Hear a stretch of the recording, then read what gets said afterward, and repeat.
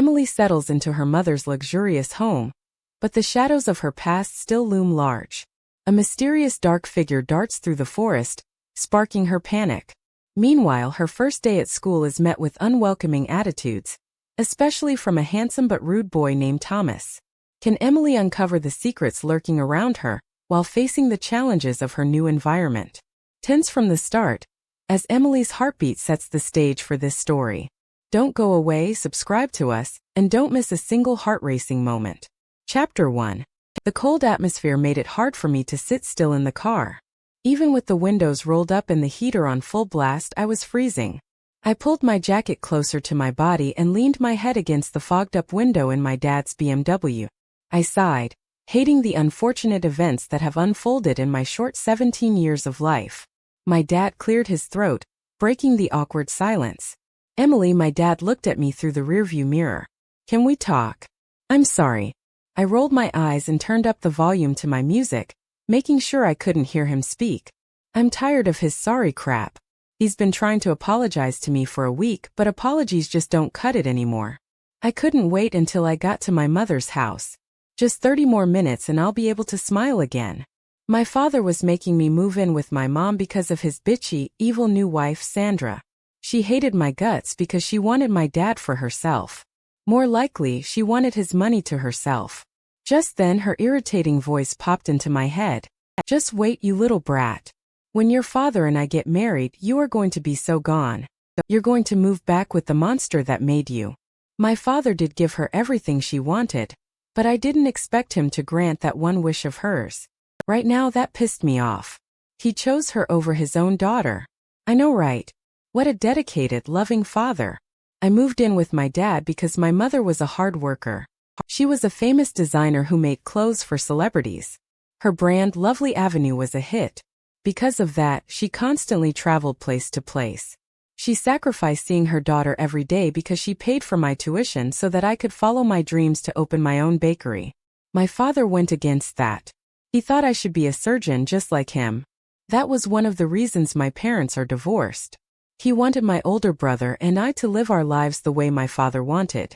Just then my phone vibrated in my pocket, waking me up from my reverie. I pulled out my cell phone. One new text message from Chase. It read. I sighed and opened up the text message. Baby, I miss you. I hope you forgive me. I'm sorry for all the crap I have done. I'm sorry. I love you. I rolled my eyes once again. This time I was on the verge of crying. Another man I loved in my life that let me down. Chase was my boyfriend. I loved him very much. He had short, curly blonde hair and brown eyes. We were together for 2 years and I always thought we were going to be together. I always thought we would have gotten married and have kids. But I was foolish to believe in love. Look where it led me. My parents' divorce, my dad leaving me and Chase cheating on me with my best friend, Ollie. I felt a pang in my chest just thinking about it. Flashback. I was heading over to Chase's house to rant about how my dad chose Sandra over me. That was the day my father broke the news about me going back to live with my mother. I was angry and my tears just kept rolling down my face. I turned into Chase's street and pulled up into his house. There was another car there and I knew instantly from the Hello Kitty sticker on the bumper that it was my best friend, Ali's car. She probably came over to tell him about me moving. I walked in without knocking like I usually do. I going up the stairs and froze when I heard moaning and grunts coming from upstairs. Oh my gosh, Chase. Faster, a distressed voice said. I heard another moan. I knew that voice. That was Ollie. At that moment I felt like the whole world turned against me. Everyone I loved was stabbing me in the back. Why fate chose for it all to be on the same day was beyond me. I could literally hear my heart breaking. But it wasn't the time to think about that. I had to hold my head up high. I was strong. I wasn't angry, I was infuriated. The moan from Ali's mouth sent me stomping up the stairs and barging into Chase's room. My heart broke some more. I saw Ali's red hair poking out from under Chase. Chase looked back at me at the doorway with the look of horror on his face. They both scrambled to their feet. Oh, why did you guys stop? It was getting to the good part, I said, venom dripping from my voice. They were scrambling, looking for their clothes that were thrown all over the floor. I saw Ali's bra and threw it at her. You may want to use this. Her face was red. Emily, it's not what it looks like, Chase said. I scoffed and rolled my eyes, crossing my arms over my chest. Oh yeah, let me guess. I paused dramatically. You guys decided to get to know each other like I had been insisting all this time, I spat. Both of them flinched. Ollie was looking at the ground and she was quiet the whole time. Something she did often when she was scared. Ollie, I can't believe you. We've been friends since the first grade. I yelled. I looked at Chase. And you, I loved you. I turned on my heel, stalking out of the house. Chase kept yelling my name, telling me to come back and saying how much he was sorry and how much he loved me. End of flashback. I used to be happy, carefree, bright, and thought love was the most amazing thing in the world. I used to go to parties, make out with my boyfriend, made new friends, and do the unthinkable. I used to love skydiving, surfing, and riding the most terrifying rides at the amusement park. Now I'm sad, serious, and dull. Now I prefer staying at home watching reruns of Pretty Little Liars, eating tubs of Ben Jerry's strawberry ice cream, and trying to avoid my social life. Most importantly, I don't believe in falling in love. Chapter 2, Emily. My mom yelled and ran out of the house, engulfing me in a bear hug. I almost fell from the impact. I laughed when she smothered my face with kisses and tears streamed down her face. Her perfume filled my nose and I instantly relaxed. I sighed in contentment. I knew for sure my mother would never betray me. She would never give up on me. This is the first time I smiled in days. I felt so safe in her arms. You've grown so much. I missed you. Mom, you saw me 2 weeks ago. I chuckled and sighed again. I missed you too, I said seriously. My dad cleared his throat and I scowled. What did he want this time?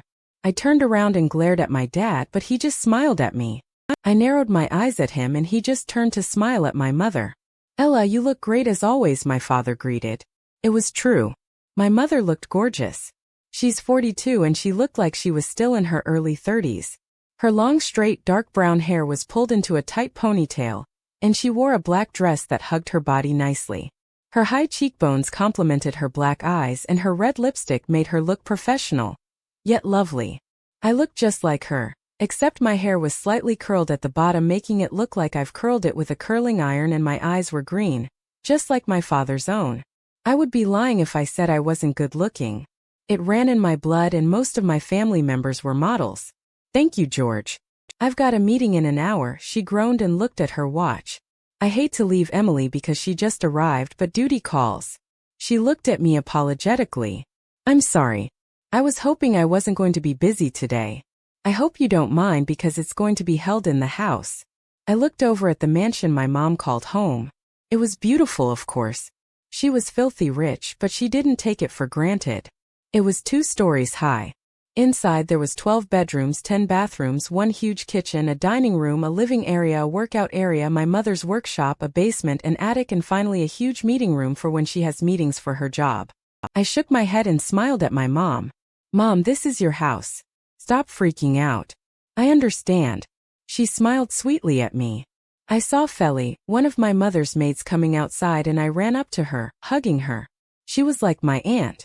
She had short curly gray hair and she was short and stubby.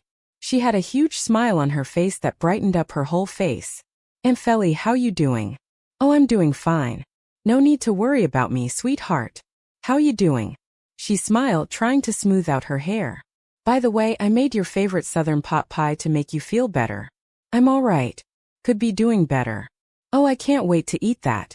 My mouth watered at the thought of her famous pot pie. She chuckled at my expression. Felly, it's good to see you again. My dad said enthusiastically, interrupting my conversation once again. He looked at me with a serious look on his face. Emily, can we talk? There's nothing to talk about, I simply said, shrugging.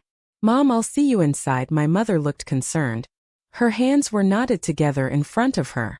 She started twiddling her thumbs and she bit her lip. She did that often when she was deep in thought or when she was nervous. I started stalking off towards the main entrance of the house, while Felly followed me, rubbing my back soothingly. Emily Jean Rhodes Saunders. I froze in place when he said my whole name. My back was still facing him and I tensed up. Felly noticed and she stepped away from me. She knew that when I was tense I was mad. And it isn't pretty when I'm mad, trust me. I expected you to understand. You're not a child anymore, Emily. My father's voice sounded angry. He was getting tired and impatient with me, which pissed me off some more. I do understand. You love Sandra more than me. I spat out and walked into the house without looking back. I was on the verge of crying again. How much tears can a girl hold? I was just one person and I certainly couldn't handle this crap anymore. I was only 17 and I shouldn't be worrying about these things. I wished I was normal. I wished that my parents were still married, that my dad took care of his little girl, and that my boyfriend loved me unconditionally. But I wasn't normal. I was Emily Saunders. I was far from normal. Half an hour later, my dad finally left. He tried to say goodbye, but I ignored him. My mom left me with some Ben Jerry's strawberry ice cream before going to her meeting. I wished my brother were here. He would have been comforting me and he would have told my dad to leave me the hell alone. He would have protected me. He would have tickled me until I started smiling again. My brother Darren was 2 years older than me and right now, he was at college all the way in Washington. I missed him terribly. He was working on getting a degree as a mechanic. My father wanted him to become a star baseball player, but Darren didn't listen to him. It was his life after all. That's how I learned to stand up to my father. Darren was my inspiration. His voice popped into my mind. Hold your head up high and smile. Stand up tall and remain strong. You are strong. You know why? I would smile at him knowing what he would say next. Because I'm your brother. We would laugh and he would tickle me until I was almost out of breath. It was getting dark already and I could see the stars in the sky began to appear. I was sitting in my huge bedroom, looking out the window to the backyard. The only thing I didn't like about this place was the forest that was a few feet away from my house. It was strange and creepy. It looked like one of those forests in those scary movies they tell you not to go into. The fog surrounded the trees mysteriously and I shivered at the thought of walking into the forest and what could happen if I did. Just when I thought that, I saw something black zipping through trees. What the hell was that? I started to panic. Was it a dog? Dogs certainly weren't as big as that. Maybe it was a bear. But bears didn't move that fast, a little voice in my head said. Goosebumps rose all over my body and my heart started going in overdrive.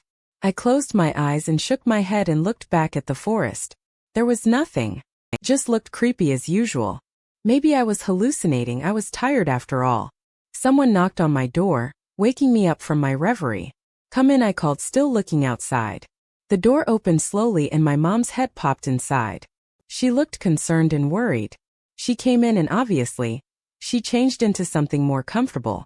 Her hair was in a messy bun and she wore a white loose shirt and gray sweats. Honey, you okay? Yeah, I'm just mad at Dad. I sighed. You have every right to be. I can't believe he married a skank. My mother spat and shivered in disgust. I can't believe he chose her over his own daughter. I stayed quiet the whole time my mom ranted about the reasons she divorced him. He was selfish. He wanted things to go his way. Gosh, when is he ever going to learn? My mom just kept going on until I got up and started unpacking my clothes. She watched me curiously and started helping me unpack my stuff. It was silent and I appreciated it. I didn't feel like talking about my dad anymore. What's done is done. By the time I was halfway done, my right shoulder started aching. I winced and started rolling it. I rubbed it, but it did nothing to help my burning shoulder. My mom noticed and she looked at me worried. She bit her lip. What's wrong? She asked. Nothing big. It's been happening for a week. I rubbed my shoulder, wincing. I closed my eyes and counted to 10, trying to calm myself down. It's probably because I'm tired. I think you're. As my mom stopped herself mid-sentence and looked scared for a moment. I looked at her curiously. She bit her lip again and she looked off into space. Huh. That seemed to jolt her out of whatever she was thinking. Gosh, what is wrong? Weird things just keep happening. Mom, are you alright? Yeah. It's probably because you're tired. I mean, you've been stressed.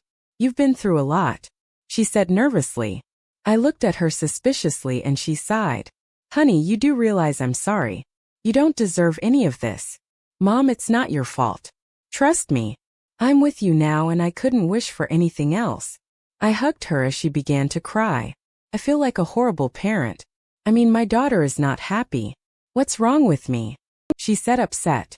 She wiped her tears away. I felt a pang in my chest. She thought this was her fault. Let me make it up to you. Spa day Saturday. Mom, it's not your fault. And I'd love to. I sighed and hugged her once more. She looked excited and I smiled. I missed these moments with my mom. The moments where it was just the two of us. Either shopping, relaxing, getting our nails done, or just talking. She always found a way to make my day. That way, the aching in your shoulder would go away, she winked. And you look like crap, she said, her face scrunching up. And you stink too. You really need to take a bath. Gee, thanks, Mom. I love you too, I said sarcastically. Anyways, what did Dad say to you? He didn't say anything. He was a chicken. My mom rolled her eyes. I did most of the talking. I told him that you needed space. I also said some violent things, but you don't need to hear those things, she said proudly. She didn't like it when someone messes with her or her kids. When she gets mad, she gets mad. Never get on my mom's bad side, just saying. So how's you and Chase? I broke down. I couldn't take it anymore. Holding back my tears was too hard. My heart was aching some more. My mother looked at me curiously while she held my hand. She looked sorry for me. She probably thought I only missed him. To tell you the truth, I do miss him and I hate myself for that. He cheated on me, I said between sobs. My mom gasped and embraced me in a motherly hug. W with Ollie. What? She said angrily. Her eyes narrowing and she looked like she was going to kill someone pretty soon. I swear when I see those two I'm going to Mom, forget about it. They're nothing to me anymore. Since I'm here, I'm going to leave the past behind and start fresh. I interrupted, putting on a fake smile. I'm going to take a shower since I stink, I said, emphasizing the last two words. She laughed and I smiled. I loved my mom's laugh. It made me happy to know I made her happy. Do you have some Epsom salt? My shoulder is really hurting. I started rubbing my shoulder again, wincing when the pain intensified. Yeah, it's in your bathroom drawer. Okay, thanks. I started walking to my bathroom. Good night, Mom. I love you. Thanks for everything. I could tell she smiled even if I wasn't looking at her. I could feel the happiness radiating off of her. Good night, Emily. No problem, sweetheart, she said softly. By the way, you start school in 2 days. Great, I thought. Here comes the torture. Chapter 3. Hi, I'm Jade Marshall. A gorgeous girl came up to me while I was entering the school. I froze and looked at her cautiously. I wasn't expecting to meet someone this fast, and I was actually hoping I didn't meet anyone at all today. Darn bad luck just loves me. Jade had clear blue eyes and dark long hair that reached up to her belly button. Her bangs were cut side swept and her smile was stunning. She was also tall and wore a black leather jacket. Her olive skin was glowing in the sun. For a moment I thought she just came from a photo shoot, but I quickly shook the thoughts away and gave her a small smile. Welcome to Crawford High, home of the Lions, she said enthusiastically and held her hand out to me. Hi, I'm Emily Saunders, I said, taking her hand in mine and shaking it. I smiled softly at her. But just call me Emily. Cool. Sorry if the welcoming thing was kind of creepy, she said shyly. I'm part of the welcoming committee here at this school. Since this is a small town, not many people enroll here. Obviously, since the welcoming was horrible, this is my first time. Oh, come on, it wasn't that bad. I laughed along with her. We walked into the school and just like the movies, everyone was in their small little cliques. The jocks and cheerleaders were near their lockers, the nerds sitting at the stairs getting bothered by the bullies, the scary students leaning against the wall trying to look innocent, the sluts looking at the mirrors in their lockers. Well, you get the idea. This school was quite small and the hallways were crowded. It was also old. The lockers were rusting a little, the red paint was faded, and the sign at the entrance of the school was missing the F in Crawford so that it read Crawford High. It was a public school. I begged my mom for about an hour yesterday to enroll me here because I didn't want to go to a rich, snobby, stuck-up school. I already got your schedule and school packet, Jade said. She handed me my things. I looked around. Panic began to surge through me. I'm going to be alone and lost and who knows what will happen to me. I thought to myself. Jade must have seen the look of horror on my face because she said, "Oh, don't worry. You'll get used to it. Plus, I'll be sticking with you today. It's part of the job." She winked. I opened the packet up. So what's your first period? Jade asked, looking over my shoulder at my schedule. AP Calculus. Oh, that's at 2:32 with Mr. Jenkins. He's pretty cool, just gives tons of homework. What else do you have? Second period world geography, third period gym, fourth period literature and or drama class, and fifth period AP chemistry, I replied. I scrunched up my nose. Yuck, I have gym for third period. Wow, I have you for everything except for first and fifth. Looks like you're my part. Oh shit, I got to go, she said, looking panicked. I totally forgot I had to do something.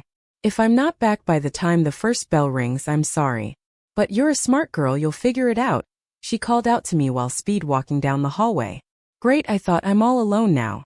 I ignored all the stares that I was receiving. I put on a fake smile. Might as well give them something to look at. I found my locker and opened it up. It was actually pretty clean, I was lucky. I sighed when I was putting all the notebooks my mom told me to bring into my locker. I pleaded with her to leave it at home since it was my first day, and I didn't really need to bring so many stuff. She simply scolded me and said, "It's better to be prepared than to wait last minute." Someone leaned coolly against the locker next to mine. I looked up and found a guy with curly blonde hair and chocolate brown eyes. He had a nice build. You could tell because the dark gray shirt he wore showed off his nice body. I would have been swooning over him, but he had a cocky smirk on his face. Big turn-off cocky dudes. Hey sweetheart, what do you say we get out of this place and do something more entertaining? He asked and added a wink. Sorry, my parents told me to stay away from strangers, I simply said and almost smiled when he looked shocked for a moment. Obviously, he wasn't used to rejection. I mentally smiled at myself. But how are you going to make new friends if you don't talk to people you don't know? He smirked again. I seriously wanted to slap this guy already. Did my forehead red? I'm easy. I don't think so. I'm Jared. Jared Hunter. And you look familiar. He said. Oh man, here comes the pickup lines. Whoopee. Yeah, I look like the girl you've been waiting for, or perhaps your next girlfriend. I heard that many times before. He looked shocked again before smirking at me once more. Baby, you could fall off a building or fall out of a tree, but the best way to fall is to fall in love with me. I interrupted him and looked up to see him shocked. I laughed and scrunched up my nose. Just give it up, Romeo. You're lame and boring. Romeo's a wuss and I am not boring, he faked hurt. Well, he's manlier than you'll ever be. He scoffed. Chick, you're good, he admitted and held out his hand so I could pound his rock. You know what? You're my new best friend. It's about time I found a badass chick. All the girls here are too easy. He put his arm around my shoulder in a friendly way, and we started walking down the hall. I'm going to show you off to my friends. But seriously, what's your name? Gosh, Jared. You're so bipolar. I mean, first you're hitting on me and the next you're suddenly excited that I rejected you, I laughed. I'm Emily. Emily Saunders. I said it huskily, resembling the way he introduced himself earlier, and he chuckled. Do you have a Band-Aid? He whispered in my ear. Why? I asked, pausing dramatically. Let me guess, you scraped your knee falling for me. We both laughed out loud and I shoved him playfully. Holy crap, you're good. Finally, we reached his group of friends. I stood there stunned. How many people in this school are good looking? This school is filled with people who look like gods or goddesses. Guys, this is Emily Saunders. Just call her Emily. You know, Darren Saunders' sister. They nodded knowingly. I was surprised they knew my brother. She's totally badass. She rejected me. Everyone laughed when he pretended to cry. I'm Charles, the guy with the brown frohawk and gray eyes said. He had his hands wrapped around a pretty girl's waist. Obviously, that was his girlfriend. Badass like your brother, huh? He asked. I nodded and smiled, feeling proud of my brother. The girl that Charles was holding had green eyes and blonde wavy hair that went past her shoulders. She spoke up. I'm Abigail Hunter. That stupid prick's twin sister, she nodded at Jared. A look of disgust came upon her face when she looked at her twin. Jared stuck his tongue out at her. I'm Dustin, a guy with dirty blonde hair said, shaking my hand. He seemed uncomfortable. He probably wasn't the social type. And I'm Alex, the last guy said. He had black hair that was spiked up. By the look of his perfect sculpted face, I could tell a lot of girls hit on him. He smiled at me and shook my hand. The bell rang and I said my goodbyes, not wanting to be late for my first class. That would make me look bad for the rest of the year. We had 5 minutes to get to class before the late bell sounded. I hurriedly climbed up the stairs where the A section of the building was. I walked through the hallway looking for class A232. I was getting impatient. Oh God, I'm going to be late for my first class on my first day, I thought. My teacher is going to think I'm one of those people who think they're badass. I rolled my eyes. Teachers were so judgmental. Oh well, it's not my fault the classroom numbers were faded and so hard to read. I was busy trying to decipher the classroom numbers that I accidentally bumped into someone hard. I stumbled back a bit from the impact, but luckily I caught myself before I fell. The place where our skin touched was tingling and I rubbed it involuntarily. Crap, I'm so sorry, I said, scared. What if this person killed me? This school scared the shit out of me already with all the good-looking people and how strange the atmosphere seemed to be. I looked up at a tall guy who looked about my age and had a nice build. He had jet black hair and blue eyes. He was really hot and good-looking. Again, I would have been swooning over him if he didn't have that scowl on his face. Our eyes locked and the whole world seemed to stop for a moment. It felt like we were the only two in the hallway. My heart skipped multiple beats and my breath hitched. I saw something in those blue eyes. It was as if I was looking at the scene all by myself. It was a huge gray wolf and he looked like a puppy that was given a treat.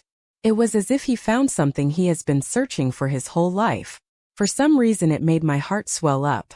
The scene disappeared and I closed my eyes. I felt dizzy and stupid. I was hallucinating again. I opened my eyes again when I regained my strength. The guy's face softened a bit, but before I could blink an eye, his eyes hardened and he scowled. Watch where you're going, bitch. Are you blind or something?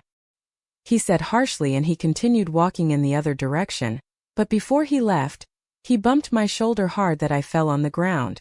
I grabbed my shoulder in pain. It was bad enough that it was hurting already.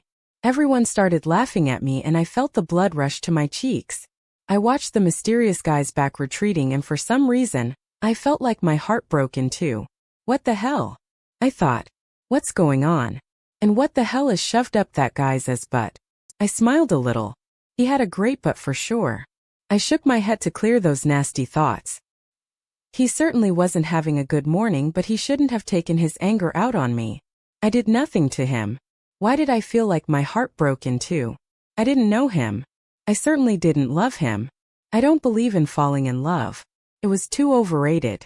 Anger began to surge inside of me and I heard a deep growl. It wasn't until then that I realized it came from me. What the hell? Did I just growl? Surely this school isn't normal. I could feel it in the atmosphere. I felt like there were many things that I was meant to uncover. But how can I find it if I don't even know what I'm looking for in the first place? And why the hell did I feel like I didn't know myself anymore? I felt like I was stronger and my temper was hanging on a thread. My temper never went out of control this fast. I wondered why I suddenly felt like this. Oh right, I wasn't normal. I'm Emily Saunders. I was far from normal. The people were still staring at me and for a moment, I felt embarrassed. Hold your head up high and smile. Stand up tall and remain strong. You are strong. I heard my brother's voice in my head. So I stood up, picked up my stuff and walked away with my head held up high, feeling strong.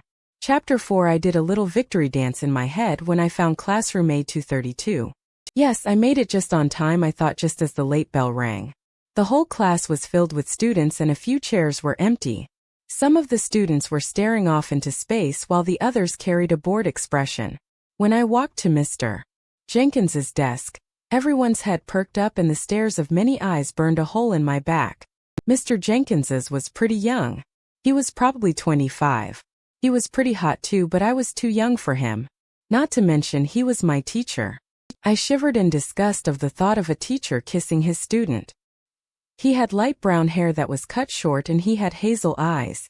His face was perfectly sculpted and he had a nice build.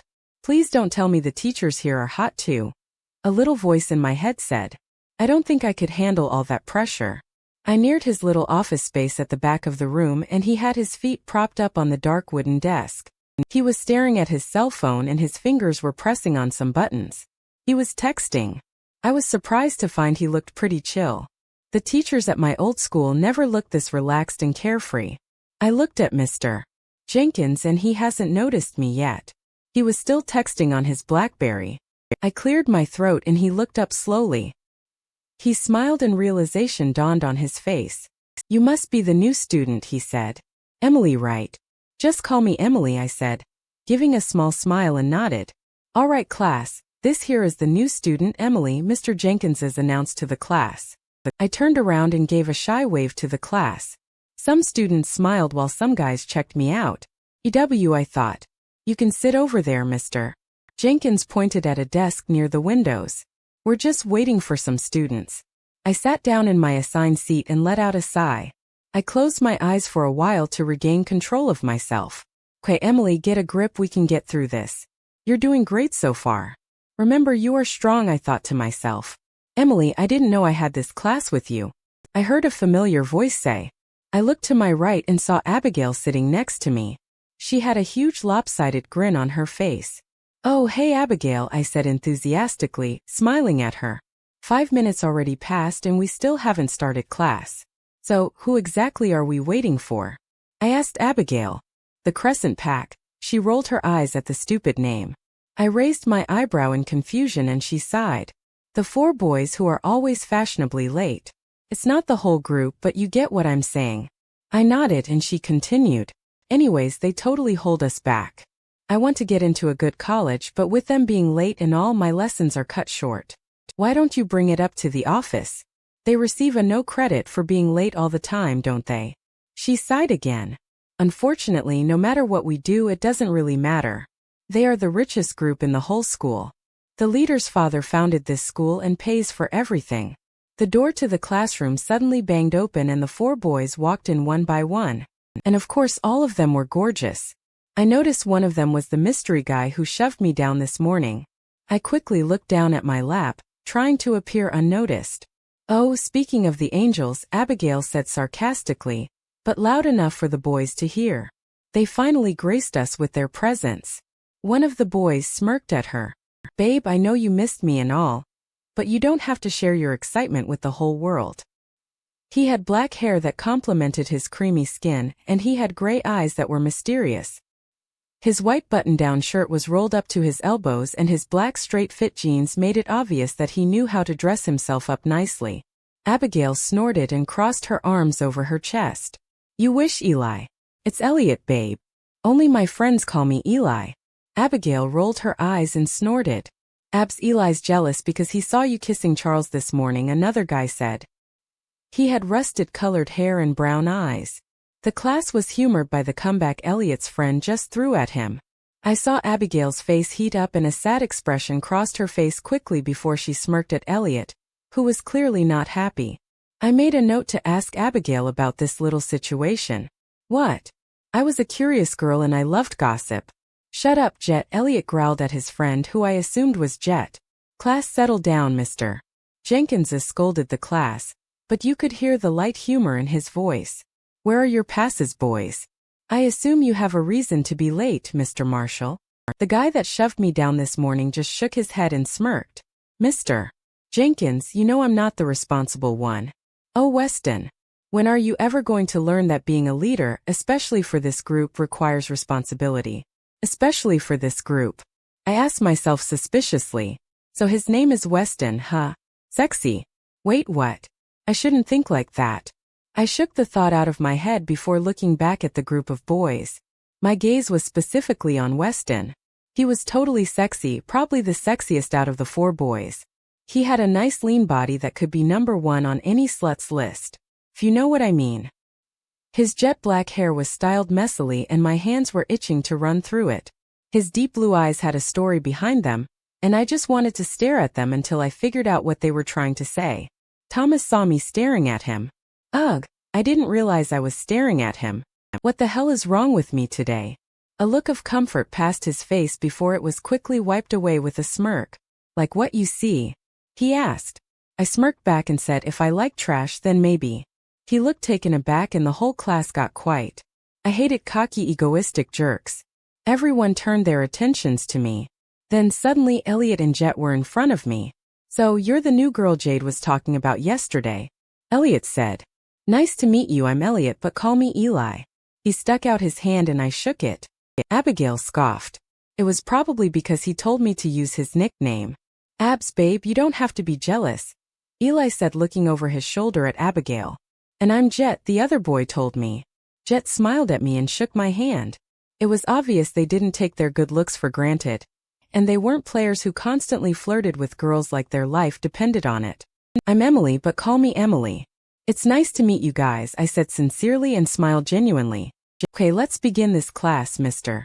Jenkins called out enthusiastically, while many groans erupted from the students. I watched as Eli, Jet, and Thomas took their seats. One guy stayed behind and talked with Mr. Jenkins quietly. He was good-looking himself. I'm assuming that he's the most responsible one. He strangely resembled Channing Tatum. You know, the guy from Dear John. And let me tell you, I find Channing Tatum very sexy. He's my favorite male actor. The guy walked to his seat and he saw me looking at him. So he smiled and winked at me before taking his seat next to Weston. I looked down at my lap, feeling the blood rush to my cheeks slowly. Chapter 5, Emily's POV. I think I can die happy now 'cause I've just seen a piece of heaven, Jared said and looked at me with a playful grin on his face. I choked on my stale French fry. Are you referring to the French fry? I asked him as if he was crazy, but I was laughing on the inside. Gah. Can't you just let me have fun for once? That's already 20 pickup lines and usually they work for most girls. Why are you so good at this? He asked, frustrated, but quickly erased it with a smirk. Oh no, here it goes again. I wonder what else you're good at, he said suggestively, arching his eyebrow in a seductive way. I threw him one of my French fries and it landed on his gray shirt, leaving a spot of oil behind. Gosh, this was a new shirt. Don't you have a washing machine? I asked between laughs. Babe, the expensive stuff doesn't matter. All I want is you, he said and pouted. I laughed again. I was really having fun with Jared and the Stone Pack. Yes, you heard me, the Stone Pack. Jared, Abigail, Charles, Dustin, and Alex made it up. I guess this school runs in packs, not groups or cliques. I asked Jared why they called themselves a pack, but he laughed at me like I was crazy. So now here I am eating lunch with them. I was supposed to eat with Jade, but I couldn't find her. Since I had Jared for the previous class, I followed him to lunch. The cafeteria was like any school cafeteria on a regular day. It was noisy and the food was disgusting. Surprisingly, the cafeteria was clean. The tables didn't even have gum underneath them. I was already getting comfortable with the Stone Pack. They were easy to get along with. Sure, Jared was always trying to flirt with me, but I knew he was just playing around. Not to mention Abigail and Charles were in their own little world, but I totally understood. They were in love. There was a pang in my chest when I thought about my previous love life. However, I just shook those thoughts away. Dustin hasn't warmed up to me just yet. He ate lunch quietly and looked at me occasionally. It was as if he was trying to figure me out. Alex was busy reading a book. I learned that he loved reading and he wanted to be an author someday. Emily, did I ever tell you that you look like a light switch? You, Jared began. Shut the fuck up, Jared. She's not interested and it ain't working, Alex interrupted. I laughed at Jared and immediately clamped my mouth shut when I saw the whole Crescent pack standing by our table with their lunches. Eli looked at Abigail with a pained expression. Jet looked as if he were going to jump if anyone made a move. Weston's mouth was set in a thin line and Channing Tatum looked mad. There was one girl that I haven't seen before. She had white blonde hair that was sleek in perfection.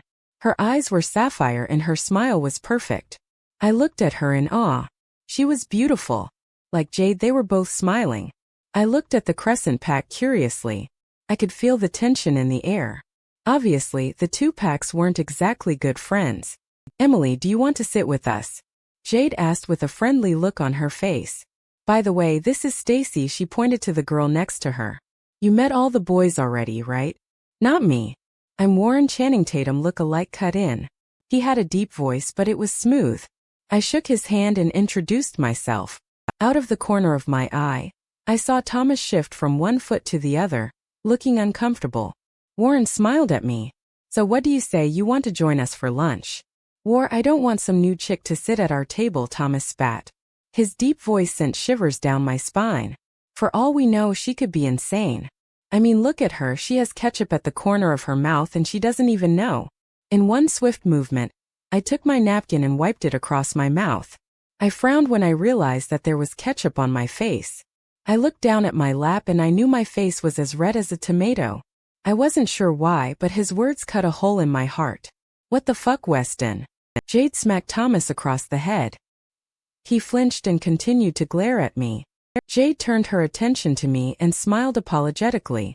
Please excuse my idiotic brother. Something seems to be up his panties today.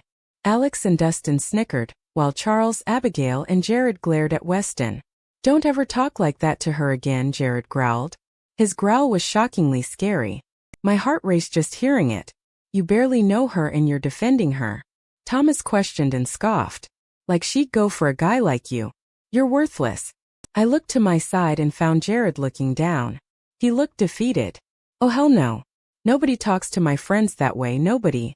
Who did this Weston guy think he was? A growl erupted from my chest and everyone snapped their heads at me. I didn't care, I was mad. Who the fuck do you think you are? I asked, standing up and facing Weston. The whole cafeteria went dead silent.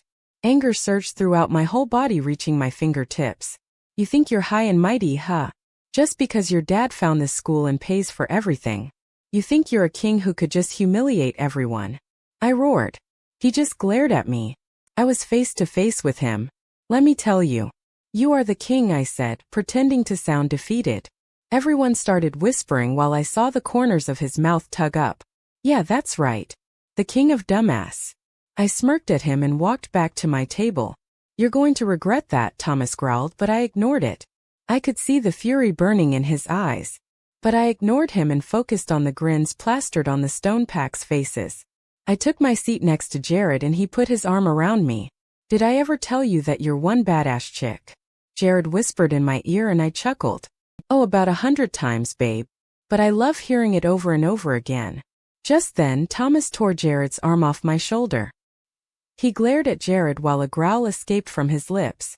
His hands were shaking uncontrollably and his blue eyes kept changing colors. It was blue one second and the next it was yellow. I looked at him shocked. That was definitely not normal. But I quickly shook those thoughts away and I looked at Weston, ready to smack him in the face this time around. Don't touch her like that ever again, Thomas growled. Gasps erupted from everywhere in the cafeteria and everyone started whispering. The two-packs had a shocked expression on their faces. However, before anyone could say anything, Thomas rushed out of the cafeteria, pushing anyone who was in his way. I sat there silently. I was ready to punch something, anything. Thomas Brown was stupid. He was selfish, egoistical, and a player. He was busy making out with Karen, the head cheerleader, the whole entire day. Not to mention, they almost got it on in Mr. McCarthy's class. I had them for every of my classes and I shivered in disgust every time I saw them. He had a girlfriend and he had no right to tell any boy for that matter to stay away. I hated him being a jerk to me. I hated myself for wanting him to be nice to me. Most importantly, I hated how he affected me the most and all he did was hurt me. Aunt Felly, I'm home. I yelled when I opened the door to my house. My mom ended up going on a business trip this morning, and I was slightly disappointed she was gone already just when I arrived. However, I knew this was going to happen sooner or later. Oh, welcome home, dear. Aunt Felly appeared at the top of the staircase, smiling down at me. I made you some cornbread for your afternoon snack. How was your first day? I thought of the events that happened today, and only one word came to mind. Eventful, I replied. My back started to ache and I winced. Turns out the pain in my shoulder reached my back too. Aunt Felly, I really do want to try your cornbread, but my back is aching. Do we have more Epsom salt? Gosh, dear. I'm 53 and you're experiencing back pains before me. She chuckled. I'll get you some. It's in the shed at the back of the house. She started turning away from her previous work and started heading downstairs. Wait, Aunt Felly. I could get it, I said, and she froze on one of the steps. You sure, hon? She asked, worry filling her voice. Yeah, it's been a while since I've been out there. I want to see if it changed. I smiled, which made her face soften. All right, just be careful. Don't go out into the woods, she said sternly. I chuckled. That was something she used to say a lot when I was little. She didn't have to remind me. Those woods scared the shit out of me. I opened the door that led to the backyard. The air was frigid, which made me shiver. Goosebumps rose all over my body and I rubbed my arms trying to warm up. I found myself staring at the woods. It always made me wonder what was hidden in the depths of the trees and the fog. I always wondered why my mother never put up a fence to fend off a wild animal who will one day decide to trespass on our property. Just then I saw something blurry zip through the trees and I started to panic. But being me, I froze. That was something I did often when something creepy happens when I'm alone. However, as I looked at the eerie woods again, there was nothing. Just the same fog and the strange darkness. I was probably hallucinating again. I chuckled at myself for being stupid and continued walking to the shed. I was about to unlock the shed's door, but I froze when I heard a growl and something running through the trees once again. I dropped the key and whipped around. What the hell was that? I thought. I looked around nervously, hoping that I was just hallucinating again. But, of course, bad luck was attracted to me. My breath hitched when I saw a huge gray wolf emerge from the trees. However, it was too big to be a wolf and a little too small to be a bear. And it certainly did not look like a bear. Call me crazy, but the thing looked a lot like a werewolf. I was shaking in fear as the gray wolf neared me slowly. It was taking a step at a time, like it was trying not to frighten me. Too late, I thought, and I started to run towards my house. The wolf growled and I heard it running after me. I screamed for help, but no one could have heard me. Not even Aunt Felly. She was probably washing clothes and humming some old tune, not even realizing that I was going to die soon. I turned to look back to see if the wolf was gaining up on me. Didn't I learn from scary movies never to look back? Fate seemed to hate me at the moment as I tripped on a rock and fell. I felt the tears stream down my face. I was awaiting death to take me already. In a matter of seconds, the wolf had me pinned to the ground. Its weight was suffocating me. I was so tiny compared to this beast. I screamed when I felt its teeth sink into my shoulder. The pain was excruciating and I felt the tears stream down my face faster. Before the darkness engulfed me, I looked up to see deep blue eyes staring back at me. Where have I seen those before? I asked myself. However, before I could answer that question, I was already pulled into the pitch black. Chapter 6. I jolted upright. The first thing I saw was darkness. The only sound was my heavy panting. My shirt was sticking to my sweaty back. I took in my surroundings and realized that I was only in my room. I was safe and tucked into the dark purple comforters of my bed. I laid back down and sighed in relief. Oh, thank God it was only just a dream, I thought. I quickly sat back up again. I don't remember falling asleep in my bed last night. I remember going back to the shed to grab some Epsom salt and seeing the mythical creature that appeared right before my eyes. I quickly shook those thoughts away and chuckled at myself for being stupid. This place was really making me go crazy. There was probably some virus in the air. Checking the time, I found that it was already 6 o'clock in the morning. School started in about 2 hours. Aunt Felly usually woke me up at this time, but she hasn't come into my room yet. She probably overslept. I put my arms over my head to stretch my back, but a piercing pain erupted from my right shoulder. I gasped and put my arms down. What if the mythical creature actually bit me? What if I had some virus spreading in my body right now? Oh, please don't be rabies. I gasped once again. What if I was dead? I quickly got up from my bed, turning on the lights. I ran over to my mirror and looked at myself in horror. There was a huge bite mark on my right shoulder. It was still slightly red, but it couldn't have healed this quickly. I ran my hands over the new sore, grimacing when I felt pain. It wasn't a dream. There were so many questions that I wanted to ask, but no one to answer them. What was that beast in my backyard? What will this bite mark do to me? Will I become sick and suffer? Will I die? Or was I dead already? So many questions bombarded my head and I started to cry. Last night's episode ran in my head again. I was terrified on so many levels. Making sure I wasn't dead, I rushed out of my room and ran down the stairs. I found Aunt Felly at the front door, speaking in a hushed tone to someone. A wave of relief surged through my body. If I was dead and in heaven or hell, Aunt Felly wouldn't have been here. I was still surely alive. Wait, what if the beast killed Aunt Felly too? I tensed up and mentally laughed at myself for being stupid again. George, it ain't a good time. Your daughter is sleepin' and you're drunk, Aunt Felly said. Oh, come on, Fell, I ain't drunk. Not un bit. A bit. A voice slurred and the man chuckled. Anger surged through me as I recognized the voice as my father's own. I just want to talk to my daughter, that's all. She's being such a spoiled brat lately. Someone needs to teach her a lesson. I marched over to the door and kicked it open wider. The smell of alcohol filled my nose. I gagged. My father's hair was sticking up in all different places. His eyes were watery and his smile irritated the hell out of me. His tie was undone and he had vomit stains on his white shirt. Danny, I missed you. Please talk to me. He took a swig of the beer he was holding. Dad, go home. I don't want to talk to you, I spat. Emily, what happened to you? My dad asked, his eyes tearing up. You've been such a hard ass late. He burped and I looked at him in disgust. Lately? Go home, Dad, to your lovely wife. I yelled at him sarcastically and shut the door in his face. I closed my eyes and counted to 10, trying to calm myself down. Honey, you okay? Aunt Feli's southern accent calmed me down. I looked at her and smiled softly. Yeah, let's just forget about it. Next time I want you to call the police. She nodded sorrowfully. 5 seconds passed before she looked at me with a mischievous smile on her face and looking at my bitten shoulder. So who was in your room last night? Looks like the young fellow found you delicious, Han. She asked and I looked at her in horror. Aunt Feli winked at me and continued. Don't worry, I won't tell your mama that you lost your virginity already. As long as you use protection, and it ain't my fault if you get pregnant. Did you use protection? Darlin', I can buy you some and you need la la la la. I shouted while covering my ears.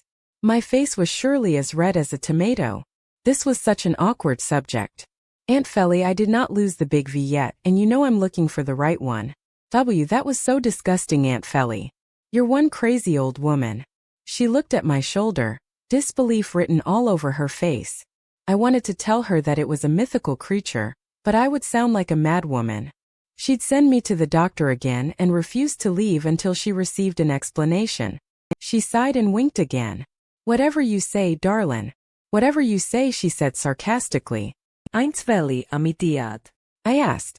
I was still curious about it and I just had to ask.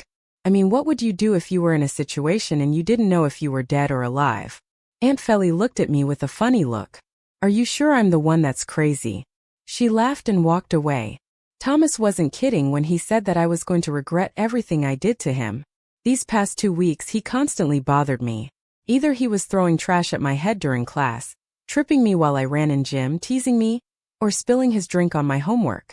He even did some of the old school stuff like filling my lockers with soda, which made everything very sticky, by the way, spilling his drinks once again on my lunch and even egging my car. I mean, seriously, egging my car. So childish. I learned to ignore it and walk away. I wasn't going to show him I was weak. I wasn't going to show him that he was easily going to get everything his way. He'll get it back in the future somehow and sometime. Karma really is a bitch. The stone pack was even helping me, so it made my situations much easier. They helped me wash the eggs off my car, clean my locker, and caught me when I fell in gym. They also suggested that I made extra copies of my homework and eat lunch before Thomas appeared. Every time someone stood up to Thomas and told him to leave me alone, his actions just got worse. So it was pointless. Jade even smacked him in the head a couple of times and apologized for him. She even had to stay away from me because Mr. Devil told her that if she hung out with me, it made things worse. But those things never hurt me as much as it hurt me to see him with other girls. After I got bitten, I felt a strange connection with him. It felt like a magnet was trying to pull me to him every time he was near. The tingles intensified if he accidentally brushed against me. I also found him even more attractive and my hands kept itching to run through his hair or caress his face. Speaking of being bitten, my shoulder healed quickly, leaving a small crescent-shaped mark behind. I found it weird but oddly beautiful at the same time. It looked like a birthmark. The mark was right where my neck and collarbone met. Fingers snapping in my face caused me to wake up from my reverie. I looked up and saw Thomas smirking. One of his arms was wrapped around Hannah's waist and I willed myself to tear my eyes off of the physical contact. Every week he had someone new, but I just kept feeling the same odd pain over and over again. I couldn't possibly be in love with him. You're in denial, a little voice in my head teased. Jared came closer to me and I could tell he was tense. He was a great friend and almost like a brother to me. He wanted to beat the hell out of Thomas already, but I told him not to. It would just get me into more mess. The whole cafeteria went dead silent. Every eye was fixed on us. This is the usually routine and I sighed when I realized how horrible I looked. My hair was a complete mess. I didn't have time to put on any makeup this morning. My clothes were stained from the Coke Thomas accidentally spilled on me earlier, And there were dark circles under my eyes because I had to do my homework twice and that caused me to stay up late at night. Before I could say a word to Weston, he spilled his spaghetti all over my white shirt, adding more stains. The whole cafeteria erupted into laughter. I simply stood up and took off the noodles hanging from my shirt. I sighed again. "Abs, can you help me clean up?" I said, my voice sounding tired. Abigail nodded and looked at me with a sorrowful expression. I grabbed my bag that contained my clean clothes. Before we left, I looked back at Weston. He was kissing the slut. Hannah's hands ran up his chest and I wished it were me feeling those defined muscles. My eyes were blurring with tears, but I didn't dare let one tear escape. Thomas opened his eyes and saw me staring. He was still kissing her but he was looking at me. His eyes twinkled with amusement and then the bastard winked. I clenched and unclenched my fist. When will all this hell end? Weston's POV stupid. I thought and smacked myself mentally. Why the fuck did I just mark Emily? To mark her as our own and only our own, my wolf growled. Seeing Jared's arm around my mate made me angry. However, I was furious when she called him babe. At that point I just snapped.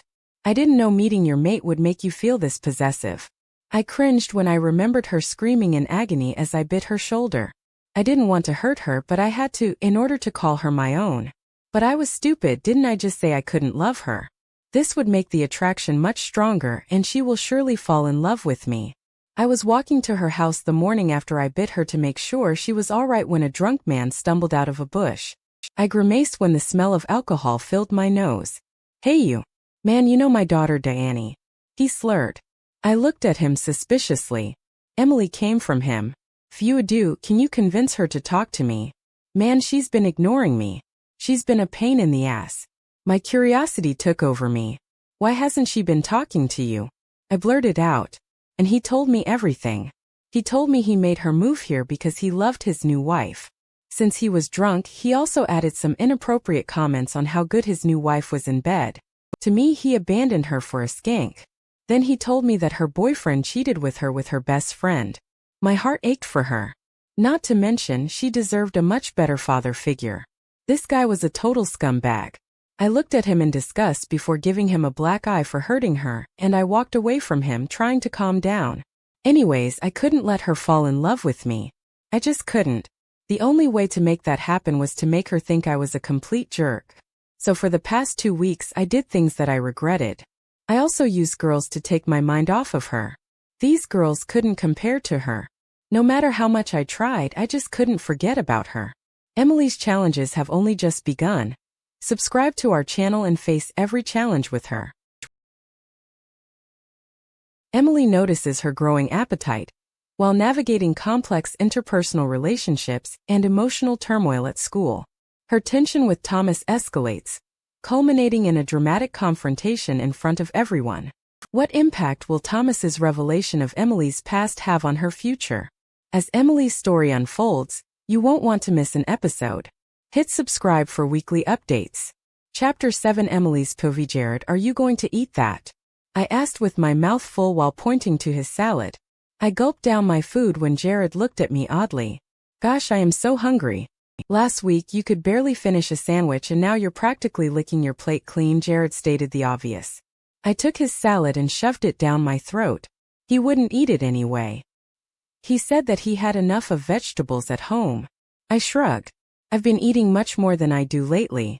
It's probably because Mr. Devil found it funny to make me starve throughout the day, so I haven't gotten much to eat these past 3 weeks. If you're still wondering, Mr. Devil is the one and only Mr. Thomas Brown. You're probably wondering why I haven't eaten much at home. Well, it's because Aunt Felly came down with the flu and I had to eat frozen TV. Dinner. Speaking of the devil himself, where is he? I shrugged again, taking a big gulp of my water. I don't know, but I miss him already, I said sarcastically. Jared and I started laughing. The chair next to mine made a scraping noise as it was pulled back. I knew someone was sitting next to me. I couldn't contain my curiosity any longer, so I turned my head to look at the person. I was in shock and then my expression quickly turned into horror. You miss Weston. I'll make sure to tell him that, Warren joked and smiled at me. Warren, what are you doing here? I hissed. Well, hello to you too. Warren, what the fuck? Do you want things to get worse? Jared asked. I don't know about you, but I don't like seeing her get hurt. She's practically my sister. Relax, Hunter. Weston's busy right now. He won't be here anytime soon, Warren said. I sighed in relief. Plus fuck what Wes said. He can't tell me who I talk to and who I'm interested in. You're interested in me. I squeaked. I felt the blood rushing to my cheeks. Oh, so his pickup lines work but mine don't. What is wrong with you, woman? Jared exclaimed. I nudged him in the gut. Ouch. Okay, I'll leave you two alone. Geez. Warren chuckled. So anyways, I was wondering. Maybe you'd like to go to a party with me Saturday. She's not going, a familiar voice said from behind me. His deep voice sent shivers down my spine. I hate that happened all the time. Plus, it seemed uncontrollable. Every time he was around, I found myself doing things involuntarily. I hated it. I whipped around and glared at Weston. This week he had Jennifer. Rumor has it that she got breast implants. Well, it was kind of obvious. Her big, fake breasts were suffocating under that red tight shirt. Her shorts were so short. I had underwear longer than that. I stared at her in disgust as leaned against Weston. Her black hair was a mess. Sex hair, I thought. I looked away quickly. That's why he was so busy. Baby, it's boring here. Let's finish what we started earlier, Jennifer whined. Her voice was husky and she fluttered her eyelashes. I rolled my eyes at her ridiculousness. Yeah, Weston. Go back to your entertainment. It's more fun than being here anyways, I said quickly, waving him off. I turned back to Warren and smiled sweetly. I would love to go. What time? Emily, you aren't going to go, Thomas said. A low growl erupting from his chest. I gritted my teeth. When the hell did my dating life become his #1 priority? I'll pick you up around 7. Warren said, ignoring Weston. Perfect, I smiled. She's not going. Who are you to tell her where she goes and where she doesn't go? Jared growled back. Just leave her alone already. She's not going, Thomas growled back again. Oh, I'm so going. So where is this party at? I asked cheerfully. At Sean's house. You know Sean, right? Warren asked. The baseball player. Bingo. Nice, I heard his parties are awesome. Emily, you aren't going. Thomas growled louder this time. I simply rolled my eyes at him. Are you going? I asked Jared, ignoring the fuming Thomas behind us. Yeah, Jared blushed. With Jade. Oh, that's awesome. I leaned in to whisper in his ear. I looked as he bit his lip. I noticed that he did that often when he was nervous to admit something. Do you like her? A lot, he replied. I smiled. That was so cute. Plus, they would make such a great couple. I'm not trying to be rude or anything, but you're not going to bail on me, right? Warren said and blushed. Not at all. Oh, come on, War, you don't want to go out with a pathetic girl like her, Thomas spat. I whipped around and glared at him. Wes, the only one who's pathetic here is you, Warren growled. Thomas laughed bitterly. A mischievous expression made its way to his face. Oh, you think I'm pathetic, War? You should really hear her story. Bro, let me tell you, it's hilarious. Why don't you tell him your story, Emily? Why don't you tell everyone your story? He raised his voice so everyone in the cafeteria could hear. Everyone was dead silent and everyone just looked at us. Even the lunch ladies and lunch assistants watched us. I eyed him curiously. What the hell was he talking about? Oh, come on, Emily. Don't pretend you don't know. Stop hiding your past. So, how are your dad and your boyfriend? Oh, don't forget your lovely, trustworthy best friend. How's she keeping up? I froze. The whole world seemed to pause at the moment. Then it was put in rewind. All the painful memories caused my heart to ache and burn. To be honest, I missed my father. I still love Chase, and even if it hurts me to admit it, I missed him terribly. Not to mention my best friend. Even if Ollie hurt me, the longing for our fun moments and traditions always came back. I didn't realize I dropped the apple one was eating until Jared picked it up. My breathing became deep and the tears threatened to spill out of my eyes any moment now. Wes, leave her the fuck alone, Jared began to say. Oh, shut up, Jared. You may want to hear this about your best friend too. Thomas snapped, emphasizing the word best friend. Then he started to laugh. It was sarcastic and fake. It wasn't too long before Jennifer's girly laugh joined in with his. I suddenly wanted to crawl in a hole and die. I wanted to rot and die. Look at her. She can't even stand up for herself. All she could do is sit and cry. She's so pathetic. Maybe that's why your father chose his hot, bangable wife over you, Emily, he spat. Maybe that's also why your loving boyfriend and amazing best friend decided to sleep around behind your back. Heard that, everyone. Isn't she pathetic? Everyone stayed quiet. Shock suppressed all their faces. I just sat there looking at the wall at the far end of the cafeteria. For a moment, just for a moment, I felt embarrassed, ashamed of my own life, and most of all I felt pathetic. Weston's words sank in, but it was quickly washed away when I heard my brother's voice in my head. You are strong, Darren reminded me. Jared stood up and walked to Weston. Jared glared at him and didn't stop nearing him until he was face to face with Weston. Didn't I tell you to leave her the fuck alone? I saw Jared's eyes turn from its normal color to yellow and back again. I heard you loud and clear, Hunter. And what you going to do about it? Thomas challenged. That's when I stood up. I felt the anger surge through my body. I turned to face Jared. Jared, please calm down, I said. But he just gave me a quick glance and continued to glare at Weston. No, Emily. I don't like how he treated you, he simply stated. I grabbed Jared's arm and looked him in the eyes seriously. I felt a surge of strength inside of me. Jared, please calm down. He closed his eyes and I saw his body relax. He opened his eyes again and it was back to normal. He just nodded regretfully and sat down. I turned around and faced Weston. He had this amused look on his face, but it was quickly wiped away when he looked into my eyes. I stared at him, not adoringly but hatefully. I glared at him until I couldn't take it anymore. I punched him in the face. His head whipped to the left from the impact. He looked at me in shock, before he touched his bloody lip. I smiled mentally when I realized I just punched him in the kisser. All that boxing lessons at the gym paid off. I clapped loudly and laughed bitterly. Wow, Weston. You managed to make my life a living hell this whole 3 weeks. Everything you did was such an entertainment, but this, I said sarcastically. I waved my hand around us for emphasis. This tops the list. Congratulations. Now for your prize. Oh, the prizes. What would you want? Probably to egg my car again or starve me to death like a real man does. I continued and laughed bitterly again. Oh wait, I forgot. You aren't even a real man. Real men don't do that stuff.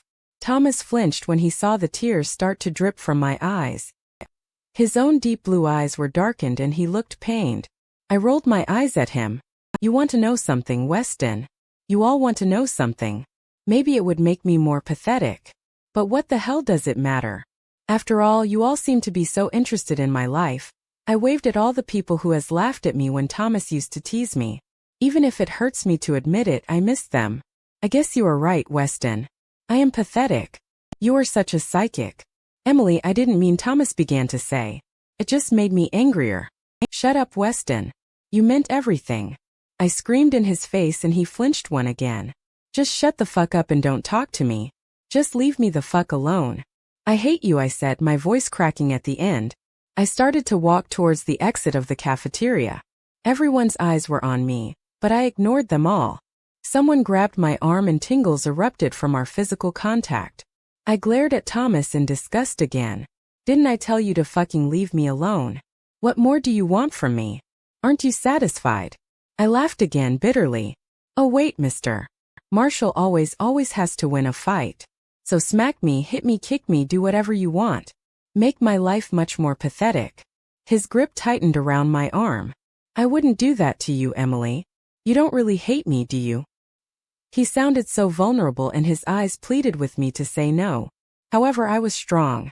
Emily Saunders might be pathetic, but I was not weak. I rolled my eyes at him. Fuck you, Weston. I hate you, I clearly stated. He flinched and let go of my arm.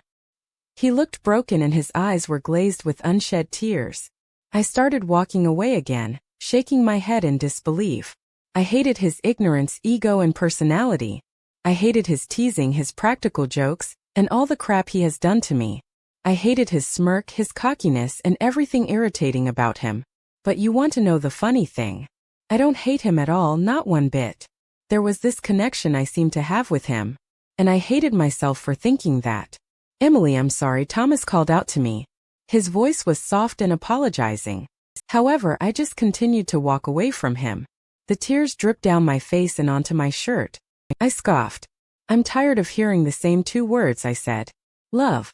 It's a 4-letter word, 2 vowels, 2 consonants, 1 syllable. Hate. It's a 4-letter word, 2 vowels, 2 consonants, 1 syllable. However, they are both 2 of the many strongest words a person can say. I was sitting on the window pane of my room, staring at the dark and eerie forest again. Somehow it felt so comforting to me right now. It was 2 hours after the whole lunch scenario and I decided to cut school. My eyes were red and puffy and I was still crying. You're probably wondering why. Well, after arguing with myself, I couldn't hide my feelings anymore. I hated Weston. However, I felt like fate made me fall in love with some jerk. I hated and loved him at the same time. Does that make sense? Gosh, I really am pathetic. I cried again, quickly wiping the tears from my face. I thought I told you that you were strong, little sis. A familiar and deep voice said from behind me. I whipped around. The person who was so close to me, but yet so far away, was now standing in my room. He hasn't changed a bit. His hazel eyes twinkled in the dark room. His brown hair was swept to the side.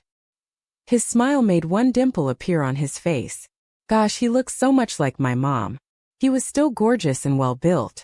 I stared at him in shock. Darren. I whispered.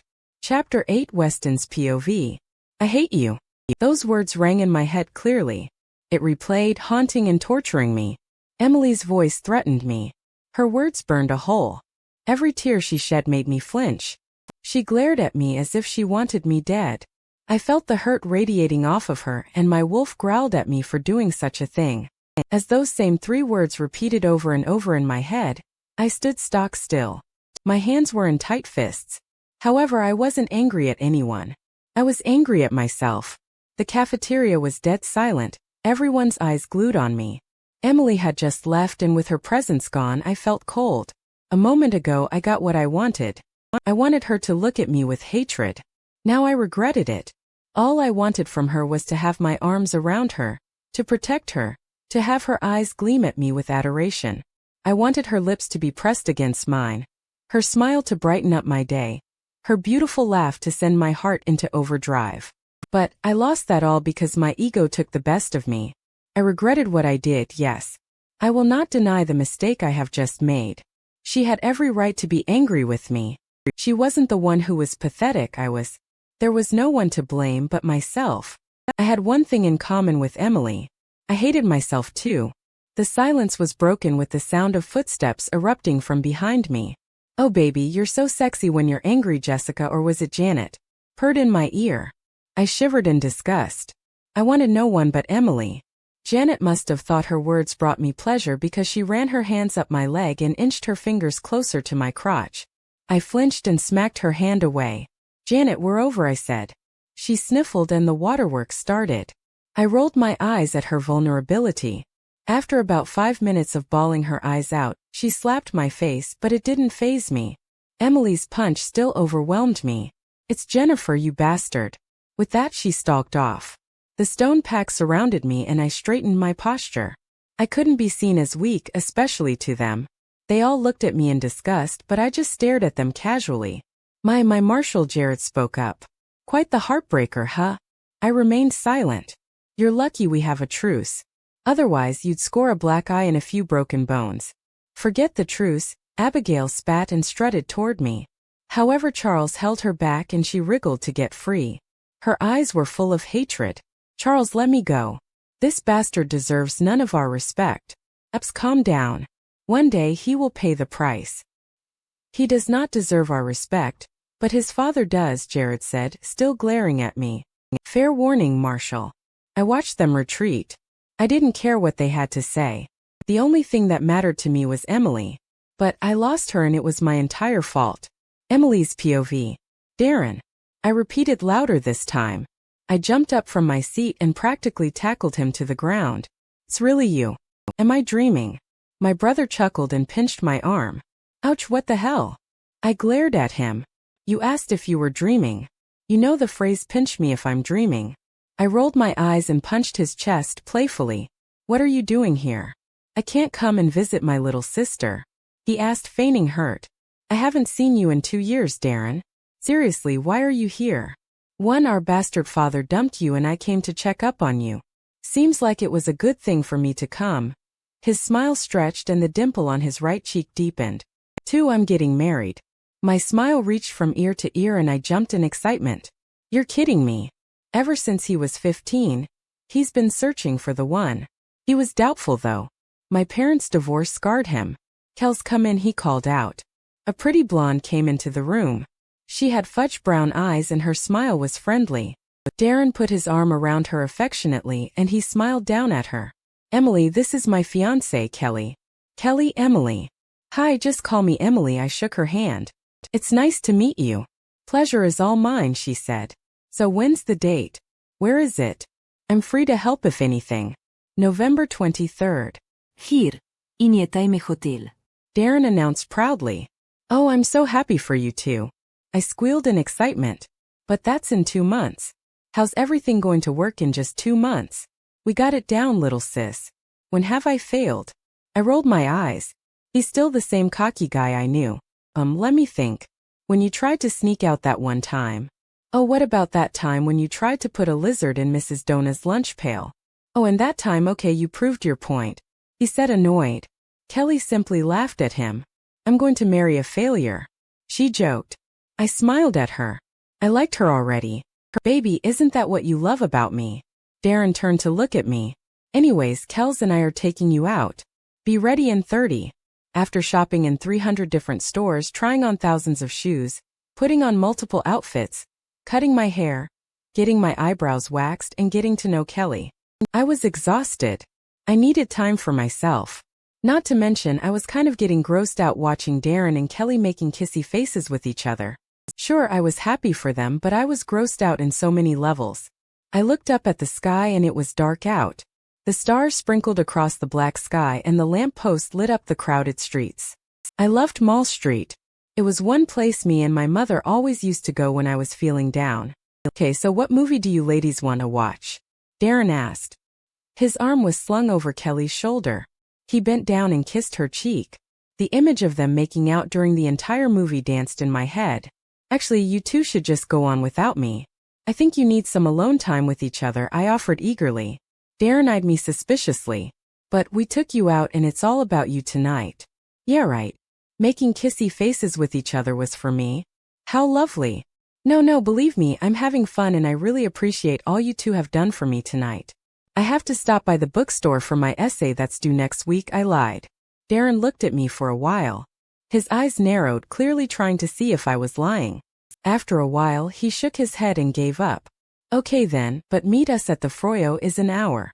Kels and I are going to stop by one last store. I won't be long, I smiled. We finally parted ways and I blew out a breath of relief. I walked down Mall Street, heading for the bookstore. This part of Mall Street was empty. No one really hung out in the education department. However, I found it calming. It just had a peaceful atmosphere. There were not a lot of people and it was silent. I closed my eyes, relishing the feel of the night air against my skin. The dim yellow lighting of the small bookstore spilled out onto the street. I started to walk towards it. However, I froze in my tracks when I heard footsteps behind me. I turned slowly and no one was there. Something was off. My stomach twisted and turned in nervousness. Sweat covered my palms. I continued walking quickly. However, I wasn't fast enough. Someone grabbed my arm from inside the alley. His hand gripped my arm so tight, I was sure I would have bruises. Before I could suppress a scream for help, the stranger put his hand over my mouth. I couldn't see his features, but I was sure it was a man. He was hidden in the dark shadows. I felt the tears spill out of my eyes and I shook in terror. He laughed at me for being a coward. However, there was no note of humor in it. It was one of those kinds where it was dry and bitter. He let go of my mouth and I screamed. Shut up, he smacked me. He had a light Russian accent. My cheek stung and I felt hot tears roll down my cheek faster. No one can you hear you. Why you want money? You just take my purse. I said with my heart stuck in my throat. No girl. I don't need any money. I'll get plenty of that after I'm done with you.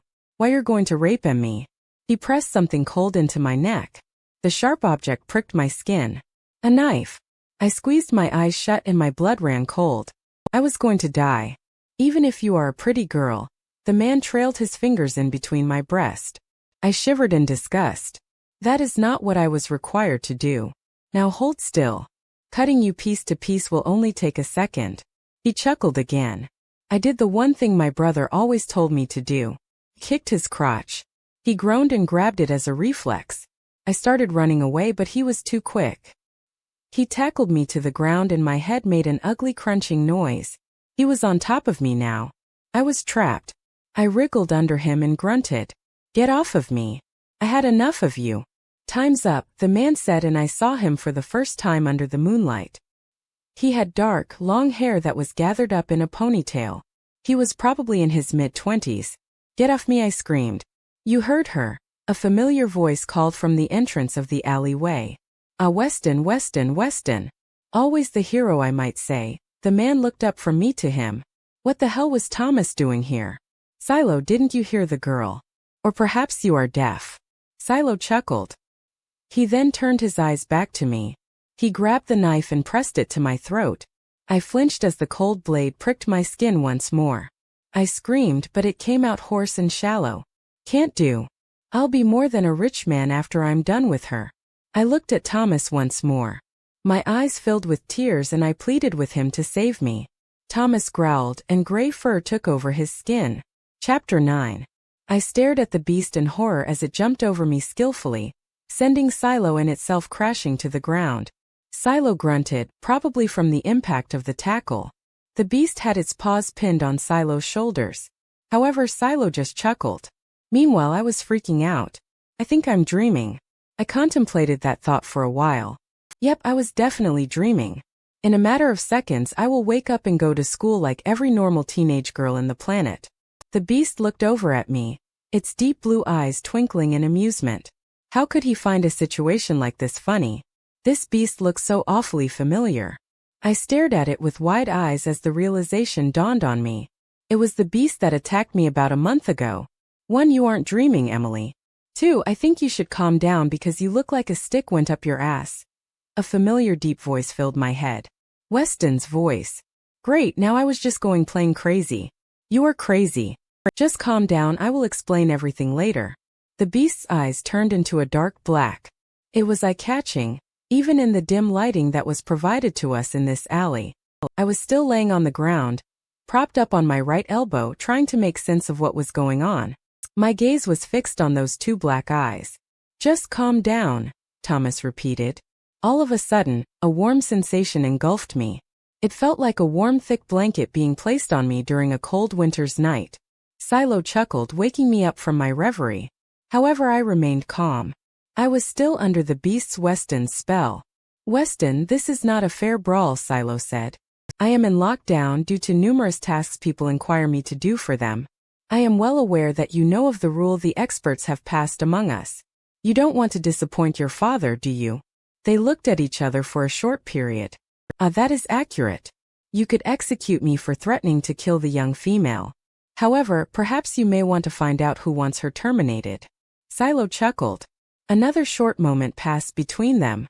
It occurred to me that Thomas was speaking to him telepathically. We'll make a deal. Return into your human form and we'll deal with this like real men do.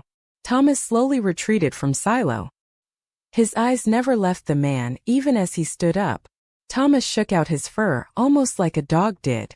Suddenly, his fur receded into his body and smooth, golden-toned skin stood out. Who is it? Thomas demanded through clenched teeth. You are so much like your father. Impatient, rude, and demanding, Silo sighed. He got that right.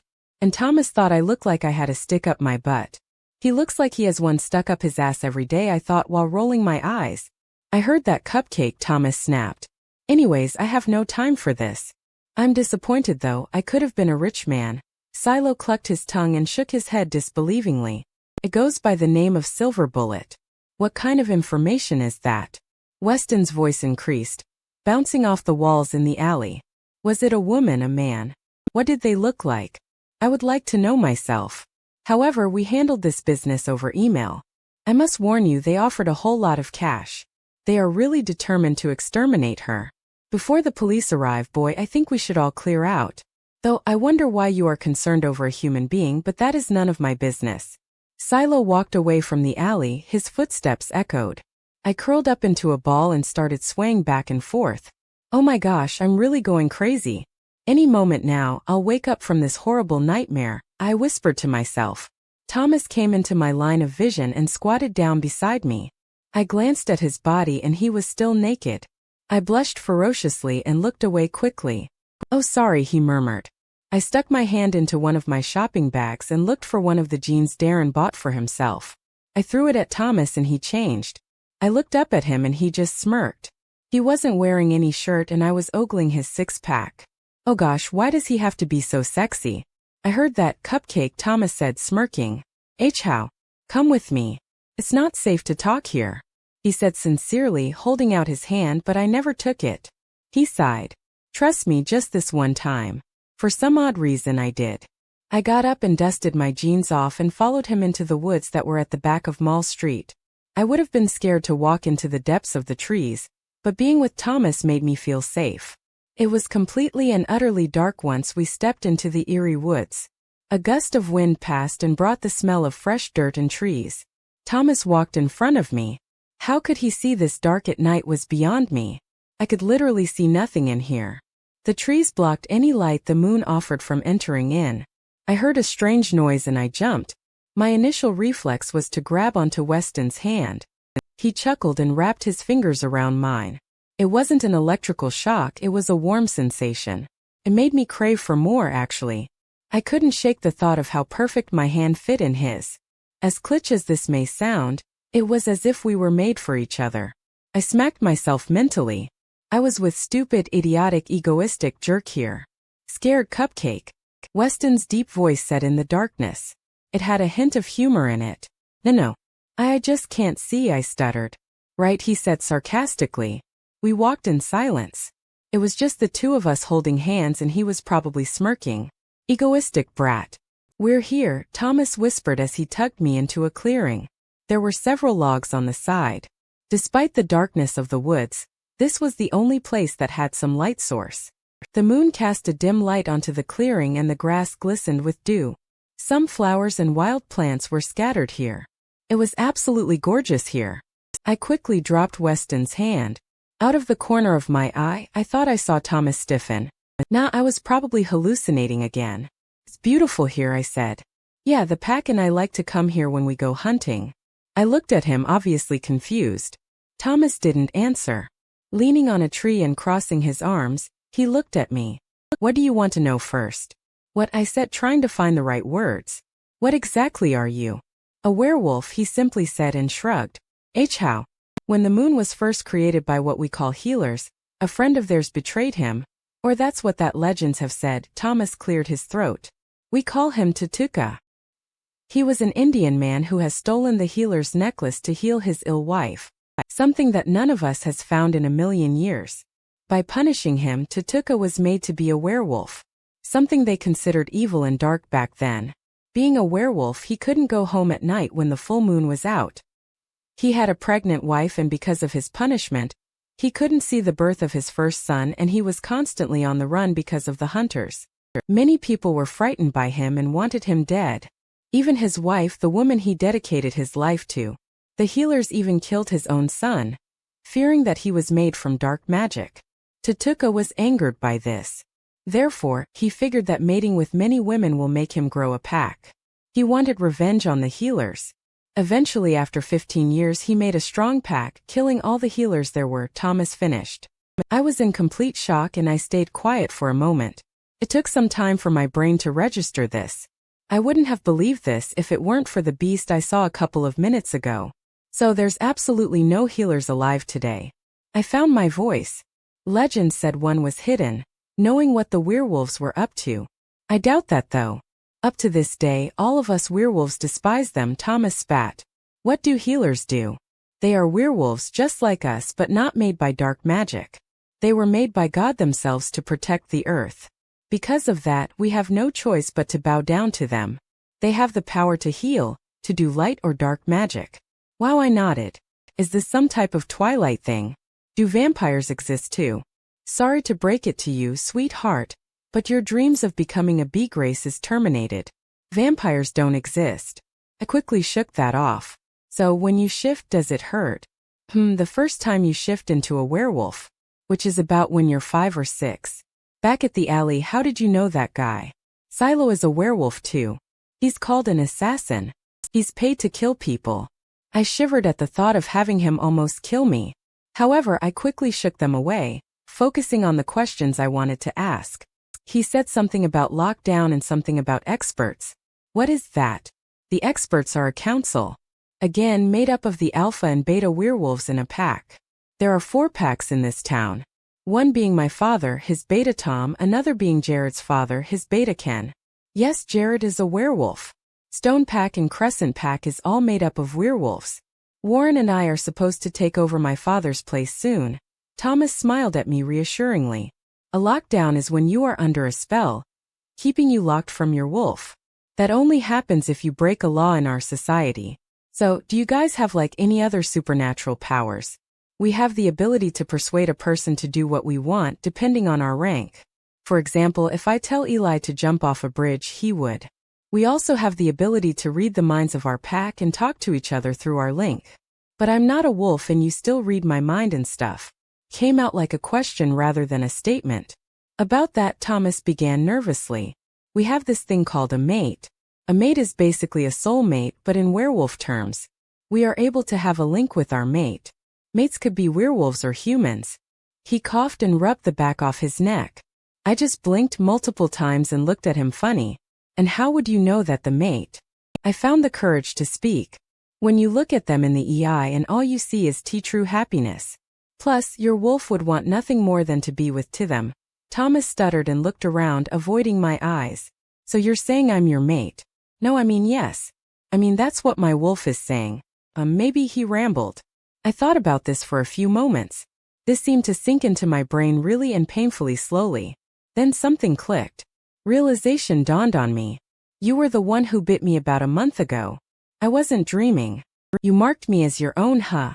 I've read enough of this in books to understand. That's why I had feelings about you that I didn't understand. Listen, Emily, I'm so... Anger seeped through me. I was shaking now and I was sure my face showed a lot of what I was feeling. You knew how I was feeling and yet you decide to hurt me. You are a jerk, I snapped. Thomas flinched and regained his composure. I had to do it for reasons, okay? I'm willing to make it up to you. No matter how long it's going to take, Emily.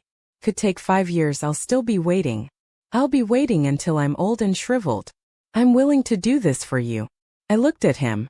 Pure determination was written all over his eyes and his face didn't show any humor. A sign that he wasn't joking around. However, I couldn't let him hurt me anymore. I was done with that. I wiped away a stray tear. I scoffed and put on a fake smile. I'd like to see you try. Before I could register what was happening, Thomas stalked over to me. He grabbed my face with his hands and crashed his lips on mine. Chapter 10. I stood still, not responding to the kiss. Shock couldn't even explain the situation I was in right now. My eyes almost bulged out of its sockets. Weston's lips were warm against mine. It molded perfectly with my heart-shaped lips. Small tingles made its way from my mouth down to my insides, making me feel complete. It was as if I finally found the missing piece to a puzzle. I felt ecstatic at first, but realization of what a jerk he was made me come to my senses. I pushed him away with my hands and put them on my hips. I glared at him, hoping that daggers came out and stabbed him. You're a pain in the ass. I'm not going to forgive you so easily, I finally said, breaking the awkward silence. Thomas stiffened and was about to say something, but I quickly continued, feeling awkward. I think that the matter of the moment is who's trying to kill me. I shuddered at the thought, suddenly feeling very cautious of my surroundings. Who is this silver bullet?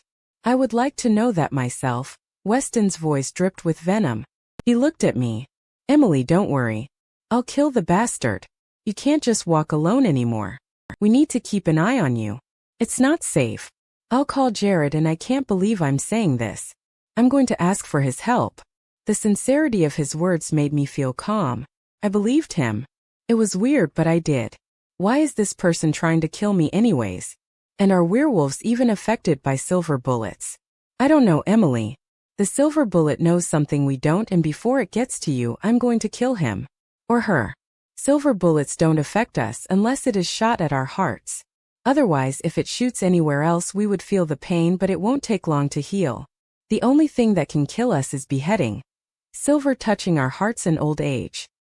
Before I could finish my question, my cell phone rang. I gestured to Thomas to wait a moment.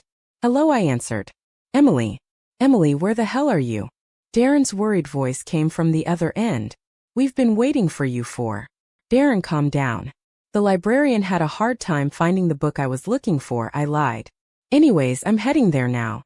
I hung up before he could ask any more questions. I started walking away, but Thomas grabbed my arm.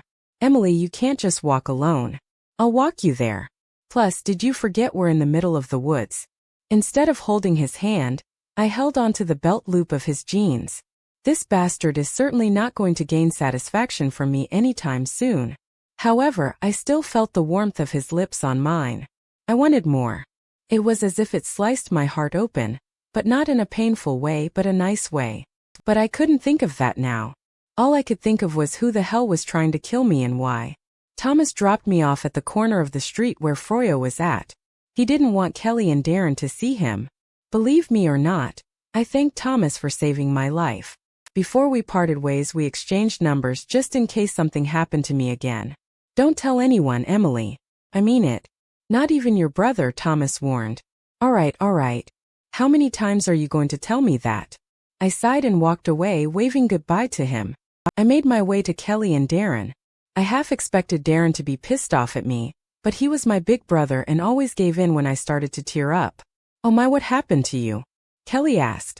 Darren stayed quiet and studied me, worry filling his expression. Kelly fixed my hair and her gaze dropped down to my neck. Is that blood? Emily, what happened? Darren finally asked and came over to me, inspecting my neck. I tripped on my way back here, I lied. So why is the blood all dried up already? Darren asked suspiciously. Honey, now's not the time for questions.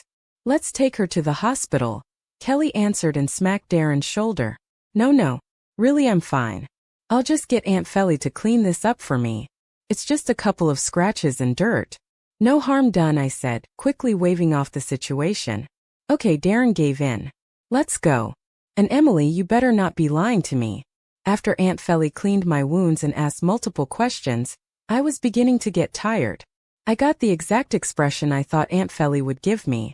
Complete and utter horror. Darren, Kelly, and Aunt Felly asked me questions and I did as Thomas told me. To lie to them. I felt bad, believe me, but I had no other choice. My story was simple. I was running from the library, not wanting Darren and Kelly to wait for me. I didn't see that there was a bump on the sidewalk and therefore, I tumbled down, hitting a couple of broken beer bottles some drunken men left. Kelly and Aunt Felly believed me, but Darren did not let me go so quickly. I couldn't believe I was in a situation like this. I couldn't believe I was just thrown into a world I thought only existed in movies and fiction novels. Most certainly I felt like a heroine. Like Bea Grace in Twilight. Like Lois Lane in Superman. I sighed and told Darren and the two ladies that I was going to take a bath and head to bed. Exhaustion took the best out of me. I had a very long night and I couldn't wait to be in my warm, safe bed. I still couldn't shake the feeling that someone wanted to kill me. Who could it possibly be and why would they want to? I haven't done anything bad in the past few weeks I was here. I thought I would have gotten a fresh start at finally being normal. Again, normal wouldn't even be found in the descriptions of my personality. I quickly ascended the stairs and went into my huge bedroom. Going into the bathroom, I switched on the light. I turned to the mirror, checking out how horrible I claimed to look. I froze, unable to even make a step. There on my mirror was a paper that was taped to secure its place. Written in black Sharpie marker, it read, "Just because you got away tonight doesn't mean you're safe.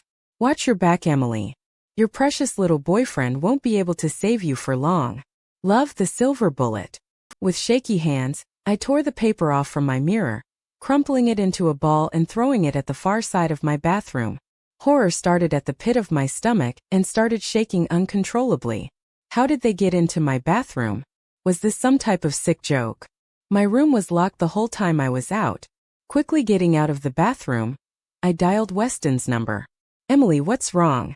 Thomas answered the phone quickly. "Seeking why you come here." I stuttered, unable to be calm. "I found Emily, where you at?" "H home." "P please come," I started tearing up. Please. I'll sneak in through your window. I'll be there in 5. He wasn't joking when he came here in 5 minutes. I quickly opened my window and let Thomas in. He wasn't alone though. Followed closely behind him was Jared and Warren. What did you find? Thomas asked calmly. Endnote. It's in the B bathroom, I said, still shaking in fear. Thomas walked over to the bathroom while Jared and Warren inspected my room. I started sobbing uncontrollably and Warren glanced at me. He came over to me and hugged me. I cried into his shirt. We'll find them, Emily, he promised. Before I could say anything else, Thomas came out and stared at me and Warren for a while before clearing his throat. I quickly pulled away from Warren, knowing what kind of feelings were going on with Thomas at the moment. His face clearly showed it all. After explaining to me what a mate was and how effective it could be, he wasn't afraid to show me how he was feeling. Thomas clenched and unclenched his fists while handing the note over to Warren to read. I'm going to kill whoever this silver bullet is, Thomas said, gritting his teeth. Jared seemed lost in thought as he climbed out into the balcony. Emily, is this your necklace? He asked, holding up a silver chain that had a diamond-encrusted S hanging from it. No, I calmly answered, knowing I was safe for now.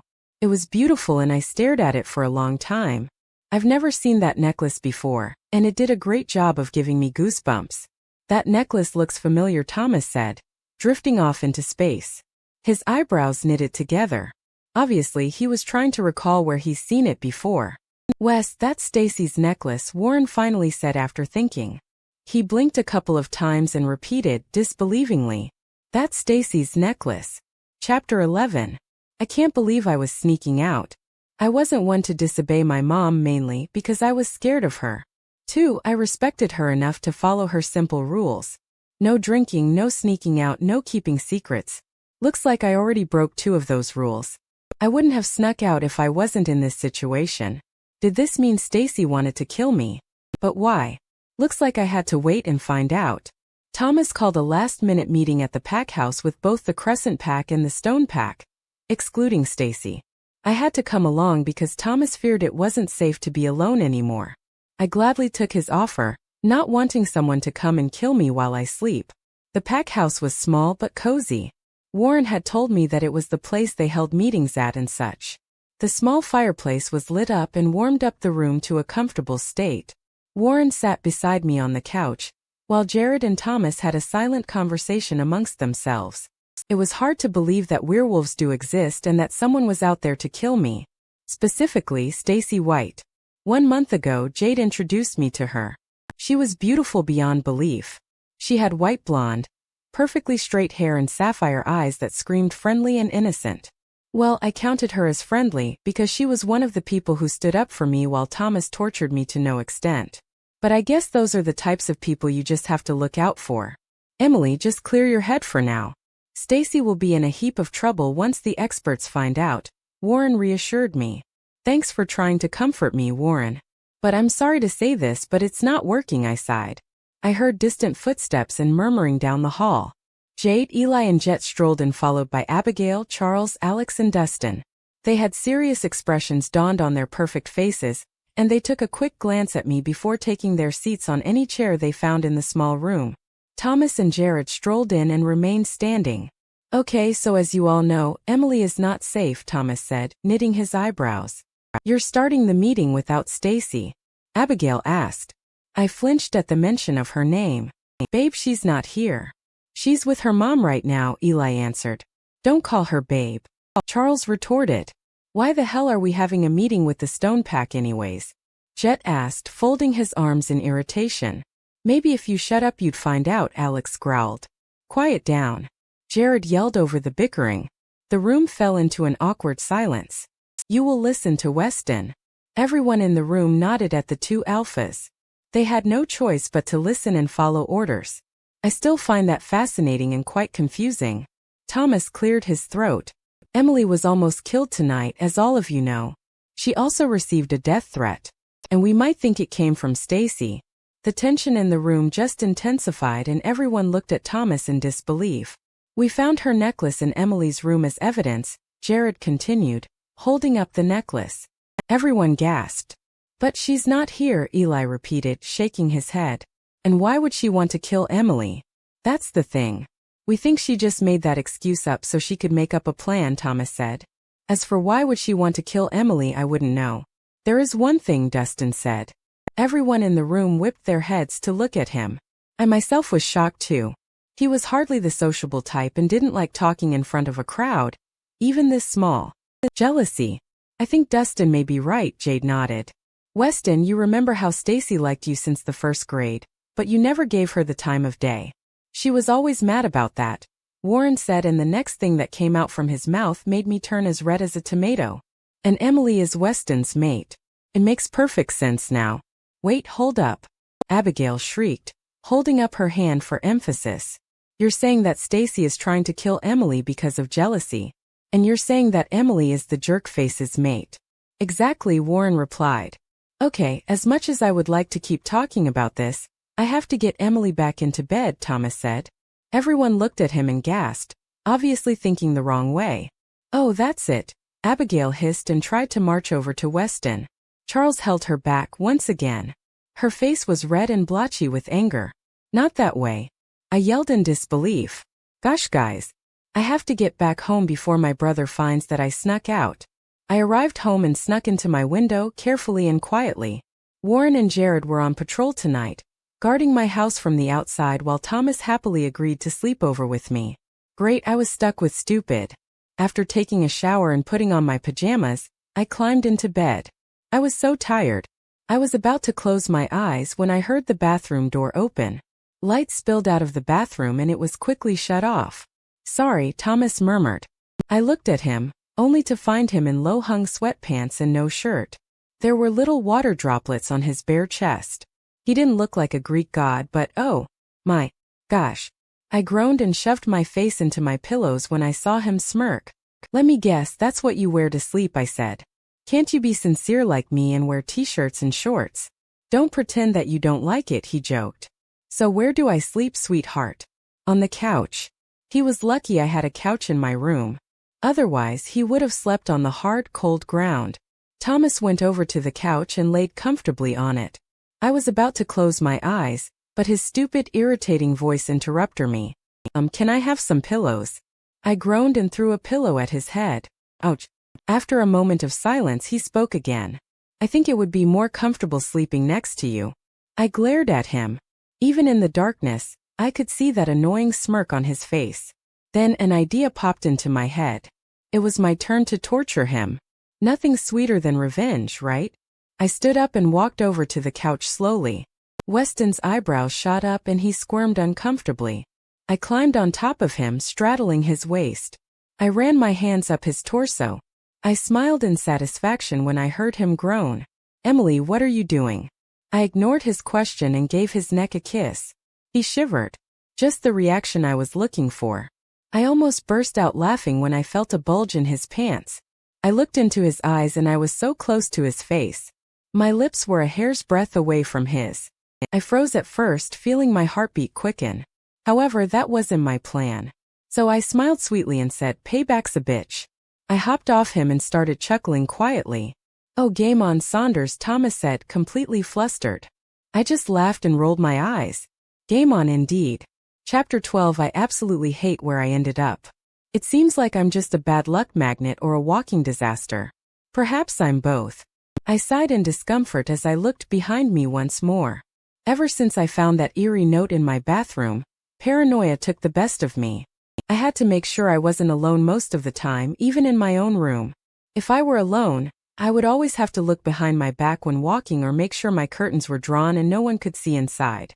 Both the Stone Pack and the Crescent Pack has teamed up in an effort to keep me safe and patrol around my house at night.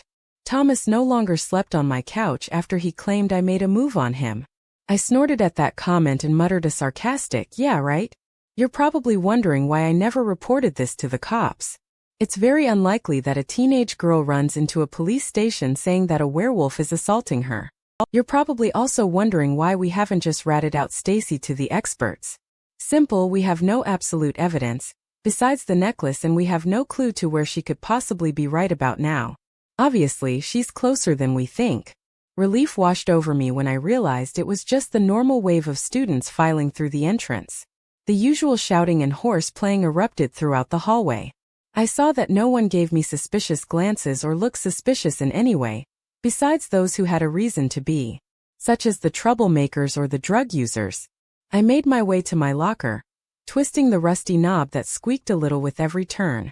I groaned in frustration when it didn't open. I stomped my feet a couple times like a little child would do, ignoring the amused stares of the people around me. I was already having a bad week. Even the littlest things made me angry. An arm shot out above my shoulder, banging my locker 3 times in a rhythmic pattern. Miraculously, the locker opened slowly, squeaking as it did. I turned around to face Jared. "Thank you," I simply replied and gave him a small smile. "And good morning." Jared leaned against the lockers. He had dark circles underneath his brown eyes and he had a little stubble on his chin. His shoulders sagged in exhaustion. "Good more," he yawned deeply, rubbed his eyes, and shook his head furiously in an attempt to wake him up. "Good morning, Emily." I sighed and looked down at my white ballet flats. "Look, maybe you guys should stop patrolling now. Nothing bad has happened so far. Plus, I don't want to be a burden, or someone you always have to worry about, when you have so much other important things to do." "Emily, you aren't a burden," Jared replied, defending himself. "There is nothing more important than a best friend's safety. Look, it's our job as werewolves to keep people safe. We're supposed to get used to this anyways. When we take our spots in the expert council, that's all we're going to do." "I know, but..." "No buts, Missy." Just when I was about to reply, the warning bell rang, signaling everyone to their homerooms in first period. I reached up on my tiptoes and kissed Jared's cheek. "Thank you, Jar. You're like the brother I've always wanted. But you already have a brother." "No buts, mister," I joked and stuck my tongue out at him while shutting my locker. I made my way to Mr. Jenkins's room, taking my usual seat next to Abigail. "Good morning, Dee," she smiled encouragingly at me, telling me all hell will be over soon. "Hey Abs," I sighed. "Look, it'll be over soon." "Hopefully," I groaned. "I'm sure Thomas will keep you safe." I grimaced and let out a laugh. "Sure, and I'm sure pigs will fly," I said after my laughing fit. "You know you don't believe that, Dee. Even after the shit he's put you through, he'll keep you safe.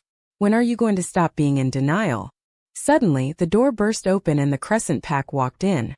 You guys made it on time. Perhaps we should have a party," Mr. Jenkins teased, looking up from the book he was reading. Thomas came in last and said, "Don't forget the alcohol." A couple of snickers erupted from the class. Speaking of the devil, I muttered and groaned, ignoring Eli and Abigail's bickering again. It quickly ended when Mr. Jenkins told them they would have detention if they don't shut their mouths. I heard that. Thomas grunted and sat in his seat. He glared at the board, muttering something incoherently. "Okay, class. We will begin on page 196 in your textbook." I felt something hit the side of my head and land on my desk. My nostrils flared as I took the crumpled piece of paper and opened it up. It didn't take me long to realize Weston's handwriting. "I like what you did with your hair today. Did the washing machine do it? Maybe you should start a trend," it read. I knew I looked like crap. My appearance wasn't my biggest priority right now. However, he didn't need to remind me about it. It took me a whole lot of my sanity not to bang my head on my desk. I gripped my pen tighter and scribbled something sarcastic on the note. "How did you know I used the washing machine?" "Oh, I know you're creepy and all, but you don't have to stalk me," I wrote. I crumpled it back up and threw the wad of paper. However, I have bad aiming. So instead of hitting Thomas in the head as I planned, I hit Jet. He looked up from his book, irritation crossing his features. I smiled apologetically at him, while he threw the paper at Weston. Before I knew it, the paper hit me in the head again. I slammed my fist on the desk and grabbed the paper and read it. "Did your grandma dress you today? Did your dog dress you today?" I replied, throwing the paper at him once again. I almost jumped up and down in success when it hit his nose. Gore. Right in the face. "That doesn't even make sense," he replied. "Being you, I wouldn't expect you to figure that out, genius. You're really stupid, you know." "I'm stupid for you, babe. You do realize you called me a genius and stupid." "I know that. I'm not stupid. The genius part was me being sarcastic." My eye was twitching when the paper hit me on the head again. I snapped my head at Thomas and hoped that daggers shot out of them. He smiled smugly at me, obviously amused at my irritation. Can you stop bothering me, Marshall? I yelled at him from across the room. Stop pretending you don't like it, he smirked, crossing his arms. I don't like it, genius. Gosh, you're stupider than a tomato. I threw my hands up to show my aggravation. Everyone in the room stopped what they were doing and laughed at us. Is stupider even a word? And a tomato? Seriously? He snickered. Oh, you little BS, Mr. Marshall MS. Saunders, quiet down now or I will give you both detention, Mr. Jenkins warned. But she started it. Thomas looked at our teacher in disbelief, pouting his bottom lip and pointing a finger at me as if he were a little child. What? I did not start this. You were the one who threw me this stupid paper in the first place. Oh, shut up, you sound like a child. Calm down, Mr. Jenkins tried to say. I sound like a child. By a mirror, Marshall. Thomas laughed. You're more stupid than me. I mean, why buy a mirror if you're suggesting I listen to myself? You're just scared to buy a mirror because you'll see a monster on the other side. Kids, if you don't, the only monster I would see is you. Thomas retorted. That's enough. Mr. Jenkins boomed. His voice shook the tables and the laughs died down. At that moment he didn't sound like he was in his mid-20s. Thomas and I just sat there, seething and glaring at each other. Detention after school for both of you. Since you both seem to find note passing hilarious in my class, why don't you share it to all of us? Mr. Jenkins snatched the paper from my desk before I could grab it myself. He opened up the paper and I turned beet red when he started reading it. I was so embarrassed that I hid my face behind my hands. However, the last thing Thomas wrote, the one thing I didn't read before snapping at Thomas, made me one angry teenage girl. At least I know that you muttering in your sleep that I'm sexy is definitely not the sarcastic side of you, babe, Mr. Jenkins read what Thomas wrote. The whole class burst into laughter. Mr.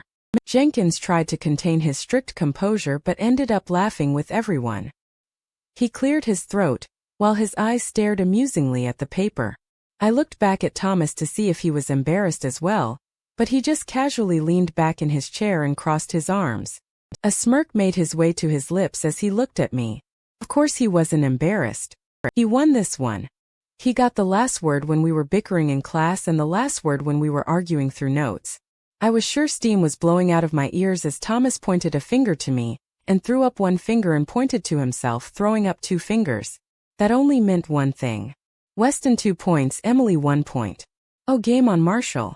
The video is about to end, but Emily's journey is far from over. Subscribe to our channel to continue following her every step.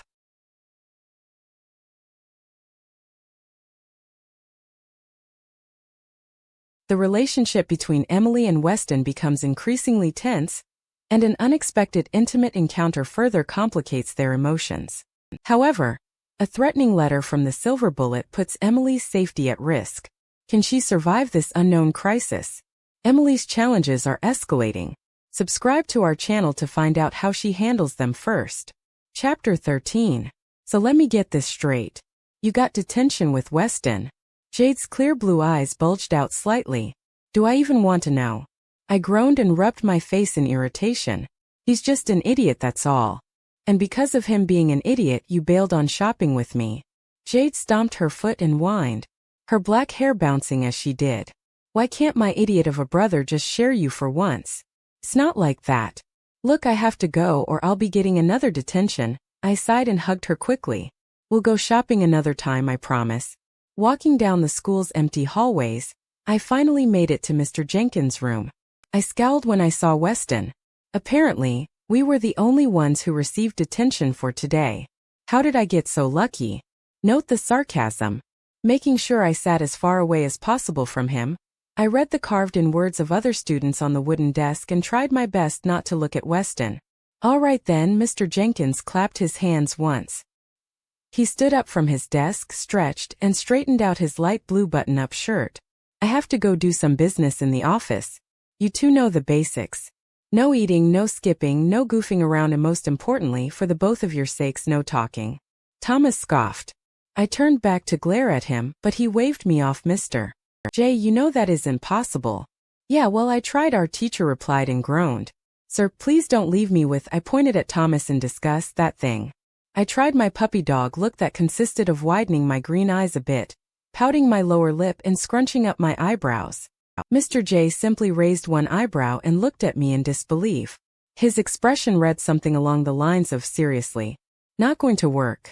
Thomas tried to hold back his laughter, but cracked, ending up in a laughing fit. He finally calmed down and pointed a finger at me. Phew, what kind of face was that? You looked like a cow that's constipated. How do you know what a cow that's constipated looks like, huh?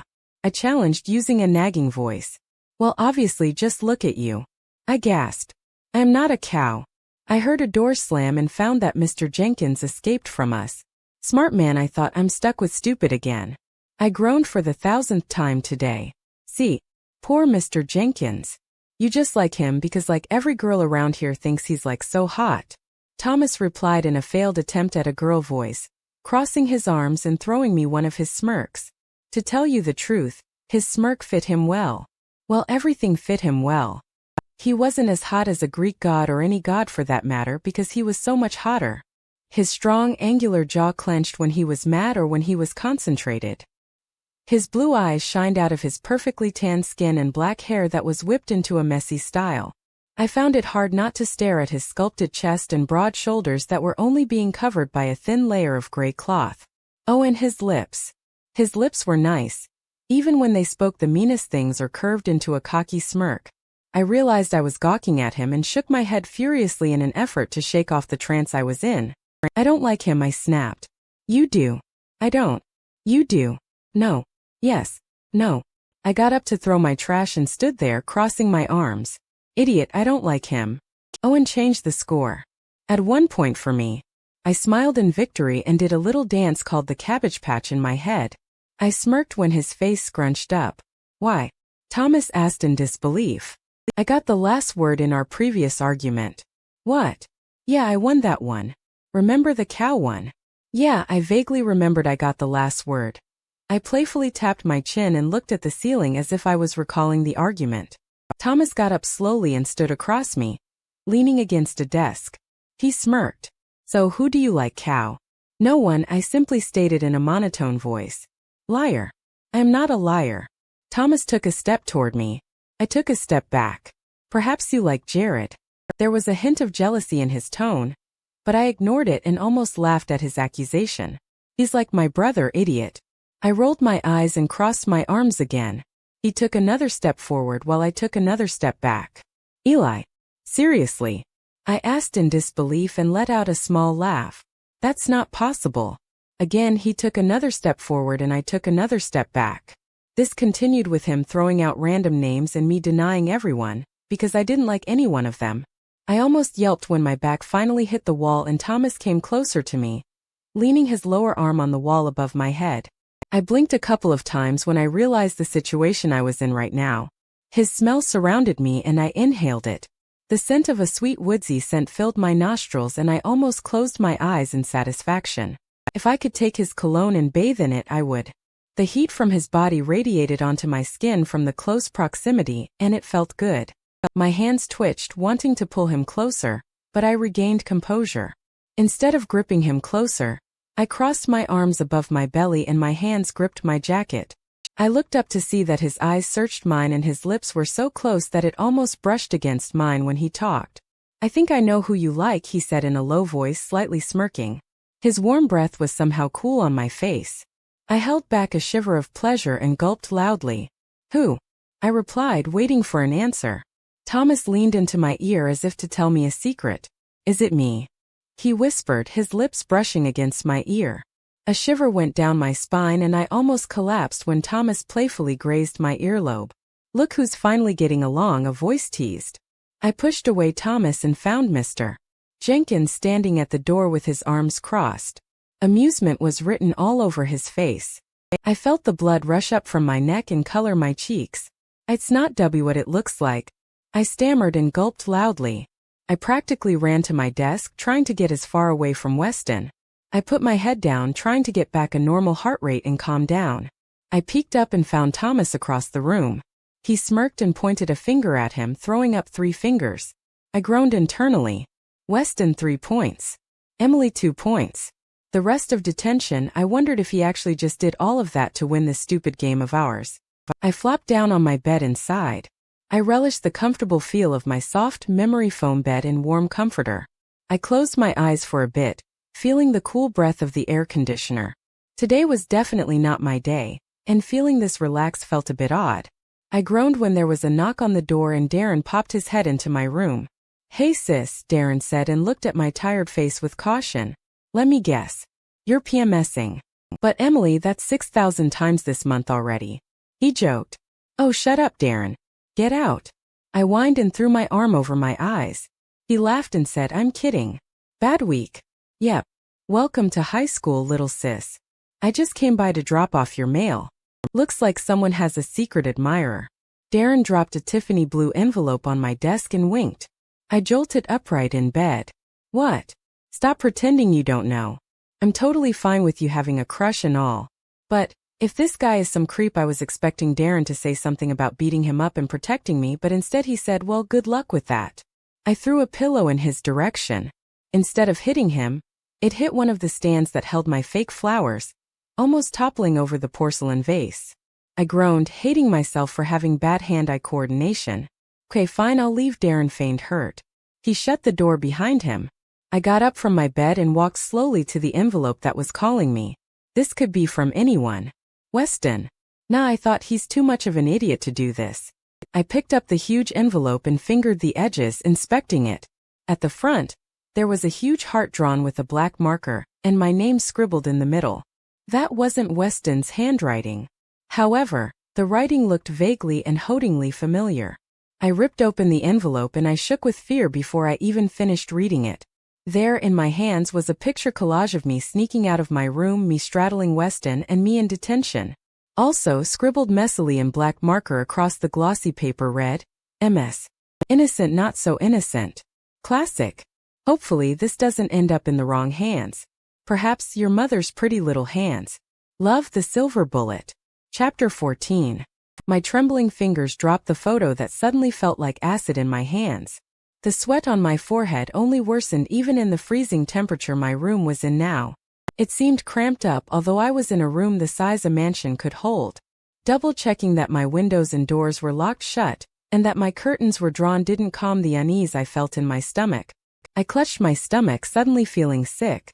Throwing up sounded like a good idea, but nothing came out. My head started to spin and my world suddenly came crashing down right in front of me. I thought it was some prank.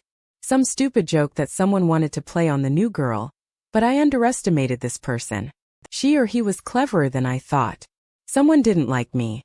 In fact, it seemed that they wanted me gone. I caught my terrified face in the mirror across the room. All color was drained from my face. I caught the glistening of tears streaming down my cheeks, which I didn't know was there before. Just then a thought crossed my mind. Was the silver bullet watching me now? Laughing at my misery? Thinking that my tears and life was just some humiliating and entertaining game to play with? Was I just some kind of toy to play with? No, I thought. This silver bullet will not gain satisfaction. I stood up straight, holding my head up high. I set my eyes in a straight, deadly glare. Turning around slowly, making he or she know they were watching. I tried my best to set on a good poker face. Setting my mouth in a thin line, I grabbed the photo off the ground and spoke up. "You think this is funny? Well, guess what?" I asked, being surprised at how confident I sounded. "Nobody's laughing." I grabbed my purse from the stand near the door and my car keys in the bowl near it. Slipping on my boots, I left my room. I needed to get out of here. I felt closed up and watched in there. Needing comfort and company, Thomas was the first person to come to mind. "I'm leaving," my voice echoed off the walls as I flew down the stairs. "Someone going to see a special someone?" Darren piped in, poking his head through one of the corridors. He smirked and winked at me. I rolled my eyes. "Just a friend." "Friend, huh? Is it the same one who gave you that love letter?" He waggled his eyebrows and came into the front room. I turned frigid and without knowing, I gave him an icy glare. That note was bad news. I shook it off quickly. Darren could not know about this. I rolled my eyes and crossed my arms. "Come on, Rennie, you know I don't have a boyfriend."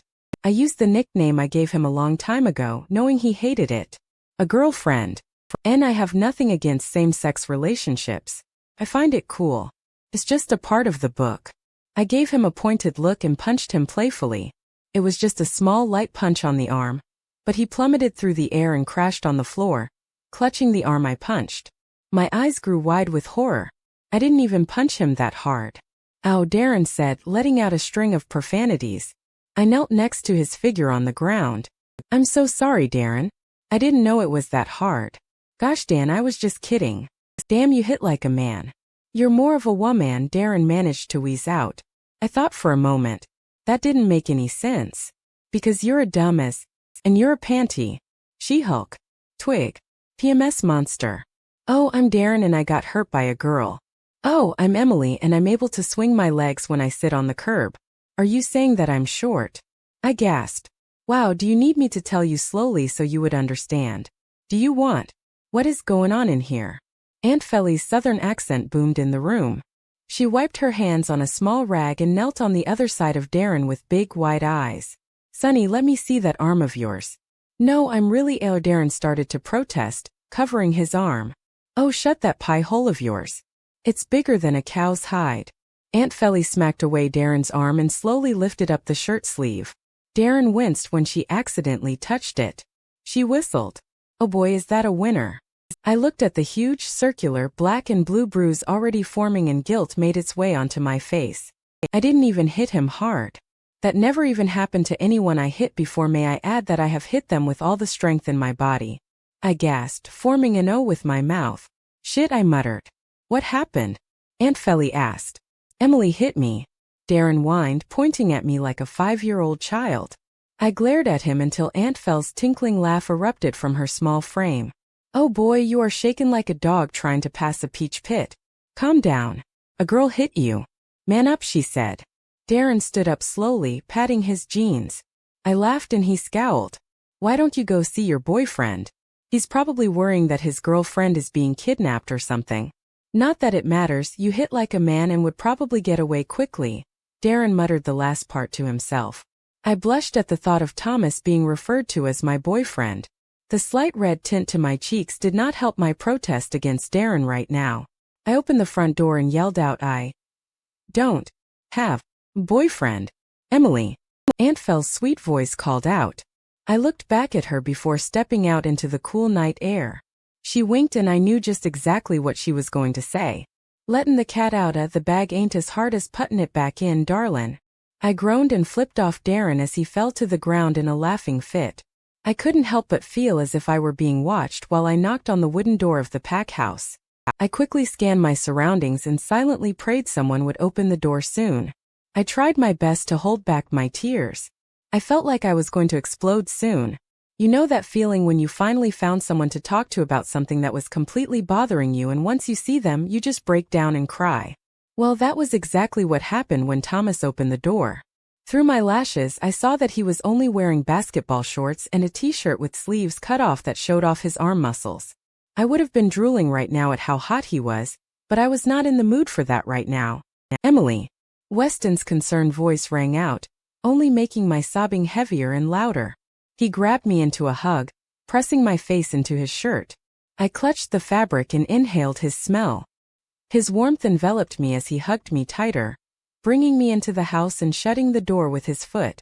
I couldn't help but notice how perfectly his body fit against mine, as clitch as it sounds. Somehow, everything about him brought me comfort, even that irritating cocky smirk of his. Sure, he whispered, smoothing my hair with his fingers. He backed away, leaving me in a cold draft. His warm fingers went underneath my chin, forcing me to look at his crystal blue eyes. What happened? I opened my mouth, but closed it when Jade's voice rang out in alarm. Emily. Emily. What's wrong? She ran up to me, hugging me. Other footsteps followed and I looked up to see Jet and Eli there with concerned faces. The three of them turned around, turning their concerned eyes into accusing glares towards Weston. They all spoke at the same time. What the hell, Weston? What did you do to her? What kind of man are you? Hurting woman. Jade scoffed, crossing her arms. You are such an idiot. Apologize now. Bro, you ain't my bro anymore, Eli said, shaking his head. You. Jet threw his arms up in frustration, are a disgrace.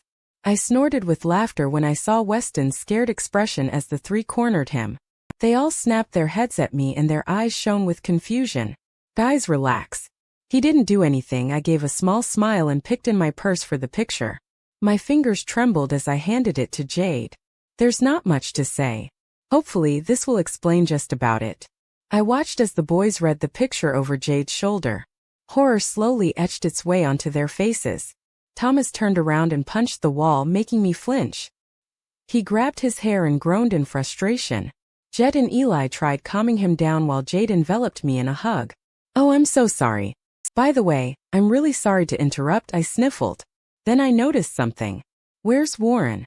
On a hot date, Eli said, licking his lips. She's hot, man. I laughed as Jade smacked him upside the head. Emily, you're welcomed anytime. Jade gave me a reassuring smile. We were just watching movies. Speaking of that, Eli and Jet, we have to finish the bet. Let Emily here calm down first before we get straight into things. I raised an eyebrow, wanting to know what bet they were talking about. Oh, we're watching The Exorcism. Whoever lasts the longest without getting scared wins and treats the other two as he or she's bitches. I laughed at that but started snorting when Jet said, yeah, and Eli lost already. Eli's face turned a shade of pink. Shut up. Who cares if I lost? That means I get to chill with Emily. Jade gave him a pointed look and nudged his arm. I looked at her questioningly, but she gave me a guilty smile. Come on, Eli. Jade stared off into space, trying to rack up an excuse. Don't you want to hear Jet scream like a girl? I've already. Oh, shut up and come with us, will you? I was beginning to think they just wanted Thomas and I to spend some alone time together. I gave them accusing glares as they returned to the room they were in earlier. So Thomas chuckled nervously and rubbed the back of his neck. Let's go outside. I just nodded and followed him through the back doors into the chilly night. I already smelt the burning wood and saw the fire dancing in the dark. It wasn't long until I spotted a bag of marshmallows and sticks. So you were out here earlier? I asked while taking my seat next to Thomas on the log. Yep, he said, popping the pea. He handed me a stick and put the bag of marshmallows in the middle of us. I stuck one fluffy pillow on the end of the stick and started roasting it. So how did you hear me knocking? He chuckled slightly. I could smell you hundreds of miles away and I have super hearing, remember? Right. I was still getting used to this werewolf thing, to be honest. The Stone Pack has this week to patrol your house, Thomas said in a sour voice after a while. I looked at him and saw his jaw clench. Who's doing it tonight? Alex and Dustin. Looks like they weren't doing their jobs. You wouldn't have gotten that picture in the first place. Thomas growled but contained composure. I shrugged. Don't blame them. Came in the mail. Unshed tears started to blur my vision. Can we forget about this for now? I just want to forget. Thomas nodded and gave me a small smile. Let's play 20 questions. I gave him a sideways glance and slowly nodded at the choice of game. Okay. Chapter 15. I snorted and began howling with laughter. I clutched the sides of my stomach, trying to regain composure but failing. Thomas chuckled, amusement lining his voice. What? What's so funny? I snorted again. Your favorite animal is a dolphin. What's so wrong with that?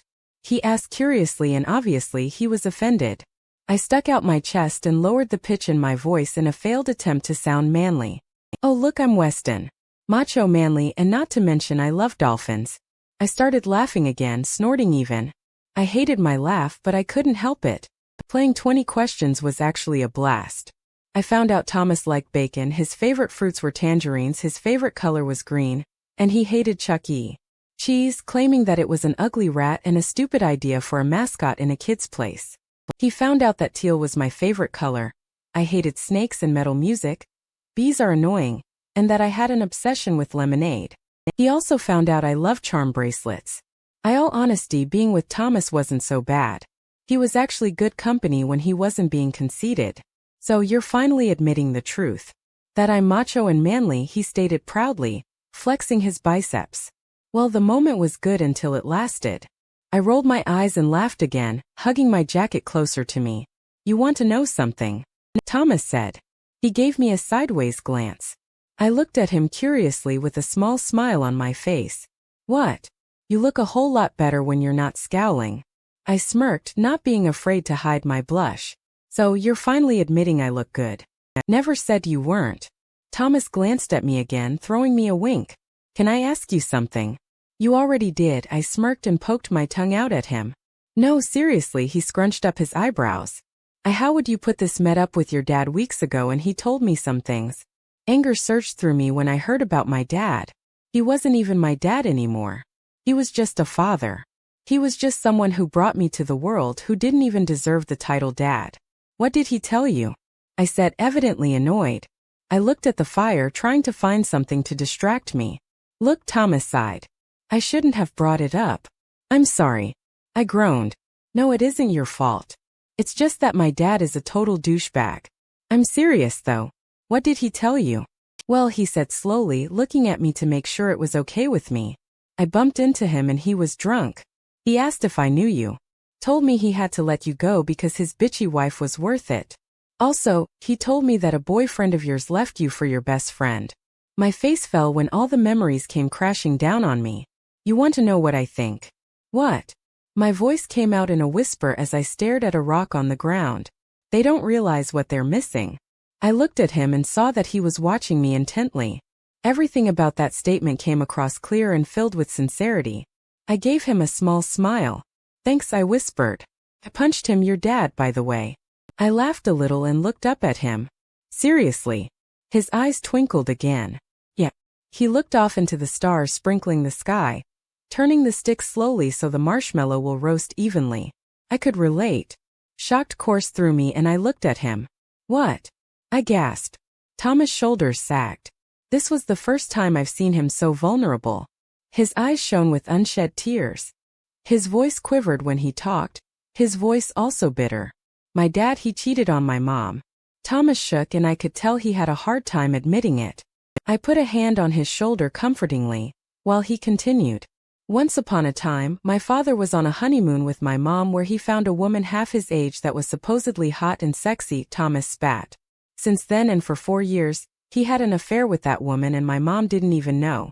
It was shortly after me and Jade's 6th birthday, and that's when my father told my mom he will be having another baby with another woman. My mom broke down but cried even harder because she had news too. He started to cry while I held his hand in comfort, scooting closer to him. I couldn't believe I was hearing this. Let alone from Weston. Turns out she was diagnosed with cancer. She died 6 years ago on my 11th birthday. His voice cracked. I started feeling hot tears roll down my own cheek. I believe that was probably the worst birthday anyone could ever have. After her death, all my father wanted was for us to be what he wanted us to be. I don't even know who I am anymore. I was shocked to hear that our fathers had so much in common. Weston, you're you. Don't let anyone change that, I whispered to him since he was close to me. Then I allowed a small smile to play on my lips. To be honest, I find that your arrogant smirk and annoying ways are some things I wouldn't want you to change. He turned his head and looked at me while a small smile crept its way onto his lip. His hand came up to my face and his calloused thumb rubbed away my tears. He also rubbed away the crease forming in between my eyebrows as I scrunched it up in anger. You shouldn't do that. It makes you get wrinkles faster, he said. I giggled, but stopped short noticing the close proximity. I could smell him, his amazing woodsy, subtle sweet smell that always made my mouth water. The warmth from his body radiated onto mine and his fingers were still entwined with my own. The other was still caressing my cheek. I watched as his blue eyes darted from my eyes to my lips and back to my eyes again. I couldn't help but look at his lips either. It was so full and inviting, with a scar slightly marked on his bottom lip. He gulped as I quickly licked my lips. He looked into my eyes again. I know this might sound cheesy, but you want to know why my favorite color is green. I waited for him to answer. Your eyes gave me a reason to.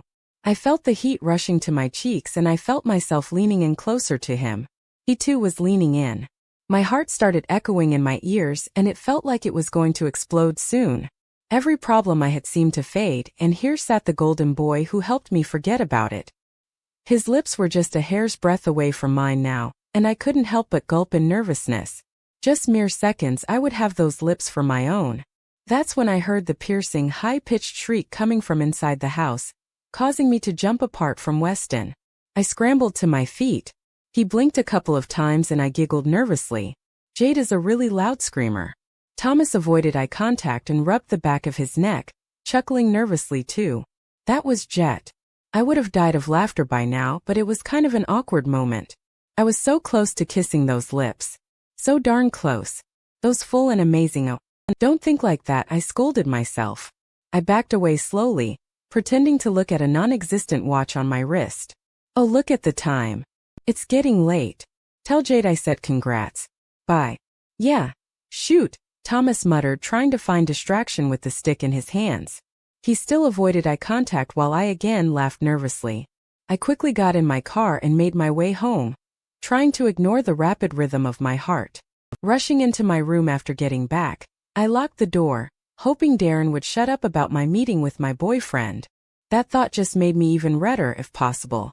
I leaned against the white door and clutched my heart, which was still on overdrive, replaying the night I spent with Weston. I felt like my heart was going to explode soon. What is this feeling? I wasn't supposed to feel this way. I promised myself that. Wow, Darren wasn't lying when he said you had a boyfriend, a velvet voice sang out. I popped my eyes open and saw my mom walking out of my closet, holding my dress and laying it on my bed. I shook my head and even pinched myself, but sure enough, my mom was really there. I ran up to her and bear hugged her, feeling the huge grin spreading on my face. Mom, I gasped. When did you get back? What the hell are you doing here? I felt comfort and I closed my eyes as I felt her small hands pat my back.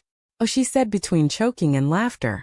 Honey, if you don't choke me to death, I'll be alive to tell you. I laughed and backed away. Her eyes shone with happiness as her lips stretched into a smile. I came back when you were with your man, she winked. I almost groaned but held it in.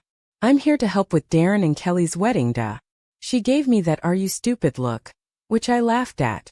We're going out tomorrow to purchase some fabric for the wedding dresses, lunch so I could formally get to know Kelly, and going out to shop for wedding stuff. Invite your boyfriend. I want to meet him too, she continued. I looked at her in horror. But Mom, I have no boyfriend. No buts, Missy. It's either invite him or I go undercover and stalk your every move just to get to know him. Stop lying about having no boyfriend. It's evident that you do. I know you. You're my daughter. I won't get mad. You're inviting him and that's final. Fudge balls. This is so not good. Chapter 16. I flopped down on my bed, sighing as I did so. It felt good to finally relax after a long hot day. My hair was in a high messy bun and I was already in my pajamas. Wearing those skinny jeans and that flared top was suffocating me the whole day. I took a deep breath, relishing the cold air that left goosebumps on my legs and arms. Yeah, you probably guessed. We went shopping the whole day. Buying cloth for the dresses, silverware, having a meeting with the caterer and the party designer, purchasing wedding favors, trying food and drinks, and so much more. My legs were hurting like hell and my body was as stiff as cardboard. I'm sure that when I wake up tomorrow, I'll be sore to the bone. I didn't even want to eat dinner because fatigue was getting in the way. Yep, that's how tired I was. And no, I did not invite my so-called boyfriend. Besides, I didn't have one. So I pretended that my boyfriend spent the day with his father. I don't consider it lying, I was pretending. Those are two different things, right? Then my thoughts drifted to Weston. He wasn't my boyfriend, but somehow he came to mind.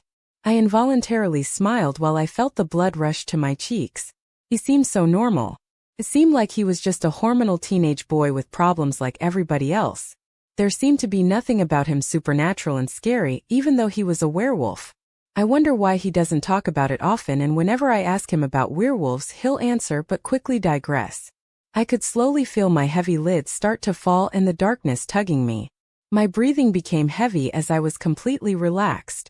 I hugged the pillow closest to me and invited sleep. I'm at a payphone trying to call home.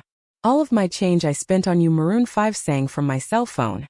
My eyes had a hard time adjusting to the glow emitting from my phone. I groaned and stuck my hand out, grabbing my phone on the lampstand. Who the hell would be calling this late at night? Hello. I groaned into the phone when I answered it, forgetting to check who it was. Seriously, Els? Maroon 5. I heard Weston's humored voice from the other end. I'm outside, by the way. I flipped onto my back, rubbing my eyes with my free hand. What? I love them. And what did you just call me? And great. Stay outside. Ace. My new nickname for you. I didn't reply. Because of my silence, He thought I didn't get it, so he proceeded to explain to me. You know, since your name is Emily and then I added an S. I get it, I said sternly, scratching my face. Gosh, someone's on their period. Unlike you, I don't have my period every day. Suddenly, an idea crawled its way into my head and a sinister smile stretched onto my face. Oh, now I got a nickname for you. I laughed evilly into the phone. He sounded like he choked on something. You wouldn't. I could picture his eyes bulging out of its sockets. The image of it made me laugh. Oh, I would. Whatever else. Anyways, that's not why I called. Aren't you going to invite me in? Aren't you on patrol? I asked strangely. That's the only reason he'd be outside, right? Nope, my shift's tomorrow, Wes explained. I heard a dull thunk on my window. I stumbled to the huge glass and looked outside. Of course, standing in the middle of the lawn was none other than Weston. The glow of the moonlight shone on his profile. Even if it wasn't the best lighting, I could still make out the angular shape of his jaw and cheekbones, his red full lips, his hair which he wore as a faux hawk tonight, and his crystal blue eyes that seemed to sparkle like diamonds.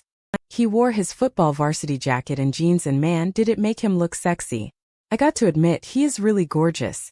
Thanks, Thomas said with pride, interrupting my thoughts. My eyes bulged out and I stuttered. How did you know what I was thinking? It's a mate thing, honey. Get used to it. From here I could see his smirk.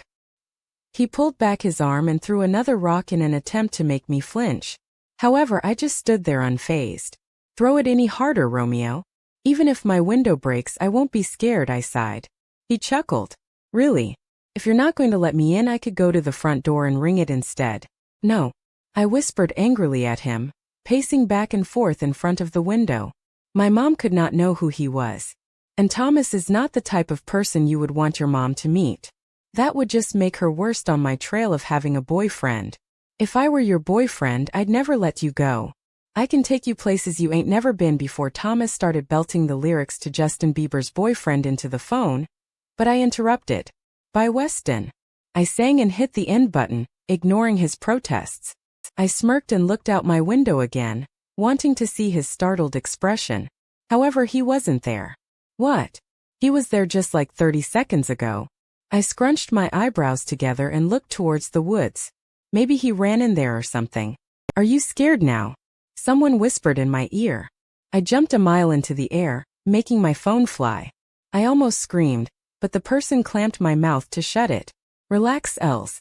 You're so tense. I bit Weston's hand in frustration, so he quickly pulled away, unfazed from my nibble. I quickly turned around and glared at him, but he just smiled sweetly at me. He chuckled, his face turning a shade of red, and pointed at me like he was a child. You should have seen your face. Weston, how did you get in here? I tapped my foot impatiently and narrowed my eyes. I'm a werewolf, Els. He explained to me like I was a 5-year-old, flicking my nose. I rolled my eyes and crossed my arms. I shifted my weight to the other foot when Weston's eyes raked down my body. He was trying not to make it obvious, but he was failing miserably.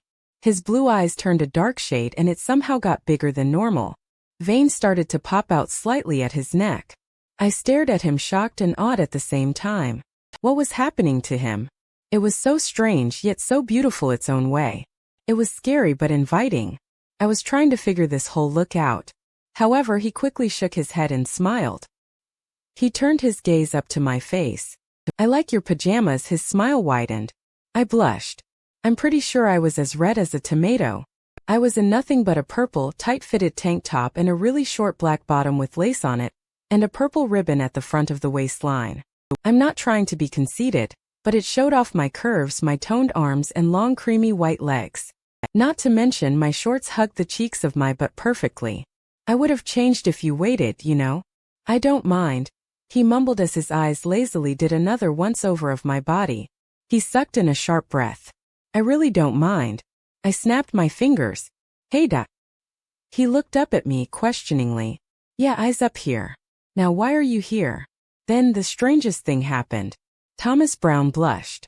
He actually blushed. A slight pink tinge coated his perfect cheeks. One of my eyebrows rose up in shock. I just wanted to hang out. Really? Why are you here? Like I said, I wanted to hang out, he said with irritation, scratching the back of his neck and looking at the ground. He obviously does not like to admit many things, especially when he's being nice. He lifted out a brown paper bag from his hand that I didn't notice before. His voice was so tiny when he spoke. I brought Ben Aunt Jerry's strawberry ice cream. It's your favorite, right? And I also rented a movie, I hope Captain America is alright. I blinked, shocked that he actually wanted to hang out tonight. Mostly because he was being shy. Thomas Brown shy. I stood there unmoving. He took this as a bad sign and scratched the back of his neck and looked down again. You know what? I should just leave. He hitched a thumb to the door. You can keep the ice cream. Sorry. That got me out of my shock stage. He felt embarrassed. I hated it when people felt embarrassed.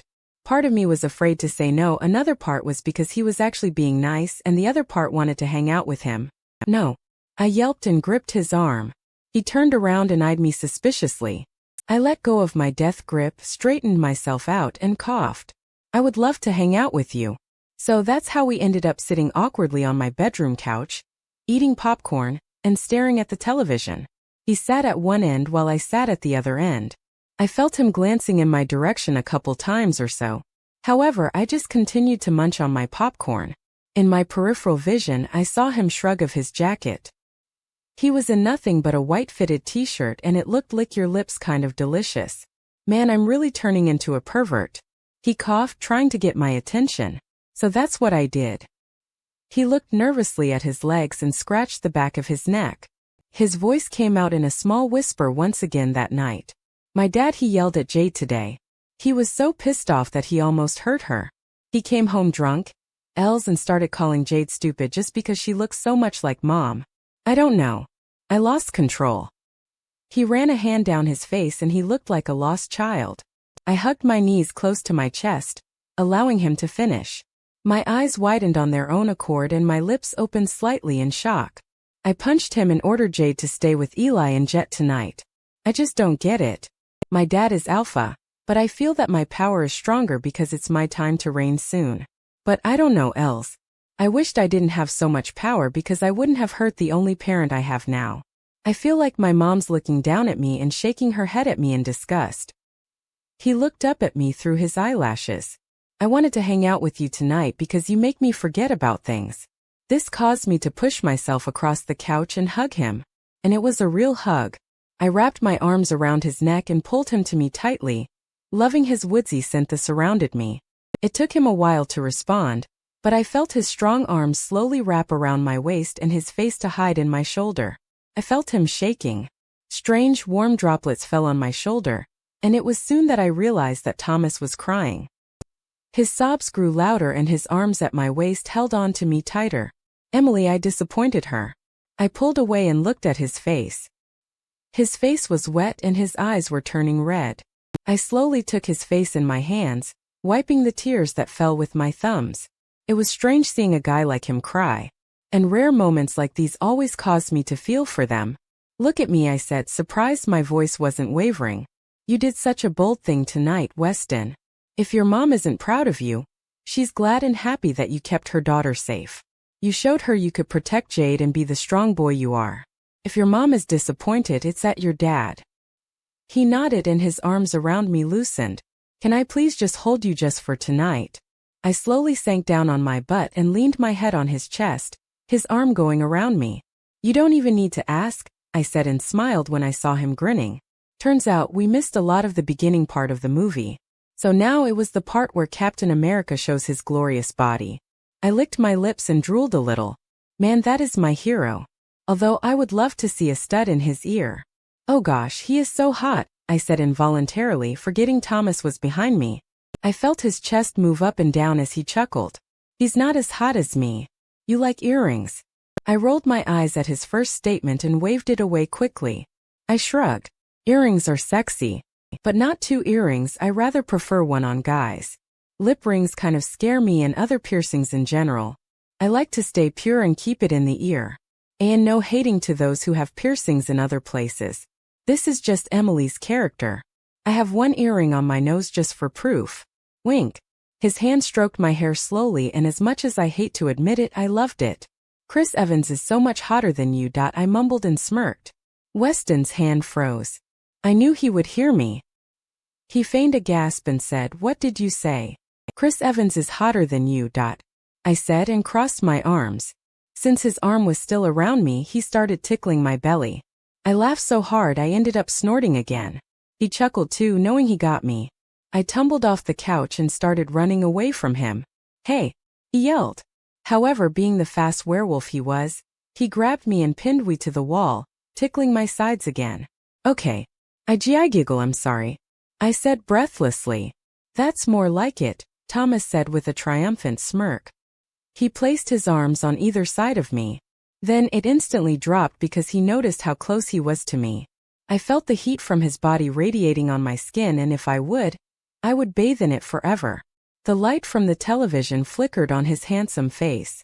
His woodsy smell didn't fail to make me a little bit woozy. Most importantly, his eyes held so much intensity that it made me feel wanted and adored. Was it me? Or was this moment just repeating itself again? He dragged his eyes from my own to my lips, his pupils growing bigger and turning black to crystal blue again every second that seemed to pass.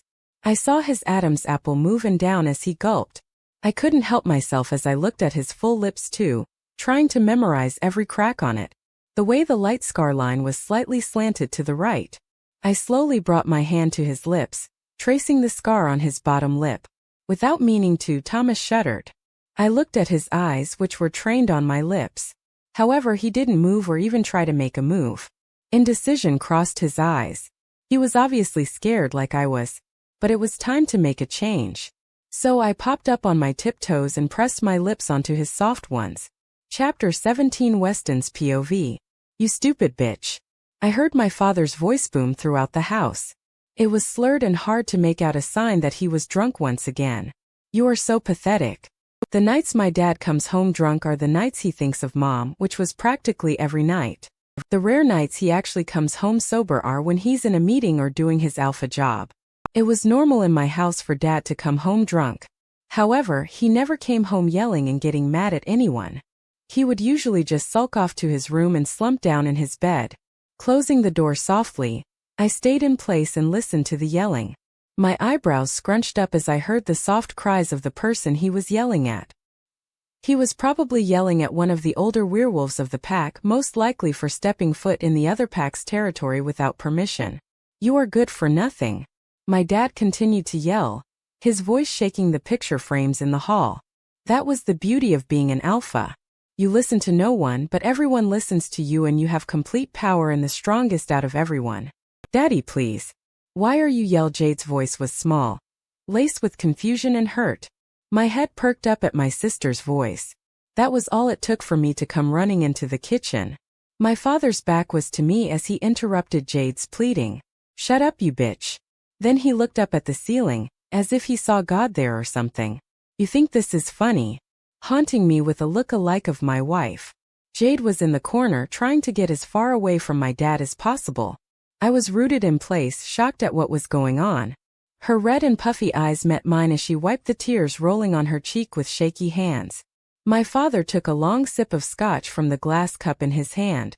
After he finished it, he ran a hand in his graying hair, obviously frustrated. Looking at the glass and to my sister repeatedly, he finally swung his hand back and threw the cup, aiming for the wall right above Jade's head.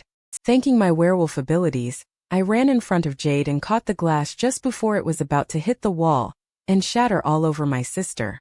Taking the glass and slowly putting it down on the counter closest to me, I narrowed my eyes at my father. "Well, hello son," my father hiccuped and boomed at me with his alpha voice. "Now go to your room and leave me alone." It should have had an effect on me because he was alpha. I was supposed to do what I was told. However, the strange thing was I didn't. It was as if a new surge of power coursed through my body. I crossed my arms and threw him a dirty look. "No." My father looked confused, his smile dropping into a slight frown. His eyebrows shot up in surprise. I just stood there waiting for his next move. "Well then we have to do this the hard way." He smiled wickedly and started stomping towards us. He attempted to push me away, but I stood my ground. "Bitch, get out here." My father yelled at Jade, who was behind me still, his face going red. "Yes, Alpha," Jade replied monotonously, stepping around me and facing my father. She stood there like an innocent person who was put in jail. Her body was glued to the ground, while she desperately tried to wriggle out of my father's orders. Fear, hurt, confusion, and all other emotions passed her face. She closed her eyes as a tear spilled out. Just before my father was about to slap her, I grabbed his hand and punched him in the face, knocking him out in the process. I stared at my hand in shock and my father's now slumped body on the ground. Did I just do that? No. I couldn't have punched the alpha, my own father. Grabbing my hair in frustration, I yelled at Jade. Jay, get out of here and stay with Eli and Jet for tonight. Don't come back till I say so. He'll be up soon and I don't want you to be here. I started to shake, scared and lost. I was in total deep shit. This could not be good. I pleaded to my mother for forgiveness, knowing she was up there, staring at me with a look of disapproval. I kneeled down next to my father's body. I'm so sorry, Mom, I whispered, my voice cracking. Jade's arms went around me in a comforting hug. Vase. Thank you, she cried and she looked into my eyes. Mom would be proud of you. I just sat there, not responding to anything. I didn't believe what she said. How could my mom be proud when I hurt her husband? My father. Jade hugged me tighter before leaving. I sat there for God knows how long and finally shook my head. I had to get out of here. I had to see her. She's my only escape. Emily's POV. Weston's hands came down from the wall and rested on my waist. He pinned me further into the cold barrier, pressing his muscular body against mine. It was as if he couldn't get enough. Hell, I couldn't get enough either. A low growl escaped the back of his throat as his lips moved softly against mine. Damn, that was sexy. My arms snaked around his neck. My hands moved on their own accord, playfully tugging his soft hair and running through it. To my surprise, my eyes even fluttered shut. I felt his teeth nibble on my bottom lip and I moaned into his mouth. I would have fallen to the ground if it weren't for him holding me up. He was making my knees go weak. His tongue stroked my bottom lip, asking for entrance. However, I didn't like to play easy. So, I took his bottom lip in between my teeth and pulled lightly. This caused him to moan and growl at the same time. Damn, it wasn't just sexy. It was sexy as hell. He pushed himself into me harder and I could feel little Thomas getting excited. That caused me to turn as red as a tomato. I couldn't say I wasn't turned on as well. That would be a lie. Once more his tongue stroked my bottom lip and this time, I gave him entrance. He pushed his tongue into my mouth, stroking my own. Crap, he tasted so good. A loud moan escaped my mouth as I tugged his hair in pleasure. This kiss was aggressive but kind. His lips were rough but caressing. It spoke that he's been waiting for this moment forever, but he wants to let me know he could wait. It was filled with emotions, thankfulness, adoration, fear, and so much more. I've never had a kiss so moving in my life. Because of that, I never wanted this moment to end. The way his tongue swept across mine caused my taste buds to explode with excitement. The way his strong arms wrapped around my waist told me he would protect me whenever. The way his thumb stroked circles on my lower back made me know he would comfort me and be kind with me. Just him general made me dizzy. He made me high off his scent, drool off his looks, love his vulnerability, and the way he was around me always gave me something interesting to look forward to every day. He was different. Thomas pulled out of the kiss, allowing both of us to breath. I was panting so hard and so was he. He rested his forehead against mine and looked straight into my eyes. I was again shocked by the darkening of his pupils and the way it grew bigger before going back to his normal, beautiful, crystal blue eyes again. His calloused hand came up to my face and stroked my cheek. His lips stretched into a kind smile as a dimple appeared on his cheek. I was pretty sure I was smiling like crazy too. He pressed his lips to mine once more for a few seconds and said, "You." Then the window Thomas was throwing rocks at a few hours ago shattered, interrupting whatever Thomas was going to say. The glass shattered into a tiny million pieces as Thomas tried to shelter my whole body with his. I let out a piercing scream. What the hell? Thomas muttered when we finally calmed down. He let go of me and turned around. I let my eyes wander at the tiny glass pieces on my carpet that was sparkling under the moonlight. But that's not what caught my eye. Thomas carefully walked around the shards, trying not to get his feet cut in the process. He picked up the huge rock that was now on the floor, the main cause of the window breaking. All over the rock were words written in red ink. My eyes widened, recognizing the fine print. I stood rooted to the ground as Thomas looked at me for approval to go on. My mouth felt like there were a million cotton balls in it, and my throat was unexpectedly very dry. So instead I nodded, feeling hot even when the cold air from outside was blowing across my skin. Thomas eyed me cautiously before reading the words on the rock. I thought you wouldn't be scared even if your window breaks, love. Love the silver bullet. Chapter 18. Never in my life have I felt so scared. I was so scared to death that I ended up shaking from it all. My palms sweating as I felt an uncomfortable heat spread through my body. I could literally feel my head spinning as my vision became blurred, black dots obscuring my sight. My ears were ringing with shock and exhaustion. My breaths came out in pants and I looked at Thomas one last time, who was currently observing the window, the rock, and the woods. I saw his nose come up close to the rock, sniffing it as his eyes turned a golden color. I was so overwhelmed from it that I let darkness sweep me off my feet. Ace. I heard Weston's voice echo before I fell to the ground in a heap. Oh, my baby. I heard a feminine voice sob before I felt a peck on my forehead that was all too familiar. My eyes fluttered open, my mom finally coming into view. She was seated on the couch beside me, hovering over me in an overprotective stance. Her red lips were pulled into a smile, but it was tight as she was trying her best to be strong in front of me. However, I knew it was all an act as I felt her small, petite hands shaking in fear as she moved to push a strand of hair away from my face. Even her eyes, which were swollen and lined with red from the tears that had stained her cheeks, were another confirmation of her worry. She tried desperately to fix her messed up hair because, like I said, she wanted to put the strong parent act up for me. But I was tired of her being strong for me. It's all she's ever done when she didn't even want it in the first place. Everyone knows when you're hurt, worried, or whatever seems to bring you down, all you want to do is scream it out. You want it to let it flow from you physically, even if the pain was just emotional and mental.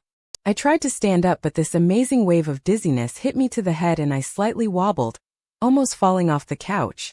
I felt arms grip me and motion for me to lie down again. No way, Missy, are you getting up just yet? My mom muttered.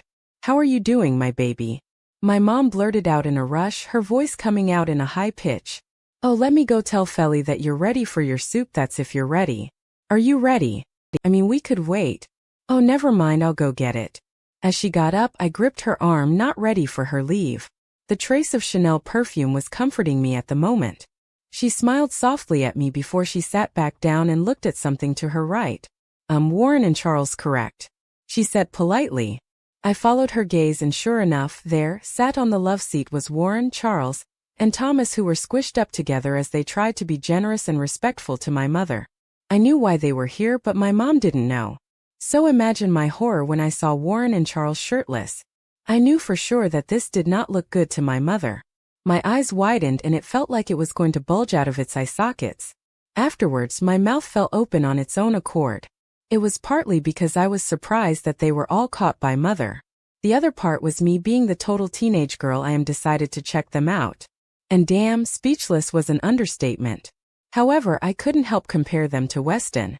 I quickly shut my mouth and watched the awkward situation unfold before me. Yes, that is correct, ma'am, Warren answered politely, giving me a small smile in an effort to comfort me. Oh, please call me Ella, my mom said with a wave of her hand while she showed off her pearly whites. This action caused my eyes to widen again. May I ask you a favor? Anything, Charles said while getting up and standing awkwardly, crossing his arms above his chest.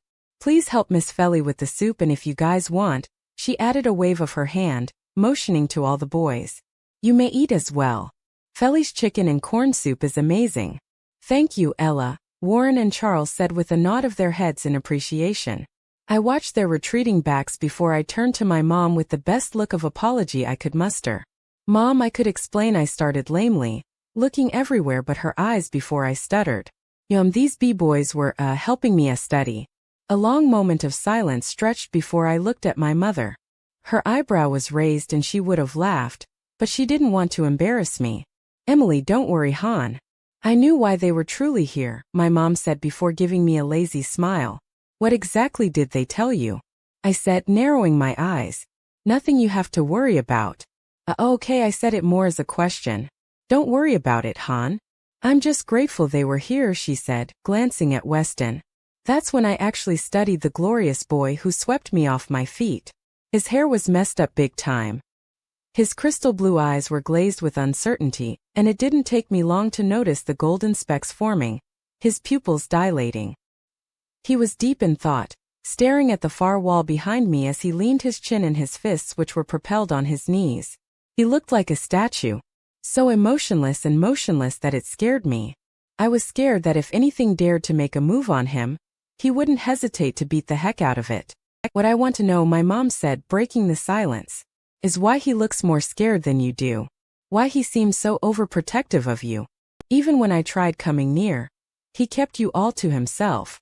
Why? I immediately flushed, trying to hide my face in the couch cushion. I heard my mother's soft chuckle and she took the cushion that was over my face away from me. She smiled at me in a warm way, in a way a mother does to her child. Ma, there's nothing going on between us, I covered up lamely. She snorted. My mother actually snorted, and not only that, but she rolled her eyes at me. Come on. Even a blind man could see there is something clearly going on. He wouldn't be this way if there was nothing, she pointed out. We're just really good friends. It's okay, honey, to fall in love, she said quietly before holding my hand. Just because your dad and I didn't succeed in love doesn't mean it won't work out for other people. I mean, look at Graham and Gramps. They've been married for 45 years. She smiled softly at the memory before her eyes were glassy and distant. I'm sorry, Emily. About what? I said, barely over a whisper. For letting you and Darren down, she sighed. For letting you believe those silly things that love isn't worth it, because it is. It truly is a work of art. I mean, look where your fathers and my wedding led up to my unconditional love for both my kids. I know I let you guys down sometimes, and I'm not always there, and trust me when I say that I regret it with all my heart, soul, and mind. Mom, please don't. My voice wavered as I felt a tear roll down my cheek. Don't blame yourself. If anything, you're the best I could ever ask for. I felt her wipe away my tear with the back of my hand as she smiled at me. Honey, I want you to be happy. This boy, she started, nodding her head towards Thomas, and continued, is everything I wish my daughter could ever be with. Is it because he was there? No, honey. It's because I could clearly see he makes you happy, she interrupted. I glanced at Thomas again, feeling a tiny smile creep its way onto my lips. I just wished he would snap out of that daze and look at me, and I wanted him to sweep me off my feet with that amazing smile of his. The warmth of his lips on mine was my current craving, and the warmth of him near was what I was aching for. How long has he been like that? I asked curiously, turning back to my mother who was observing me. Oh, about 3 hours, she shrugged. 3 hours? I said in disbelief, my eyes wandering over to him again. What time is it? Yeah, right after you fainted and the cops came over to inspect that window. It is about midnight by now. At the mention of my window, I shuddered. I looked at my mom with fear clear in my eyes. She patted my leg, telling me that everything is going to be all right. However, I knew it wasn't. Things were getting worse. I wondered if my mom knew about my previous encounters with this mysterious silver bullet. Mom, I watched as her gaze turned to me slowly. Do you know? Hey guys, I heard someone shout through the house, the deep voice echoing off the walls. We are finally home. As if on cue, Aunt Felly came in with Warren and Charles following closely behind her. Aunt Felly had her hands in kitchen gloves, holding a pot of soup. Warren held a couple of glass bowls and spoons in his other hand. Charles held a pitcher filled with what looked like iced tea, and in his other hand, he held paper cups. I smiled as Aunt Felly instructed the boys on what to do. She then turned to me, her face glowed and her smile widened. Oh dear, she said, patting her gray hair down. How are you feelin'? I made you some of my famous chicken and corn soup, knowin' y'all love that when the rain in coming down on your sunny day. And of course, Darren chooses to come in at that precise moment, me laying in the couch with Mom close to me, Thomas in a complete haze, Aunt Felly bringing me chicken and corn soup that she always made on our bad days, and the two shirtless boys tending to Aunt Felly's orders. He stuck his head through the corridor, mouth agape before fully coming in.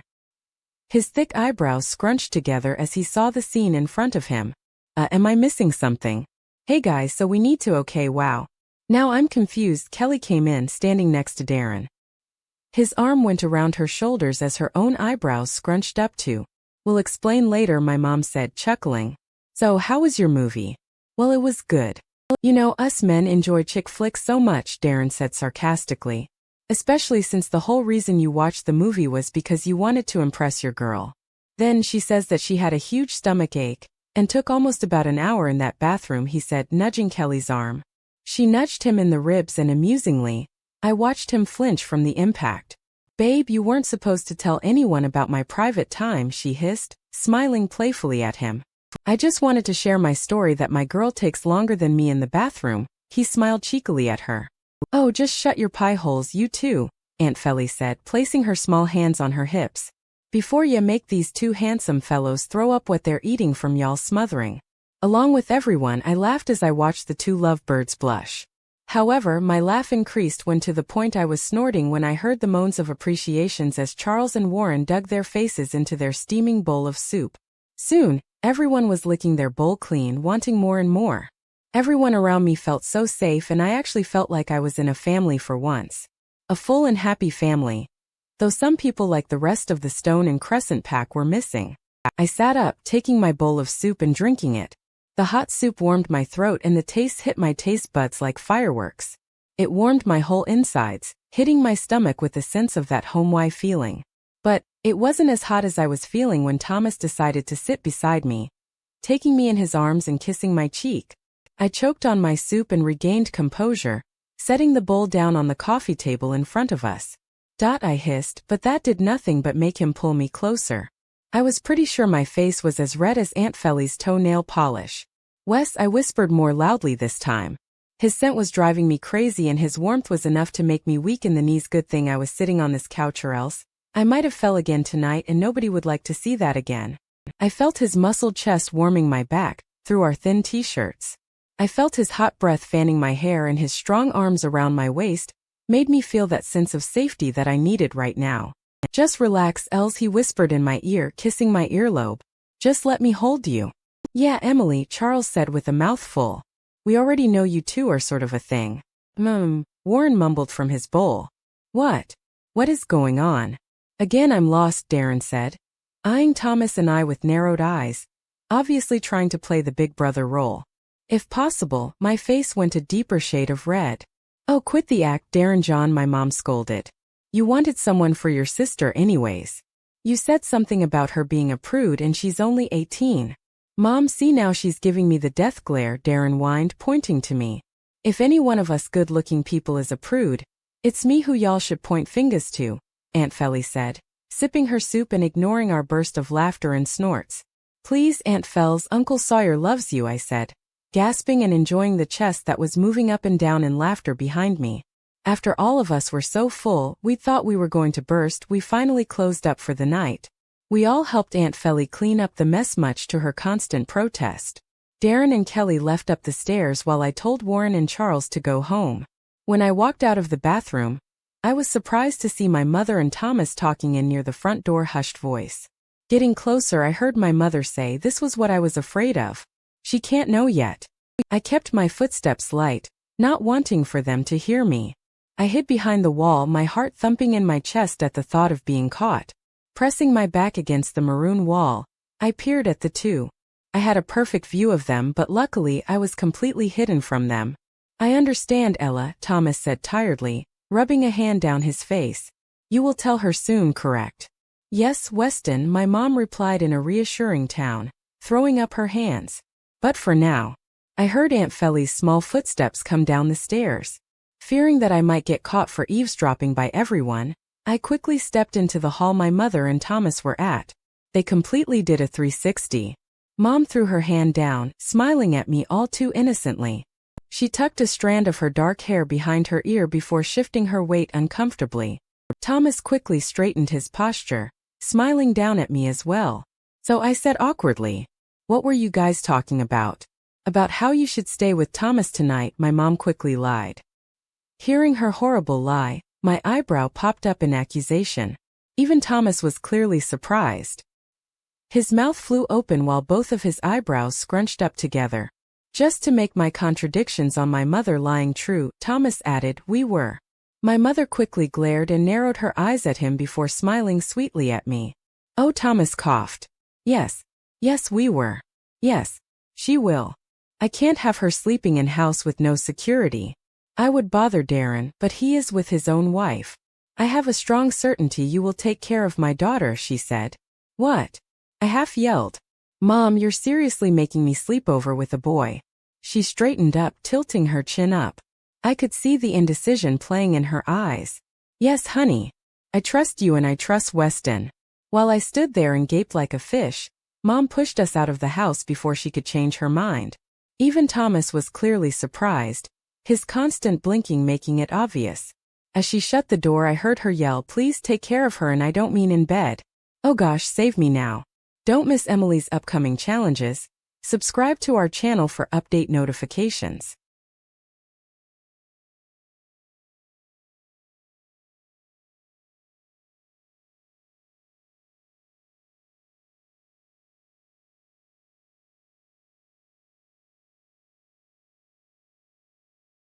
Emily's world crumbles in an instant as she realizes her family's werewolf identity and deeper secrets, feeling betrayed by those closest to her. How will she unravel the mystery of her identity and find her true self in the process? Ready to delve into Emily's supernatural abilities? Subscribe now and don't miss a single moment. Chapter 19. So, we're here, Thomas said, scratching the back of his neck and looking at the spot between my eyes. Is this boy being serious? The whole ride here, his hands were clutching the steering wheel, making his knuckles turn white. He hardly said a word to me for the whole 10-minute drive to the pack house, and it was killing me. In fact, I think the only thing he said to me was, "I hope why you don't mind staying at the pack house. Jade's the only one to there. We had to get out of our house due to, the situation with our dad." More like stuttered. My response was just a sigh and another eye roll. I walked towards the wooden door of the yellow pack house, Thomas following a few feet behind. I yawned and my eyes were beginning to droop in exhaustion. It was probably already 2 in the morning and I was afraid we might wake up a sleeping Jade. Therefore I just walked in without knocking. I know, call me rude, but waking up Jade was the last thing I wanted to do. Especially since what she had went through tonight. Thomas seemed to have read my mind. Wait, I forgot. He could read my mind because he quietly shut the door, the little click ringing through the silence. Afterwards, he turned on a nearby lamp so human eyes, specifically mine, could see. Right when Thomas was about to say something to me, his mouth opening and closing a few times, Jade strutted in with her head in a book. Her black hair clipped back messily and her pajamas a bright pink. "Hey, finally you're home," her nose twitched, obviously tracing my scent. She looked up and shut her book, running towards me and engulfing me in a big hug. My breath was knocked off from me as Jade ranted. "Holy crap, Dee, are you alright?" she asked, moving back from me a little, inspecting my arms and legs. "I heard what happened. Pack stuff." Ugh, I should have came the moment I heard the news, but I didn't want to cause so much more burden. "I'm so Jade." I yelled over her rant, gripping both of her wrists in mine. "Relax. I'm fine." She blew out a sigh before hugging me again. "I'm just worried about you. Anyways, why are you here? Not that I don't want you here or anything, because I do. I just thought your mom would have wanted you home." Her thin eyebrows scrunched up, leaving a crease in between them. She looked over to Thomas curiously before scratching her face. I watched silently as they just looked at each other, both of their faces changing expressions every few seconds. It didn't take me long to realize they were having a conversation by the pack link. I crossed my arms over my chest, not liking the fact that I was out of the loop once again. "Okay," Jade sighed, clapping her hand once. I straightened my posture as her blue eyes grew big, and she gave me a smile that made me feel suspicious. "You two have fun. I'm just going to go to bed now because man," she said, stretching her arms and faking a yawn, "am I tired? Good night, brother, and I hope you enjoy your stay here. I will be in my room if you need me." She bounded up the stairs after giving me a brief hug. I eyed Thomas accusingly, which he just returned with a shrug. "Okay, I'm pretty sure you're tired. So follow me," Thomas said, breaking the awkward silence. I followed close behind him, noticing that his shoulders were tense. Opening the first door on the right revealed a room that screamed Weston all over it. The walls were a grayish blue and his neatly tucked, king-sized bed sat in the middle. The sheets were black, shining slightly from the light that was emitting from the white lampshade near his bed. Obviously it was black silk, and for some reason, that sent butterflies to erupt in my belly. The carpet was white and shaggy, giving the room a cozy feeling. Even his couch was white. A black door that sat on the left wall was obviously his bathroom. His huge mahogany desk that sat underneath the window on the right wall was neat. Everything in this room was neat. I gaped like a fish, but quickly shut my mouth as I realized Thomas was watching my reaction. I cleared my throat before saying, "Nice room. Thanks," he replied before going to a mahogany dresser and rummaging through it. He pulled out a gray t-shirt and some blue basketball shorts. "So I hope you don't take this the wrong way. I know you're feeling icky in that shirt that you were sweating in all night, and those shorts are filled with little glass crystals. We both don't want you feeling, uncomfortable tonight." He handed the items to me, still not looking me straight in the eyes. I just sighed as I watched him go back to his dresser, pulling out shorts and a shirt for him. He then sat at his leather chair, still not looking at me. "Thanks," I sighed again and trudged to the bathroom, feeling irritation from the way he was acting. I quickly changed my clothes and groaned when the shorts kept slipping off. I decided regretfully that I had to ditch the shorts and just stick with the shirt. Luckily, the shirt reached mid-thigh and wasn't too short for my black lacy thong to peep through it. Then I groaned again when I realized I wasn't wearing a bra. The tank top I was wearing earlier had a built-in bra, and if I were to wear it again I'd smell like a dying pig. I mentally slapped my mom for not handing me extra clothes before shipping me off over here. Inhaling Weston's amazing scent once more, I opened the bathroom door remorsefully. Yes, I was feeling sorry over poor old me. I mean, what girl wouldn't, right? Weston's back was facing to me as he played with a pencil on his desk. I noticed he already changed into a similar gray shirt and black basketball shorts. Once he heard the door close again, he looked back at me. His smile fading as his eyes trailed down my body, his eyes lingering on my legs a bit longer. His Adam's apple moved up and down as he gulped and his eyes were dilating, becoming darker. He quickly shut his eyes and he shook his head, trying to clear any thoughts he had at the moment. I felt my face heat up, especially after I saw him in a failed attempt to cover his happy camper with a nearby pillow. Now I really wanted to pinch my mom for letting me stay here. Shifting uncomfortably, I decided to throw the shorts at him, which he quickly caught. I said, "Sorry, the shorts were too big for me. It kept sliding off." He looked everywhere else but me, training his eyes on the bookshelf behind me. You want to borrow Jade's clothes instead?" And no, I stuttered. Now don't get the wrong idea. I wasn't a slut or anything. I just didn't want to be a burden to Jade. You know that feeling of being ashamed to stay at someone's house for your benefit? Yeah, I was definitely feeling that right now. The thought of borrowing someone's clothes were a pain to me. Even Weston's shirt was enough to make me feel like I was a bother. "No, you're not a bother. Actually, you're welcomed anytime," Thomas said, moving to the bed to grab some pillows. He still was acting silly, not looking at me in the eye at all this whole trip here. "So you can sleep on the bed. I'll take the couch." "Weston," I said, grabbing his arm when he was about to pass me. The familiar heat came back to me, pulsing at the places we made contact. He finally looked down at me with those beautiful blue eyes and I smiled slightly. He smiled back and I almost forgot what I was about to say. "Seriously, if you're uncomfortable with my being here, I could go home or stay with Jade, as much as I don't want to bother her." I began to move towards the door when I felt Thomas freeze under my hand. His eyes were distant and his face was emotionless once again. Nearing the door, he half yelled no. Then his strong arms gripped my waist, turning me around and hugging me. He buried his face in my wavy hair, which was so not in a good shape right now. I squeaked when I felt his warmth seep through the thin cotton of our shirts. His chest touching my chest made the blood rush up my neck and cheeks because the thought of not wearing a bra hit me again. "Please don't leave. I can't bear the thought of you being out of my sight." I felt my arms wrap around him, my hands running up and down his back in comfort. "Then why are you being like this?" I whispered against his chest. "Because I'm afraid I might hurt you, which I might lose control, especially seeing you in my shirt." "Gosh, Els, you're so beautiful and you smell so freaking good," he complimented, inhaling my scent that made me go weak in the knees. "That's why I'm scared. I don't trust myself." Hey, I said sternly, pushing him away slightly. His arms were still around my waist where I wanted them to be at. My hands were holding his face, fingers brushing his cheeks, which held a slight pink tinge. Gosh, the look he was giving me was sending my heart in overdrive. "I trust you, Weston," I whispered, going up on my tiptoes and giving him a lingering peck. I looked into his blue eyes that were now fluttering closed. It was filled with so much passion and adoration that it made the butterflies in my stomach much worse. My eyes fluttered closed as well as I felt his warm lips meet mine again.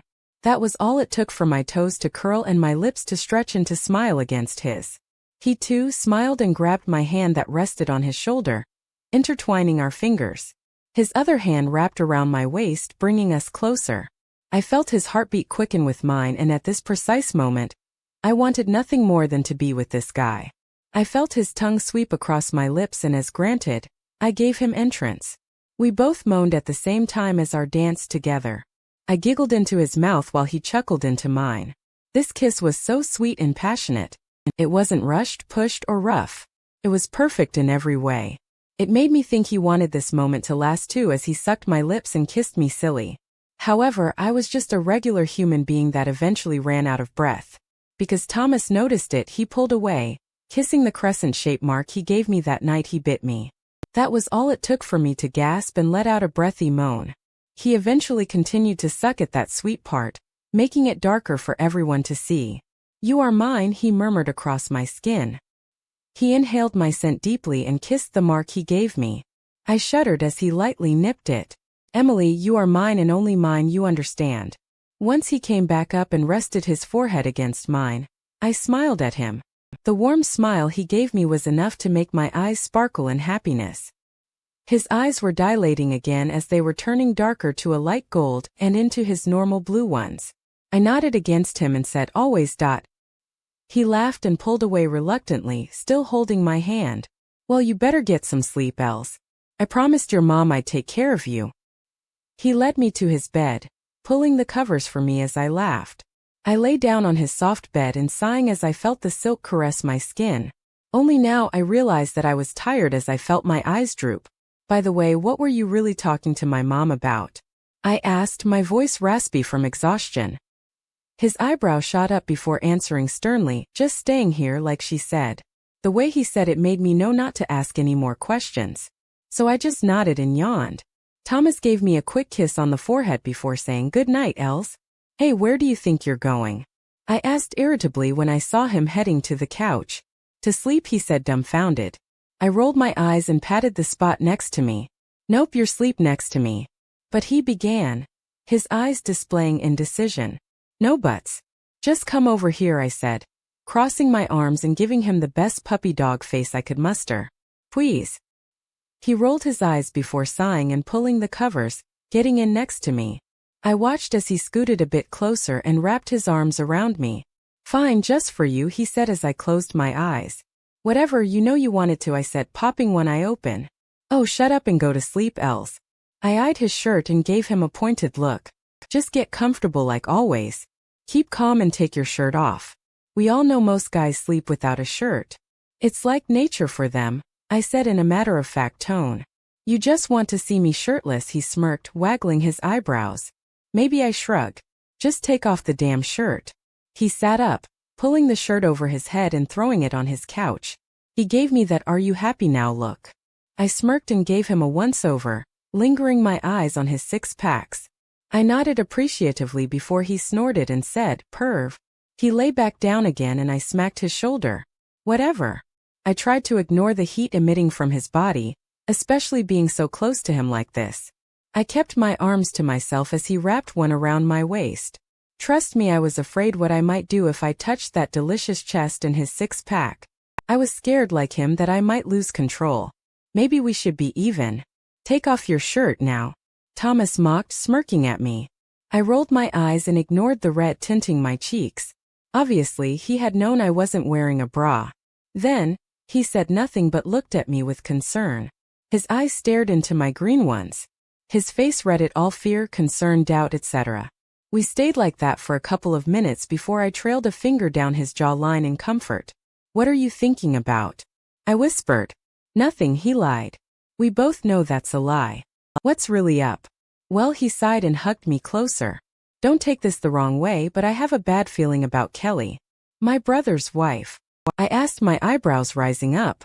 "Yeah, I just think it was odd. She has been gone to the bathroom for almost an hour and we had that incident in your room. And since she arrived, you've been threatened. It's just too big of a coincidence." "Weston," I sighed, rubbing his cheek with my thumb.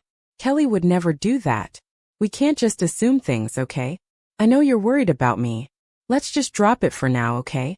I'm really sleepy. He nodded in understanding and kissed my nose and forehead again. That was all it took for me to close my eyes and drift into a deep sleep. My eyes fluttered open and all I could see was the light streaming from the slit of the curtains. To tell you the truth, I thought I'd see Thomas since he was sleeping in front of me when I drifted to sleep last night. However, he wasn't in sight. But the sound of his snoring and the heat that was being blown onto my neck confirmed that he was now behind me. I felt his arm around my waist and I would have felt comfortable in this position. But of course I didn't. I felt his, pressing against my back and my face flushed at how huge it felt. His leg that was between mine crept higher and higher and the hand that belonged to the arm slung across my waist was rubbing my stomach all too passionately. His hand then moved from my stomach, down my legs and it rubbed against my inner thigh, moving dangerously close to my private area. I squeaked but he didn't hear me. As he was moving back up, I heard him mutter something but I couldn't place a finger on what he said. His hand moved dangerously up my arm, leaving a trail of goosebumps there. I felt his warm hand go back down to my belly before going back up and cupping one of my breasts, ignoring what he was muttering. Even if it felt really good, I squeaked in embarrassment, my face going a deep shade of red. This caused Thomas to shoot his eyes open and look at me in alert, eyeing the room for any danger. He noticed my red face before he followed his hand down to where he was currently groping. This caused him to jolt back enough for him to fall off the bed and landing on the floor with a loud thump. I laughed at him even if this situation was kind of awkward and looked at his figure on the floor, his hand rubbing the back of his head. I'm so sorry, Els. I really didn't know what I was doing, Thomas said, smiling apologetically. Oh, shut up, big boy. You apologize too much for accidents, I said irritably before pouting. Don't I get a good morning kiss? Chapter 20. Wow, this chapter is long, but here it is. And sorry if there are grammar mistakes. Not edited. And finally, the moment you have all been waiting for, Father Gregory has said, smiling widely at the two couples looking eagerly at him. What was I supposed to say again? He asked, scratching his balding head, white patches of hair peeping through. The corner of his eyes crinkled in amusement as he smiled wickedly at the couple who was practically jumping up and down with impatience. The crowd laughed at Father Gregory's sense of humor and Darren and Kelly's impatience. I mean, it was a huge crowd, the church filled with all of our small-town citizens, ranging from a newborn to the elderly who were able to make some history in our town. Even Kelly's immediate family was there, but boy was it huge. She had about 17 brothers and sisters and 13 nephews and nieces. Some of her cousins and close friends showed up as well. My face was screwed up into the utmost happiness for my brother. My light pink tinted lips stretched into a big smile that made the corners of my eyes wrinkle. I was glad that our beauty artist had put on waterproof mascara and eyeliner, because crying and tearing up was all I was able to do this whole procession. I watched as my brother, who was in a black tux and his hair slicked up messily, encircled his arm around Kelly's petite waist. He looked charming as ever, with his brown eyes twinkling and his face in utter happiness. Kelly wiped away a stray tear, her dark red, long-lasting lipstick a huge contrast to her pale and pretty face.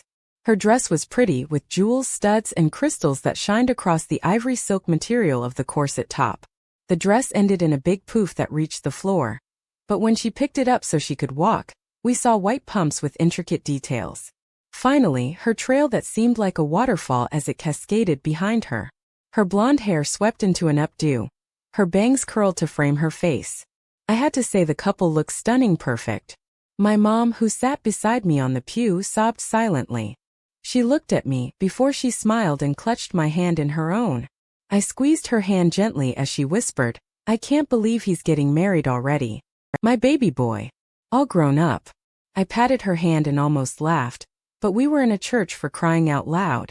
And I was one of Kelly's bridesmaids. If I laughed now, everyone would give me the stink eye. Okay, fine, Darren, Father Gregory sighed, slugging his shoulders playfully. The moment you have all been waiting for, or shall I say the moment Darren has been waiting for. He smiled, adding a dramatic affect before raising his hand slightly and saying, You may now kiss the bride. Congratulations to Mr. and Mrs. Darren Saunders. Everyone hooped and clapped as Darren swept Kelly so close to him. They looked into each other's eyes first before their lips met halfway. I smiled as their eyes closed and their arms went around each other. I clapped loudly, even cheering loudly with everyone else. They pulled away, everyone clapping again. Afterwards we took pictures, the flash blinding my eyes.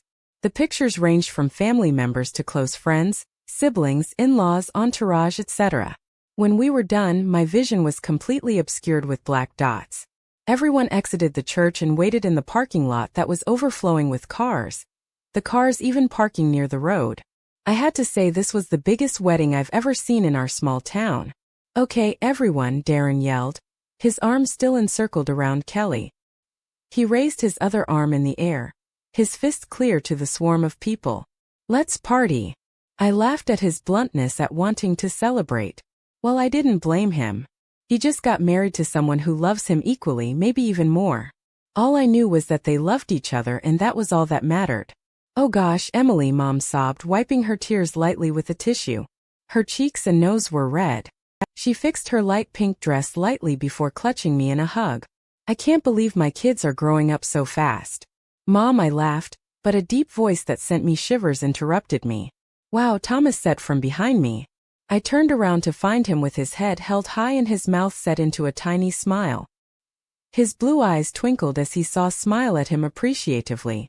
I ran up to him, flinging my arms around his neck in a tight embrace while his arms went around my waist. I shuddered lightly when I heard him sharply inhale my scent and instantly, I felt his body calm down under my touch. I closed my eyes and relished the warmth of him near me. Then he pushed me away slightly, taking my hand and twirling me around. "Don't you look beautiful?" he said proudly, eyeing my attire. My dark hair was swept to one side in a fancy ponytail, soft curls falling through it.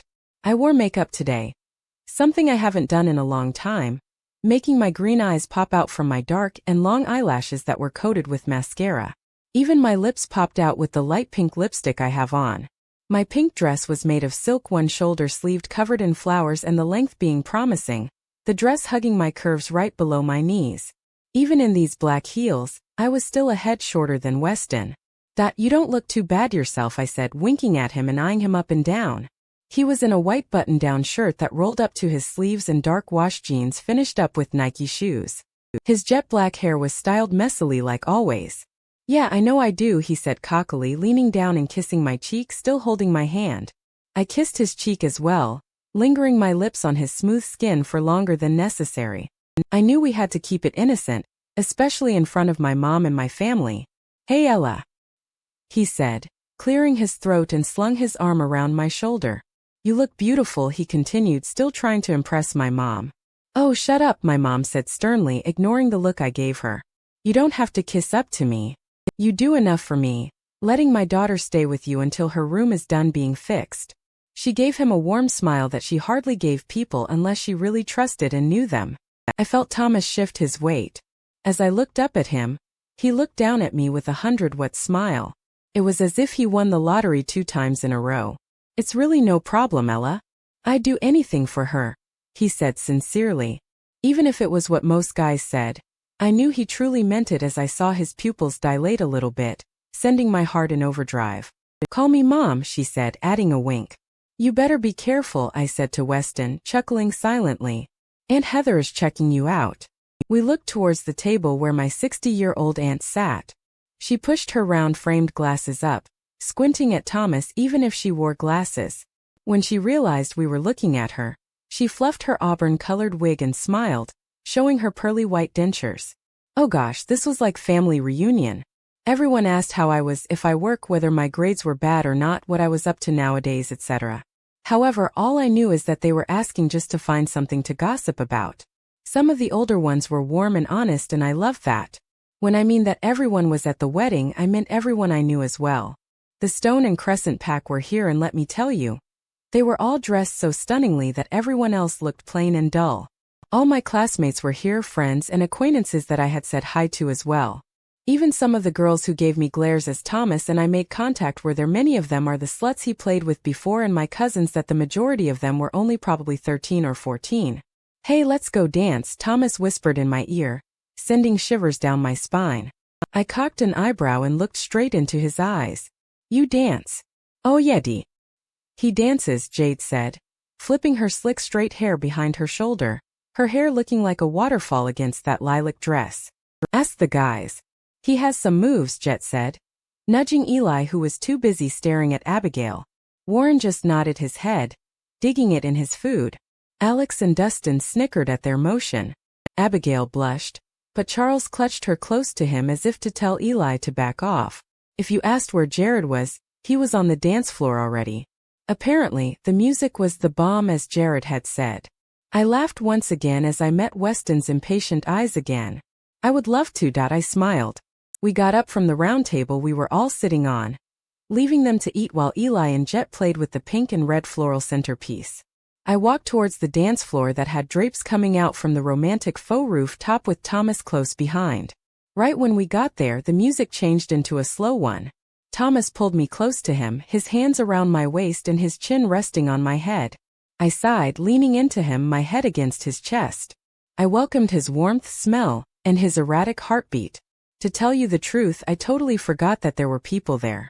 That the newlyweds were dancing as well, and the other couples came up on stage.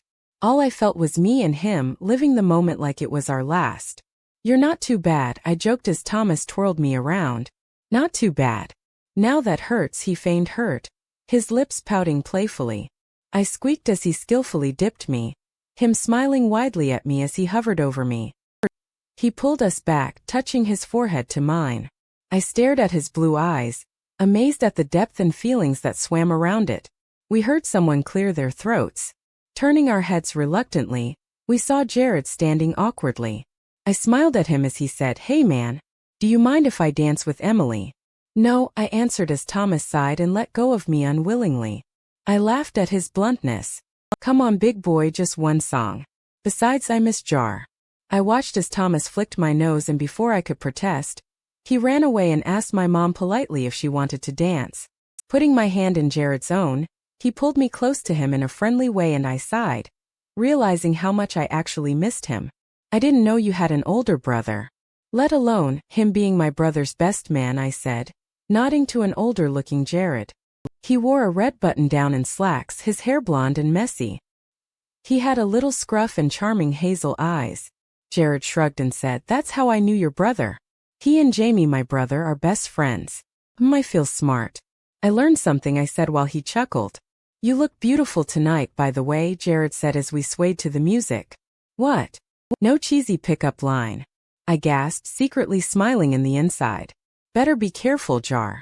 Your reputation status is going low." "Oh shush that tiny pie hole. I'm at a wedding." "I feel particularly romantic," he scoffed. "So why don't you ask Jade to dance?" I said, motioning my eyes in her direction where she smiled at Eli and Jet as they told her a story. He looked at her for a while before a blush crept its way onto his neck and face. Even his ears were pink. I cocked my eyebrow at him, waiting for his reply. "Because, well, hello, she's Jade," he sighed. "I can never meet her expectations." I pinched his cheeks while he scowled at me. "Oh, is the little blushing player finally shy? Has he finally found the one special crush?" I cooed. He swatted my hand away and his cheeks reddened. "Be quiet, Emily. You're so loud. She is the one." I just was too in denial to realize it sooner, he blurted out. Once my eyes widened and his mouth clamped shut when he realized what he just said. I pinched his arm. "Ow," he yelled, earning some glares from people. "Ask her to dance. You idiot," I demanded, clenching my teeth and putting my hands on my hips. He looked at me in horror as I slapped his shoulder again. "Go. Fine, how I said I would," Jared exclaimed, running towards Jade, who watched him with big eyes. I smiled cheekily as Thomas came back and wrapped his arms around me again. "Oh, Emily, what have you done this time?" he teased, kissing my forehead. "They'll be thanking me later." "Yeah, right after they." Well, isn't it my big girl so grown up already? Never thought I'd see the day where she's clinging to a boy," a familiar voice said with smugness. I turned around to see the person I tried so hard to avoid this whole night. He held a wine glass with the red wine staining its clear surface while his other hand held the itsy-bitty waist of the blonde woman who was half his age. "Tell me, do I have to beat you up, Sonny, just to let you know not to hurt my daughter?" "Dad," I said, scowling at his little remark. I felt Thomas straighten up behind me, his chest against my back and his hands rubbing smoothing circles on my waist. My father's narrowed eyes flew to his hands and back to my face again. I turned my head to look at Sandra, who was busy trying to throw a flirtatious smile to Thomas, who was completely ignoring her. She had on all the diamonds where it was possible to be at: diamond necklace, rings, bracelet, anklets, or whatever you name. Hell, even the one strap on her inappropriate dress, which was clung to her body, hugging her balloon, plastic boobs and short enough to see her butt cheek popping out, was encrusted with diamonds. Sandra, I sneered as she gagged at me. Tell me, honey, is that young boy forcing you into all of this? My father said, eyeing Weston. No, I scoffed, patting Weston's hand that went stiff. Don't lie to me, my father said while I rolled my eyes.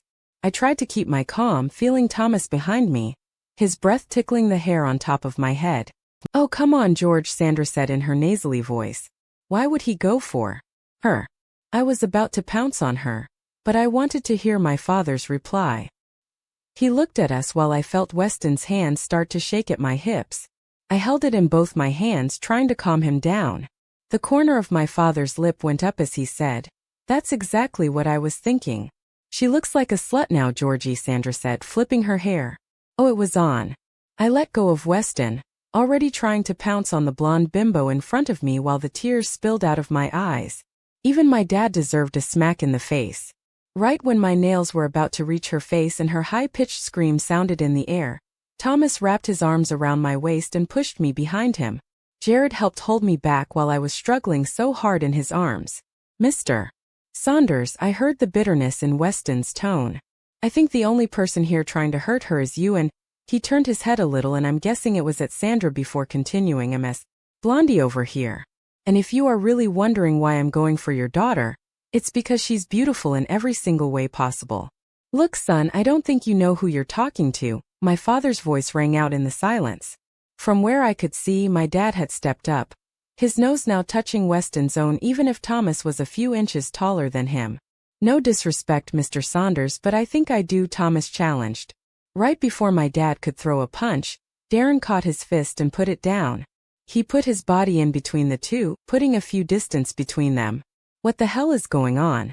Dad, this is my wedding, for Christ's sake, Darren cried, anger clear on his face. I watched as my dad went to stand next to Sandra again, her pathetic cries coming from her ugly mouth. My mom had her hands on her hips, shaking her head, her lips a thin line. The Stone and Crescent pack already standing up in their seats and looked as if they were about to pounce on anyone who made a sudden move. My family members and everyone else just watched with eyebrows raised, their mouths agape. Then all I heard was a low growl that caused me to turn my head everywhere, looking for the unique sound. It was so eerie and caused goosebumps to rise on my forearms. Everyone turned to look at me, and to my surprise I found that the strange noise erupted from deep below my belly to the back of my throat. It was only now that I realized lips were pulled back, showing off my clenched teeth. Holy crap, her eyes, Darren mumbled as I saw the world changing to strange colors before my eyes. What the hell is happening to me? Weston, get her out of here and calm her down. Now, my brother demanded. Thomas grabbed my hand, pulling me out of the murmuring and whispering crowd and out to the grassy plains of my backyard where the wedding wasn't being held at. He quickly sat me down on the tree log. Not caring if my dress got dirty, I slumped down onto it trying to calm my heart rate, but it just wouldn't go down. Thomas grabbed my face, forcing me to look at his clear blue eyes that shone in the moonlight. Emily, listen to me. Just forget it happened. Calm down. You have to calm down, he murmured, rubbing his calloused thumb against my cheek. As I felt my heartbeat go down, my eyes began to see normally again. I smiled at Thomas as he blew out a sigh, wiping the sweat on his forehead. Gosh, I felt so hard, I began, but then I felt a searing pain in the gut of my stomach. It caused me to fall to the ground on my back, and I began to convulse as I screamed. I shut my eyes trying to get rid of the pain, only feeling the tears spill out of my eyes. To make matters worse, I heard the crackling of bones and the pain of my arm going in a painful angle. Emily! Thomas yelled frantically, and I was surprised to hear his voice throughout my screams and the crackling of my bones. The silver bullets. Oh, what a stupid little girl. I know her secret, and so does everyone else in her family, and her so-called group of friends, but she doesn't. They think that I don't know, but they are wrong. I learned so much of this. I grew up with it. I grew up to hate werewolves. They didn't even know I was at the wedding. They didn't know I was so close to them, mere feet away from that Na'vi girl and her stupid boyfriend. Or should I say mate? In fact, I played a big role in the wedding and still they didn't suspect me because I played innocent and clueless to all of this. I smiled wickedly in my dimly lit office, still in the fancy attire I wore at the special event. She got angry and I wanted to see that the whole time I was here. The events of her growling and her eyes glowing and dilating replayed in my mind over and over again. That was all it took to confirm my thoughts about her. She was the one we had to kill, but let's tease her and warn her first. She acts like she isn't scared, but I know her well enough to know it's a lie. She's pathetic and unbalanced to the world's nature. And I will stop at nothing to make sure she was gone. I threw the cup on my desk across my room and it crashed, the shards falling to the ground. I pushed my already messy hair so it was out of my face. I couldn't believe she was the one, though. Nobody will be happy with me once I kill her, nobody. But did I care? No. I heard a familiar four-tap knock on my office door and I smiled wickedly again. Come in, I yelled. The door creaked as the young man came in. Someone who I trusted for a long time now. And someone who I could definitely count on for the rest of my life. His brown eyes twinkled with an evil glint and his sinister smirk was obvious. Even this guy was someone Emily would never expect. He sat down in the seat across from me, crossing his arms above his chest. You looked good tonight, he said. Perfect timing, eh? Thank you, partner, I replied. Did you do the job? He nodded cockily, holding up the bottle of toxin I gave him earlier and slamming it on my desk. I have to admit, he sighed. You are good. And so are you. Now I got another job for you, I said, picking in my drawer and throwing my prized possession on the white wooden desk. I smiled as I saw all the pictures of pretty, little Emily rummaging around in my drawer. My partner eyed it with awe as he slightly fingered it. He slowly sat back in his chair, his eyes twinkling as he kept his stare on the object that glinted under the dim light. His smirk returned as he met my eyes and asked, Now what do you want me to do with a gun? Chapter 21. I felt my bones breaking, the crackling sound of it roaring in my ears. My screaming and sobbing rang through the night air. I couldn't think of anything as I felt my sweat slick off my body, and the tears rolling down from my eyes that were shut tight. I screamed again and buckled up as I felt my leg twist in a painful way. It felt like my muscles were being punched at, my bones being chopped up, and my head was going to explode soon. The pain was unbearable and all I wanted was for it to stop. I felt myself being lifted up and I tried hard not to hit the person, but that ended when I felt my gut being squeezed and my shoulder bone being dislocated. I kept my eyes shut as the person put me down slowly and the dead leaves on the ground poking my back and arms. It would have felt painful but not compared to the pain I was feeling. I cried again and rolled when I felt my ribs being messed with. I opened my eyes for a fraction of a second and I could see the world glowing around me.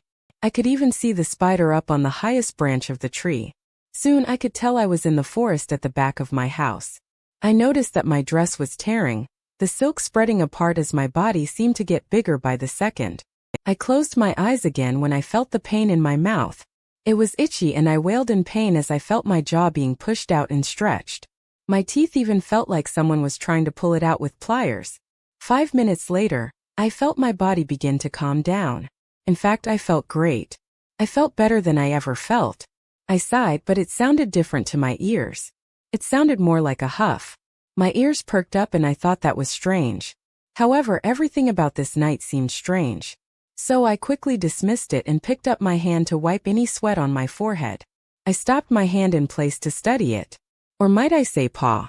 I was confused beyond anything anyone could explain. Looking everywhere, my eyes landed on the pink material on the ground. I could even see the dust on it and tiny grains of dirt on my discarded, shredded dress. Even my shoes were shredded into pieces. Wait, I was in the forest at night. How could I see so clearly? Then my eyes landed on a handsome boy with clear blue eyes who was coming towards me with caution. His blue eyes were in shock and something else was written on his face. It was indecisive. It was in between understanding and was that disgust.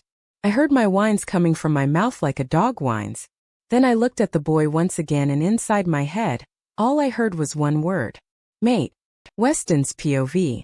I watched painfully as Emily began her change, her bones twisting in unimaginable and painful angles. I wished I could go up to her and hug her, but I had to let her do this on her own like I had done. Trust me. Every time I heard her whimper or cry, I flinched in my seat to get up, but forced myself to sit down. My eyes were tired and my hair was messy from my constant hand that was running through it. Every wolf had to do their first change on their own. It was the only way they could carry themselves for the rest of their lives. I wished that Grace had told her that this would be happening soon, that she would be turning into a werewolf just like us. I knew ever since that night her bedroom window got vandalized. Grace had promised me not to tell anyone about it. She explained that her family was a family of late bloomers. Even Darren was a werewolf, but Grace had told me that he hated it. He hated that he had to feel pain every time. She told me he had a hard time and still has with this whole werewolf process. But what I didn't get was why Grace wasn't one. I tried to work the puzzle pieces, but I'm missing a whole bunch of pieces. My thoughts were snapped out of me as I heard one more guttural cry before it became silent. Then I knew one thing. She finally made it. Her body convulsed one more time before her fur came out, and her bones changed into a werewolf form in a second flat. And there she stood, so heart-achingly beautiful that I cried. I cried because my mate had finally found herself. When I stood, I froze mid-stride towards her as I saw the confused look in her green eyes that shone when she saw her paw. But that's not what got me. Not only was she confused, but I was as well. No werewolf had white fur. Nor did they have a perfect heart-black shaped marks on their forehead. They also didn't have teeth bigger than those on Emily. And they certainly didn't have the same glow the moon emitted coming out from their fur. Then all my explanations of all my questions came hauntingly in my face. Emily was a healer. I watched horrified as I took a couple of small steps towards Emily, gulping in as I did so. I was so disgusted, trust me. I didn't believe the legends of one healer being left alive. No one did. They were the reasons why wolves were made, sacrificing their bodies to the full moon, and why my ancestor had lost his son. I was disgusted beyond belief. Scowling at Emily felt wrong and right at the same time. Should I hate her for being what she is, that she didn't even chose to be, or love her always and not care what form she was in? Should I use my werewolf instincts to hate on healers, or use my heart and learn it wasn't her fault? I was so clueless. That was until she looked at me in the eyes and I saw her wolf-like grin. And then I made up my mind. I had to protect her and love her no matter what. It wasn't her fault after all. I, like everyone else, should learn to let go of the past and move on. Healers may be good to those werewolves around the world today. I smiled back at Emily and took 3 big strides towards her. Lifting my hand, I pushed it into her plush and soft fur, relishing in how good it felt. I looked into those green eyes and said, "Hey Els, you're beautiful, babe." Because it was true. She was beautiful. A beautiful disaster like the rest of us. I sat beside her and leaned my head against her tired body. Listening to her deep breathing, I knew she fell asleep from being so exhausted from the first couple of changes. Then I too was dragged into the darkness and pulled into a deep sleep. I felt my head hit the ground hard as my pillow ran away, squealing. I opened my eyes quickly, rubbing the back of my head and groaning. Noticing I was still in the forest, the sun shining through the leaves of the trees, I looked around for Emily. She should be in human form already. I got up, dusting the dirt from my messily tucked white polo. "Ace!" I yelled, looking around everywhere, landing on particularly nothing. "Over here," she shouted back, her hand waving behind a tree and her head sticking through. I smiled as I saw her sexy bed head, even if it were covered in leaves. Her cheeks were flushed and her head had a smudge of dirt on it. I laughed at her cute appearance, but hey, I had to admit she looked sexy. I began to walk over to her, but she picked up her hand and yelled, "Nah, stay where you are." "What? Why?"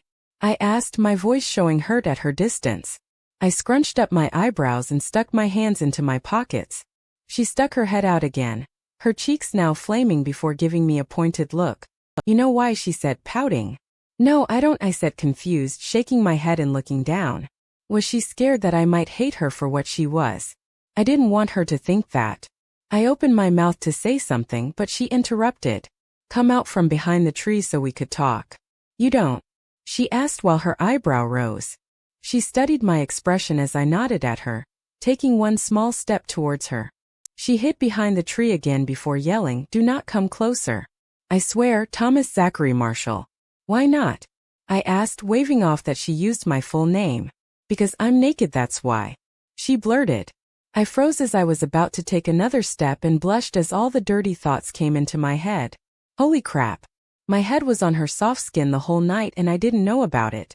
Call me perv, but come on, if you were a guy you'd understand. She poked her head out again and looked down at the bulge that came back right when it went away just a minute ago. Trust me. Waking up is the second hardest thing in the morning, if you know what I mean. Ugh, you pervert, she said, blushing a deeper red. I just chuckled and let the awkward silence fill in. Aren't you going to give me my dress? Nope, I said. Tore when you, changed last night. She groaned and I couldn't help another dirty thought as she grunted that word. Here, use my shirt, I said, taking off my shirt and feeling eyes on my chest. I shivered at her gaze, even if this was probably like the 1,000th time she looked at my chest. It never got old for her and her reaction never got old for me. I threw the shirt at her outstretched hand and she caught it perfectly. She stuck her hand back behind the tree and I heard her sigh as she put it on. I laughed when I heard her intake of my scent. She came back out shyly and I couldn't help but look down at her long legs and curves that were seen in my baggy shirt. I was lucky that the white polo was a thick material because if it was sheer and I saw every inch of her, I don't know what I would do. She stopped a few inches away from the tree before shifting her foot, as if she was self-conscious of her body. I couldn't help but lick my lips at her body. It didn't help with her head hair. I groaned and said, "Why do you have to be so beautiful?" "What? No sexy? No hot? Isn't that what guys say?" she asked while laughing shyly. "What? Heck no. When a guy says a girl is hot, he's only looking at her body. When a guy says a girl is pretty, he's only looking at her face. But when a guy says a girl is beautiful, he's looking at her heart and her looks. Trust me when I say that you're beautiful. You're the most beautiful girl I've ever seen." "And how many girls have you told that to?" she asked, laughing again. "About 30, but only once did I mean it," I replied, giving her a heated gaze as to tell her she was the one. I smiled softly at her and she did the same. She rolled her green eyes at me playfully before returning to comfortable silence. But of course I broke the silence and joked, "Come on, big girl. Don't I get a good morning kiss?" I puckered my lips in a joking manner as she laughed and made her way towards me. I felt a stronger connection towards her because she had changed last night. Relief and comfort washed over me as I took in her delicious strawberry scent and brought her close to me, wrapping my arms around her tiny waist and relishing in the heat radiating off of her. I brought my lips to hers and kissed her passionately, every kiss getting better than the last. "Hi there," I whispered while I leaned my head against her forehead and watched as her eyes fluttered open. Emily smiled and said, "Hey there, Dot. You're so corny." "Only for you, babe," I said, kissing her nose. Oh yeah, I was definitely going to love her no matter what form she was in. Chapter 22. Can I ask you a question? I asked Thomas in a small voice, the events of last night flowing through my head like a rapid river. The pain in my gut still haunting my stomach, my screams echoing in my ear. And the most important part of all. Why did I change into a werewolf? Thomas squeezed my hand, which was intertwined into his.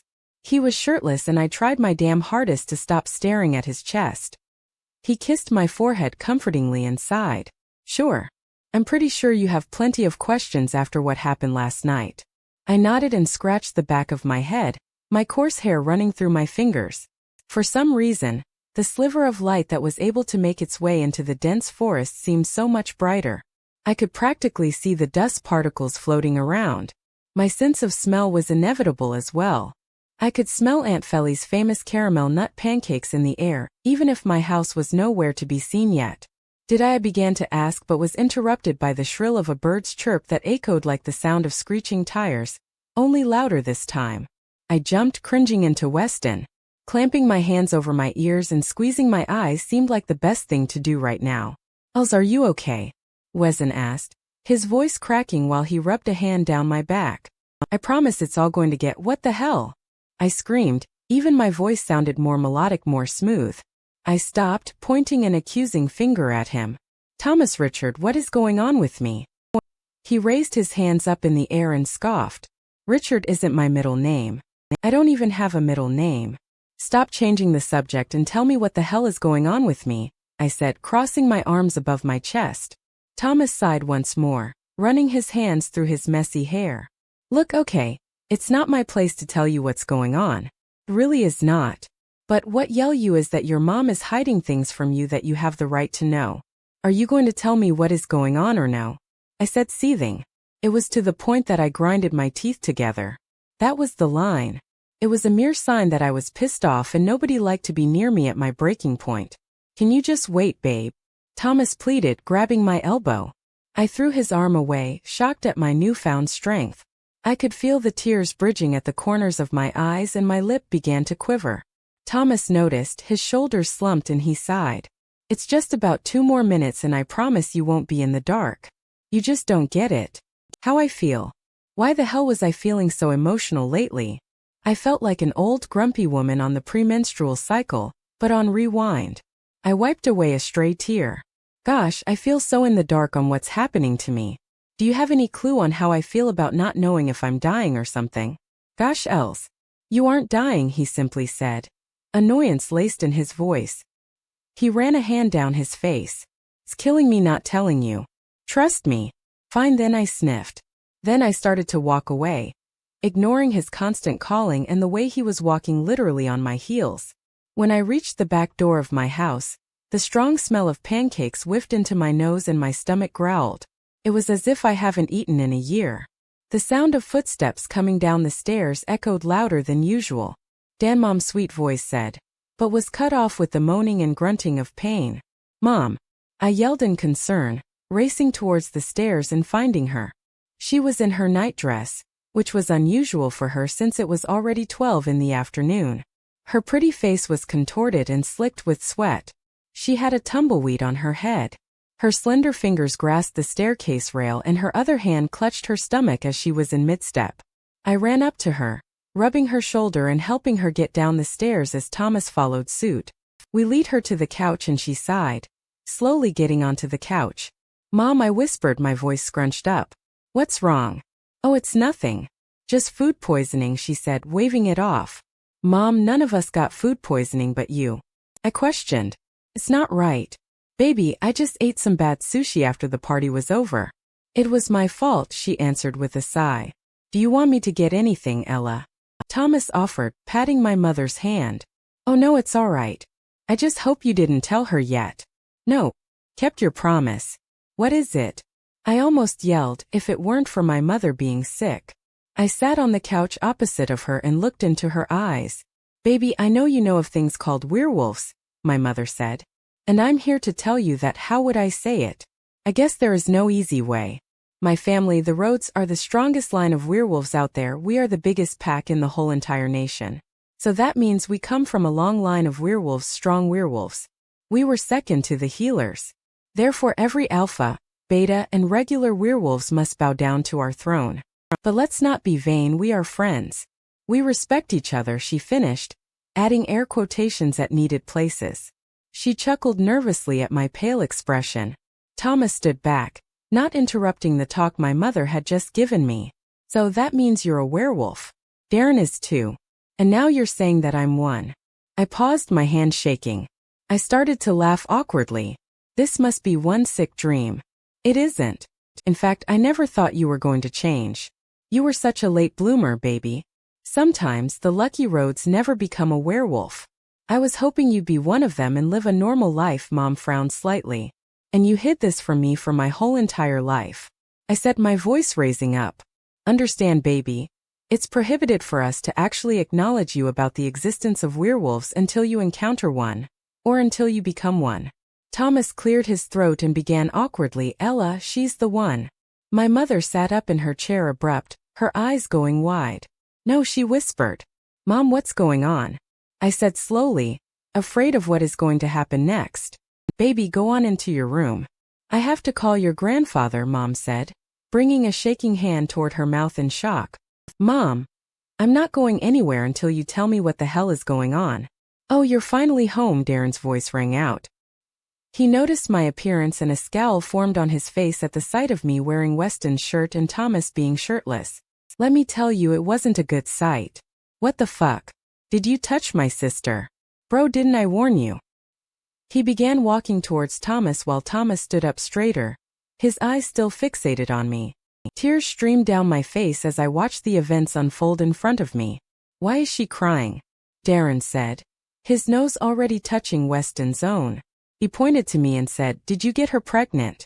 How many times do I have to remind you kids there is such a thing as birth control and condoms? Shit. I'm too young to become an uncle."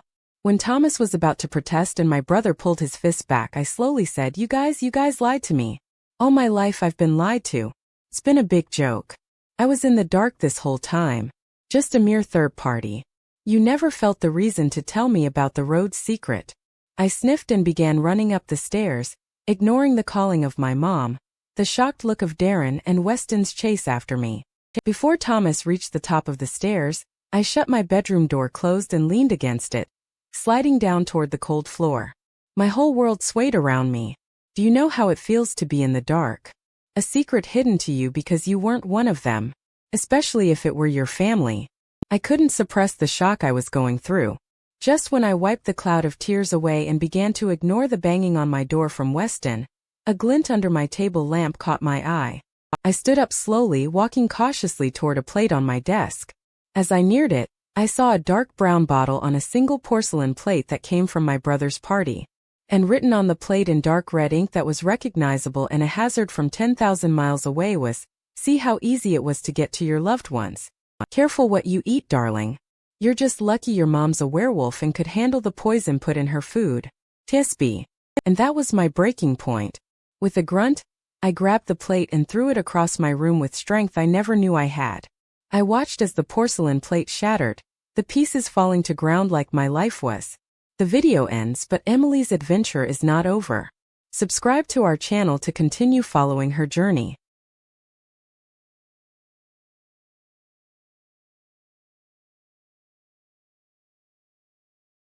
Emily's relationship with Thomas evolves through a series of tense and emotional moments, but an unexpected gunshot and the subsequent emergency surgery plunge everything into uncertainty.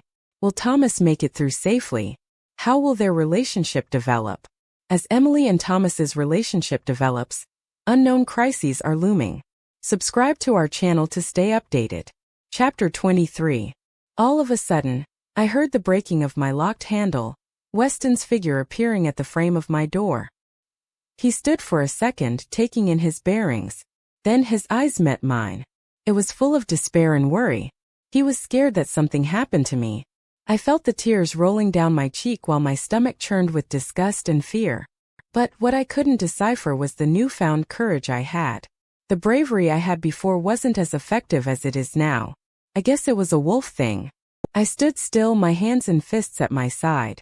My teeth were clenched and once again, a small growl escaped. I could feel my vision getting blurry to a higher contrast, then back to normal again. "Ace?" Thomas asked with caution, taking few small steps towards me. "Why did you just throw the plate?" I said nothing, just watched as he neared me. And when he had enough of his cautious approach, he took 3 long strides and threw his arms around my small body. I put my face in the crook of his neck, breathing in my mate's scent. Like what I wanted, I found comfort. Because he was not wearing a shirt yet, I felt his muscles through the white thin material of Weston's shirt that I wore. "What is happening?" I asked, my voice cracking. "Look, I promise that I will tell you everything and you will promise to tell me everything once you take a bath, okay?" he said sincerely. He leaned his forehead against mine, boring his green eyes into my own. "Please, for me?" he said through our link. I groaned. "Can't you just tell me first? Showers can wait later." "Nope," he said, flicking my nose. He pulled away from me, scrunching his nose up. "Besides, you stink." I smiled and let out my extraordinary laugh. I could not believe that he could make a joke after everything that happened today, and it was only morning. Thomas joined in my laugh and kissed my temple. "You know, you're such an idiot sometimes," I replied. "And you're an idiot all the time." I scoffed and punched his abs light, afraid of the strength that I have been given. "You're mean. And go put a shirt before you kill my eyesight." "What?" "This," Thomas said and gestured to his body. "This is sexy." I snorted and rolled my eyes. "Fine. If you haven't noticed, I don't find you attractive." Weston's eyes became challenging and narrowed. I gulped as he took a step closer to me this time. his heat radiating onto my body. He slipped his hands around my waist and rubbed his hands up and down in circular motions, before resting them at the small of my back. He pulled me into him until his muscles pressed against my body. Keep in mind I was wearing nothing but this shirt. I mean literally nothing but the shirt. He bent his head down and pressed his lips lightly at the dip in between my collarbone, making me shiver. Goosebumps made their way onto my skin. He left a hot trail of light kisses until he met the crescent moon mark. The mark he made, and that is when I thought my knees would go weak. I moaned softly, leaning my head for him to gain better access. I felt his lips stretch into a smile before he kissed it again, making me moan louder this time. His nose trailed up my neck until his lips reached my ear. He whispered, "Babe, I think you're sexy, especially in what you're wearing. It's only fair if I made you believe I'm attractive too." Then he laughed as I slapped his shoulder, going red all over. "You are the worst boyfriend ever," I said, stalking off to the bathroom and lowering my head in embarrassment.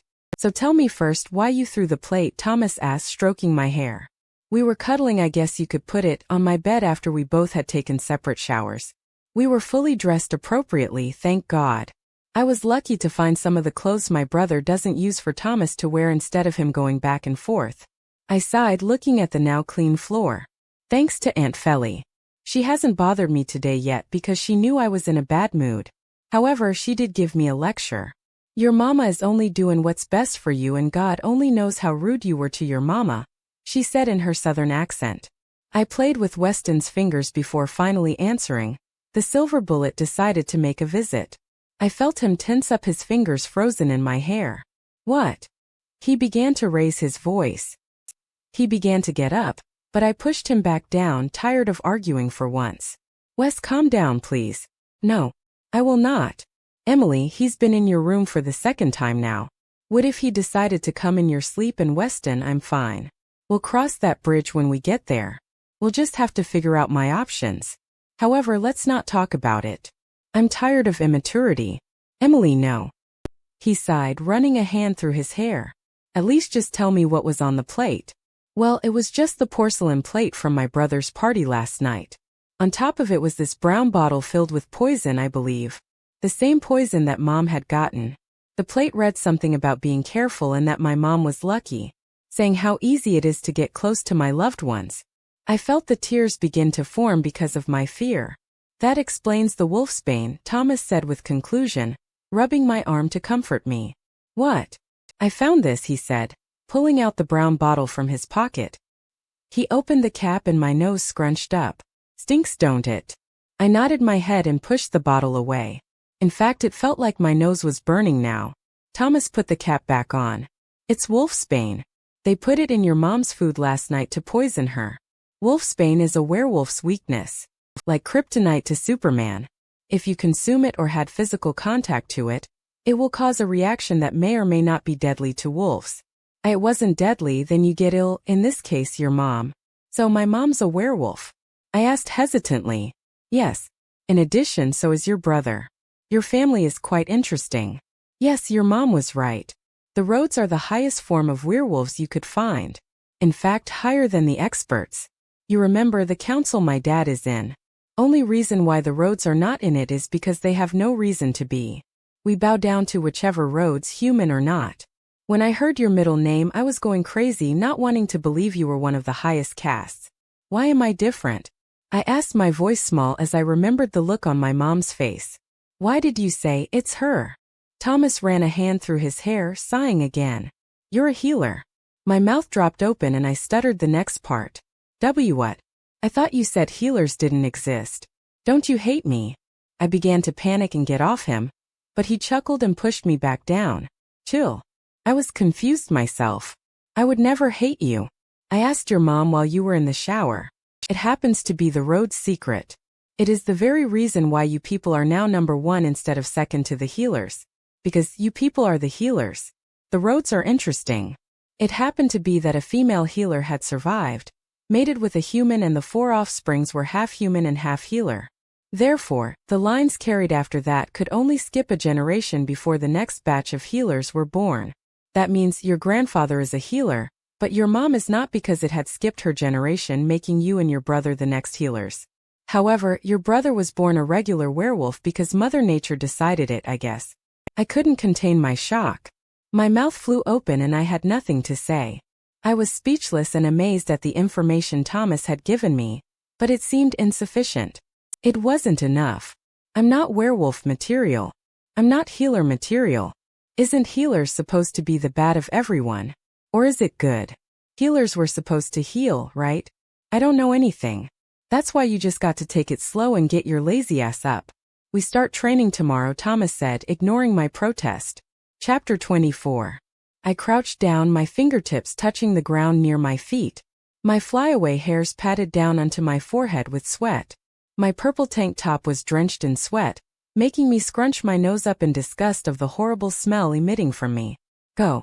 Thomas yelled as I heard the beep of his timer. Just like that, I flew from my position, running where Thomas had told me to run. I felt the cold breeze hit my face, my bare arms and legs, causing goosebumps to form. I ran flawlessly, turning to dodge the trees in the forest while I heard the crunching of leaves beneath my Nike sneakers. My running ability was much better now. I couldn't even run before, but now I was running like Flash. Prior to my new abilities, 1 mile was enough for me, and now I was running a total of 10 miles. My eyesight zoomed up on things that were in the way, telling me to dodge them. Right when my eyes caught the orange cone, beckoning me to turn and run back to where I started, I ran faster. My feet was light on the ground, it wasn't pounding like a normal person. I rounded the cone, running back to where Thomas was. Once I crossed the cone, I heard the beep of the timer again. I had to put my hands behind my head to open up my lungs. I remember the first time I had put my hands on my knees, wheezing, and Thomas barked at me that I was just straining my lungs. I looked up, Thomas looking at his timer in shock before smirking. Wow, babe, Thomas winked. I like fast. Fast is sexy. That earned a slap in the back of the head from me. Stop thinking nasty, I snapped, feeling my wet ponytail in disgust.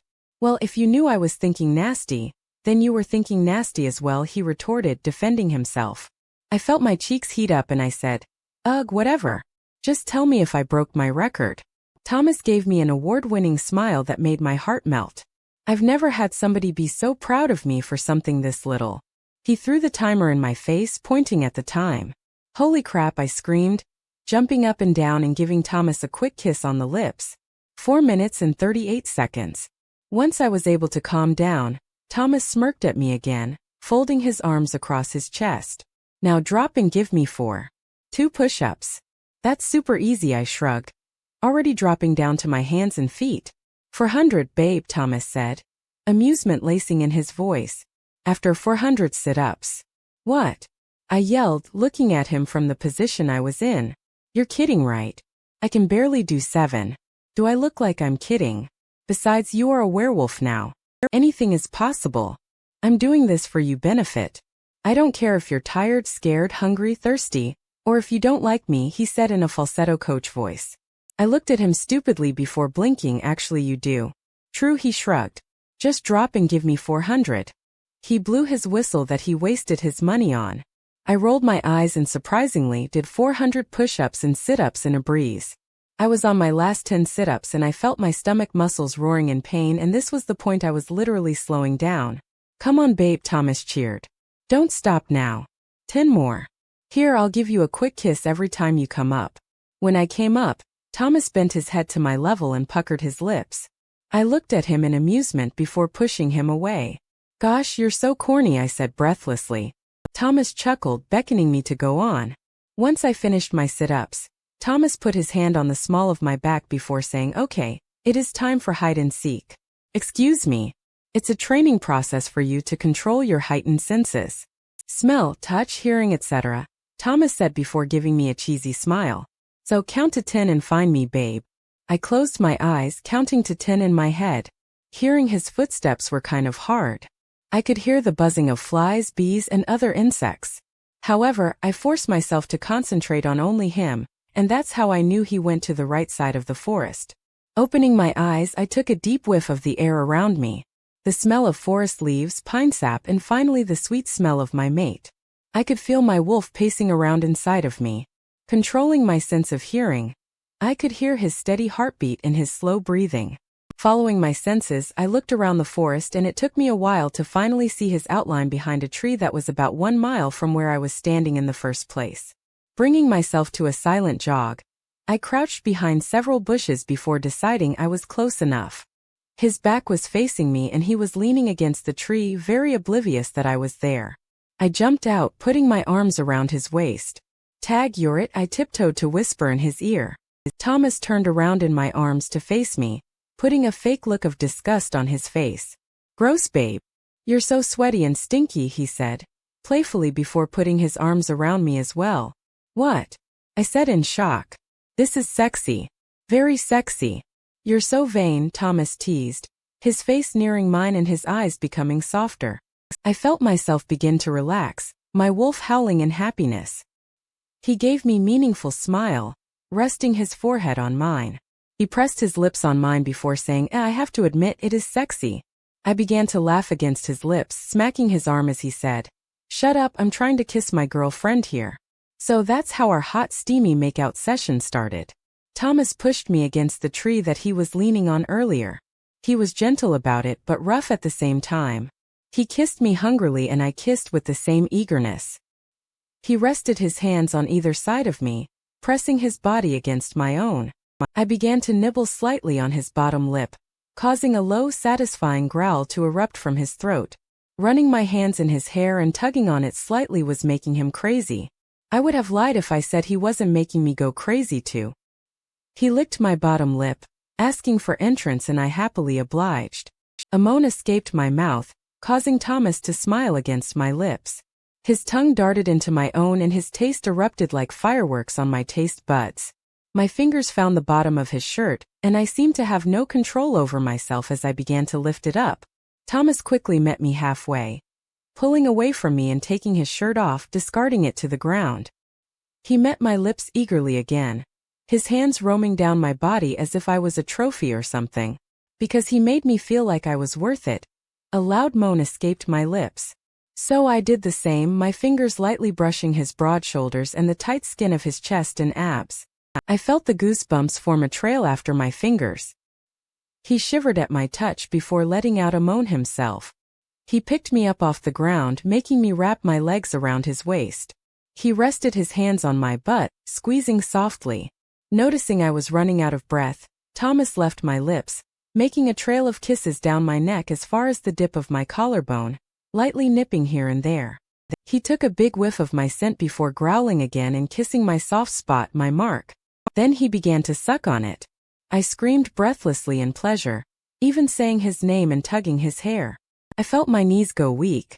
My wolf was howling in pleasure as well at being so close to her mate. When I realized what was going on, I pushed Weston's eager lips away from my neck. "Weston," I said breathlessly, "we need to stop." He snapped out of his phase, blushing a bright pink. I untangled myself from him, fixing my messed up shirt and pushing the strands of hair that fell from my ponytail away from my face. Then I shook my head, trying to regain composure. Thomas turned away from me, his back muscles tensing up. Even behind him I could see his hair, messed up from my constant tugging and from my fingers running through them. He was taking quite a large amount of deep breaths. "Weston, are you okay?" I asked with concern, going in front of him. There was still a slight blush on his face and he snapped his closed eyes open and turned away from me again. "Babe," I said again. "What's wrong?" "Nothing. Stop lying." "Nothing's wrong." "Liar." "Seriously," he said with force this time. "Then why are you not looking at me?" I retorted back. "Because," he groaned, looking up at the sky before looking back at me. His blush had gotten deeper this time. "Do you really want to know?" I nodded, my eyes showing concerned. He turned around and motioned to the huge lump in his pants. "Because I'm trying to calm down," he muttered, hesitantly before looking at the ground in embarrassment. I looked at his face before cracking up. I even fell to the ground in laughter. He looked at me with irritation as I clutched my belly and I began to snort.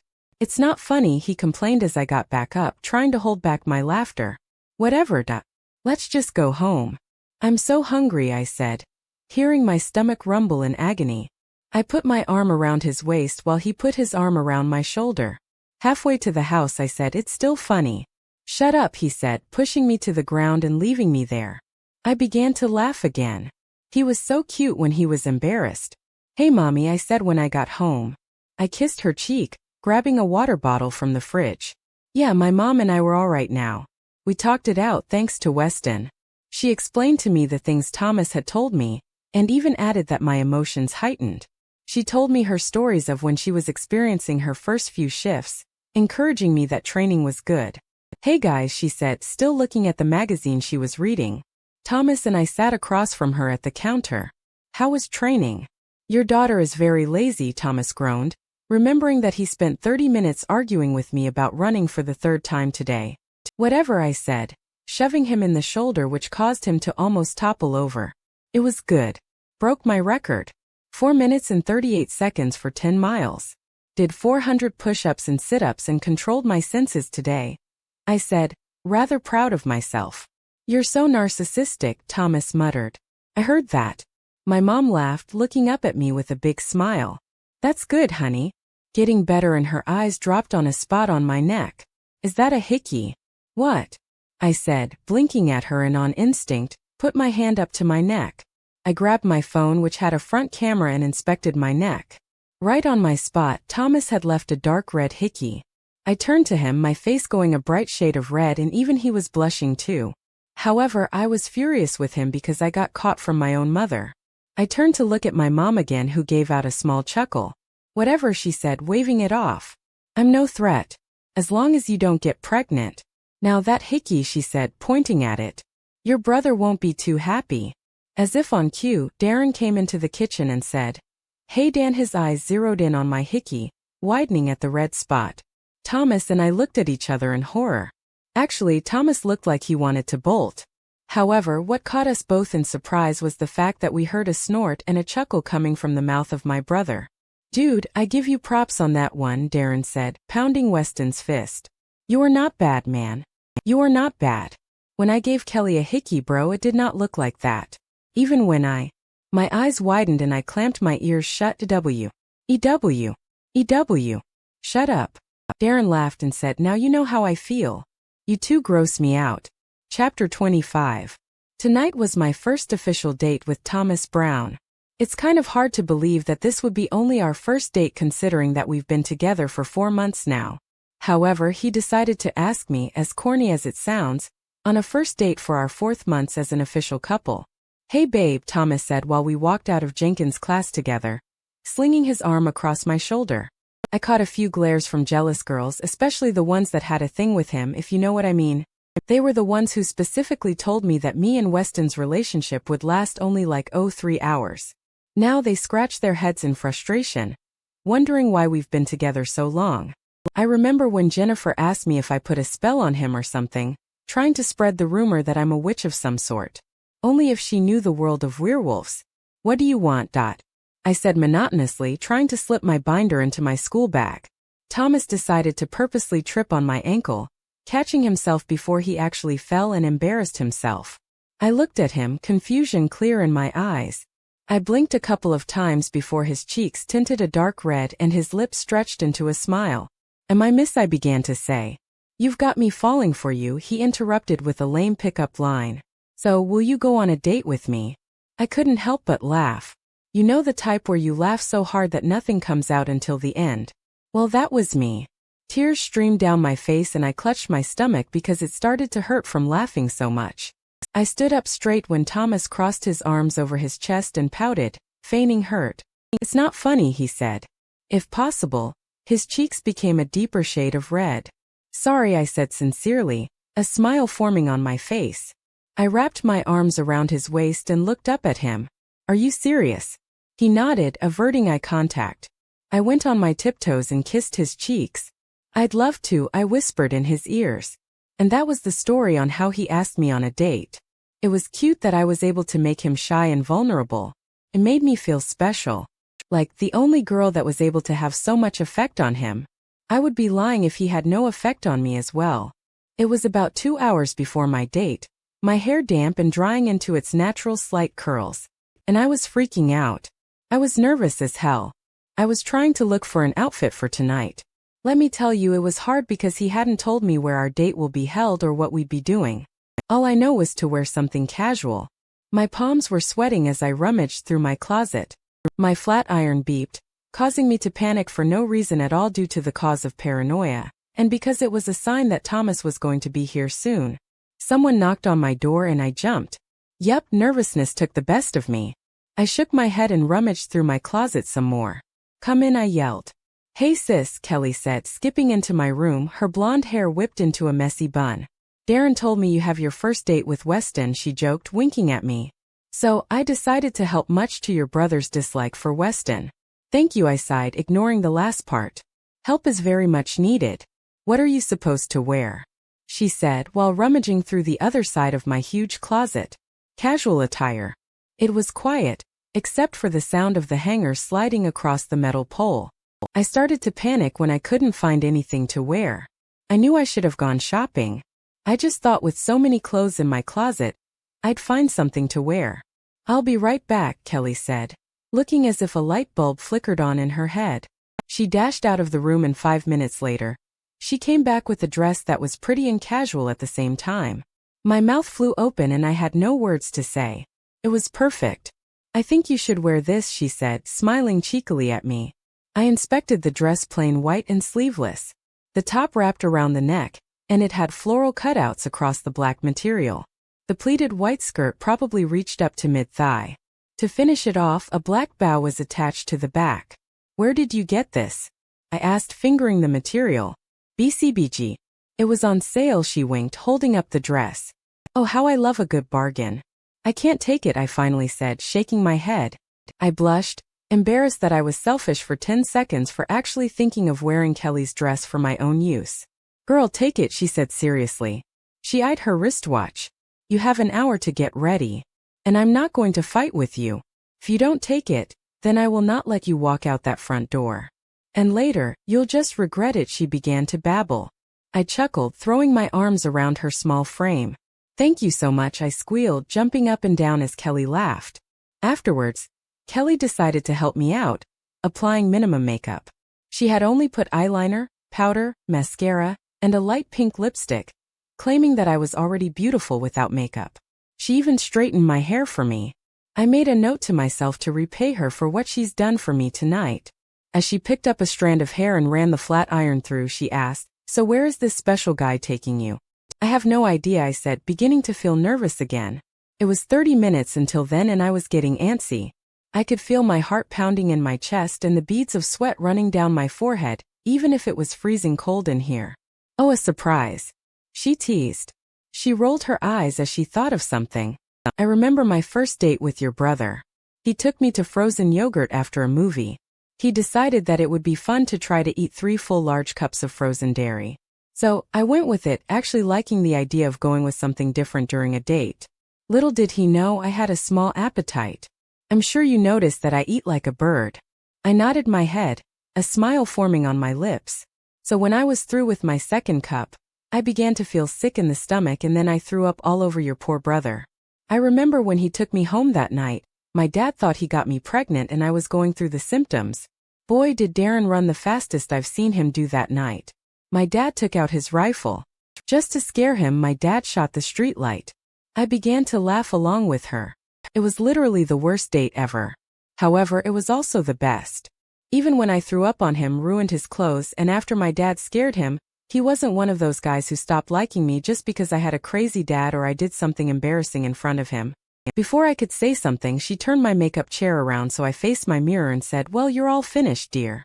We're running out of time." My jaw dropped. My skin was practically glowing and my hair was straightened to perfection, a side part going through it. I even touched my face to make sure that was really me. "Do you like it?" she asked sincerely, folding her arms across her chest. "I love it," I exclaimed, jumping up and down and hugging her again. "Gosh, I can't repay you for this.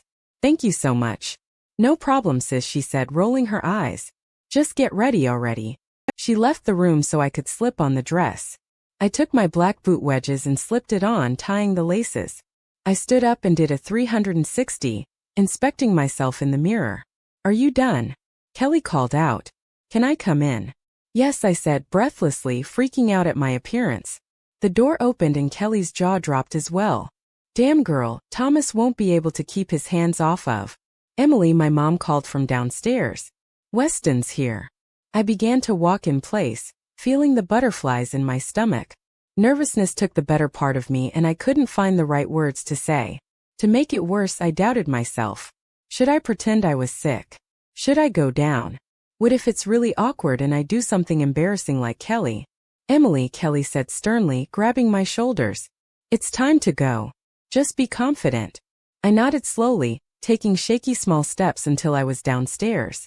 Weston's back was facing towards me and my mom was on the couch across from him, her eyes meeting mine. She gasped, her eyes beginning to tear up. Oh darling, you're so beautiful. Thomas turned around slowly, his eyes meeting mine. My heart stopped as I saw his eyes shining with happiness as he took in my appearance. His smile was genuine as he got up from his spot on the couch as he still stared at me with admiration. His short hair was styled messily. He had worn a blue button down, the sleeves rolled up to his elbows. Dark rinsed straight fit jeans hugged his butt nicely. To finish it off, he wore black Nike shoes. He kissed my forehead and said, "Hey Els." My eyebrows shot up in surprise as I looked at him straight in the eyes. What? No lame line like "you're beautiful" or something? I asked. Truthfully, I was surprised. Thomas seemed like the type of guy to flatter girls on the first date. I have nothing to say. You left me absolutely speechless. That's how gorgeous you are, he said, shrugging. He went as far as to wink at me. Gosh, who taught you how to be so sweet? I blushed. He chuckled and kissed my blushing cheeks, making me blush some more. I was lucky my mom had stepped out of the room, wishing us a good time, not hovering like a normal parent. After you, my queen, he mock saluted, waving his hand towards the door. You better believe I'm your queen, I joked, laughing afterwards. Oh my gosh, I said, eyes lighting up as I saw our destination. I literally jumped up and down in excitement. You are the best boyfriend ever, I shrieked, kissing his cheek as he parked in a parking stall. He rolled his eyes. You're such an easy person to please. It's just Wendy's.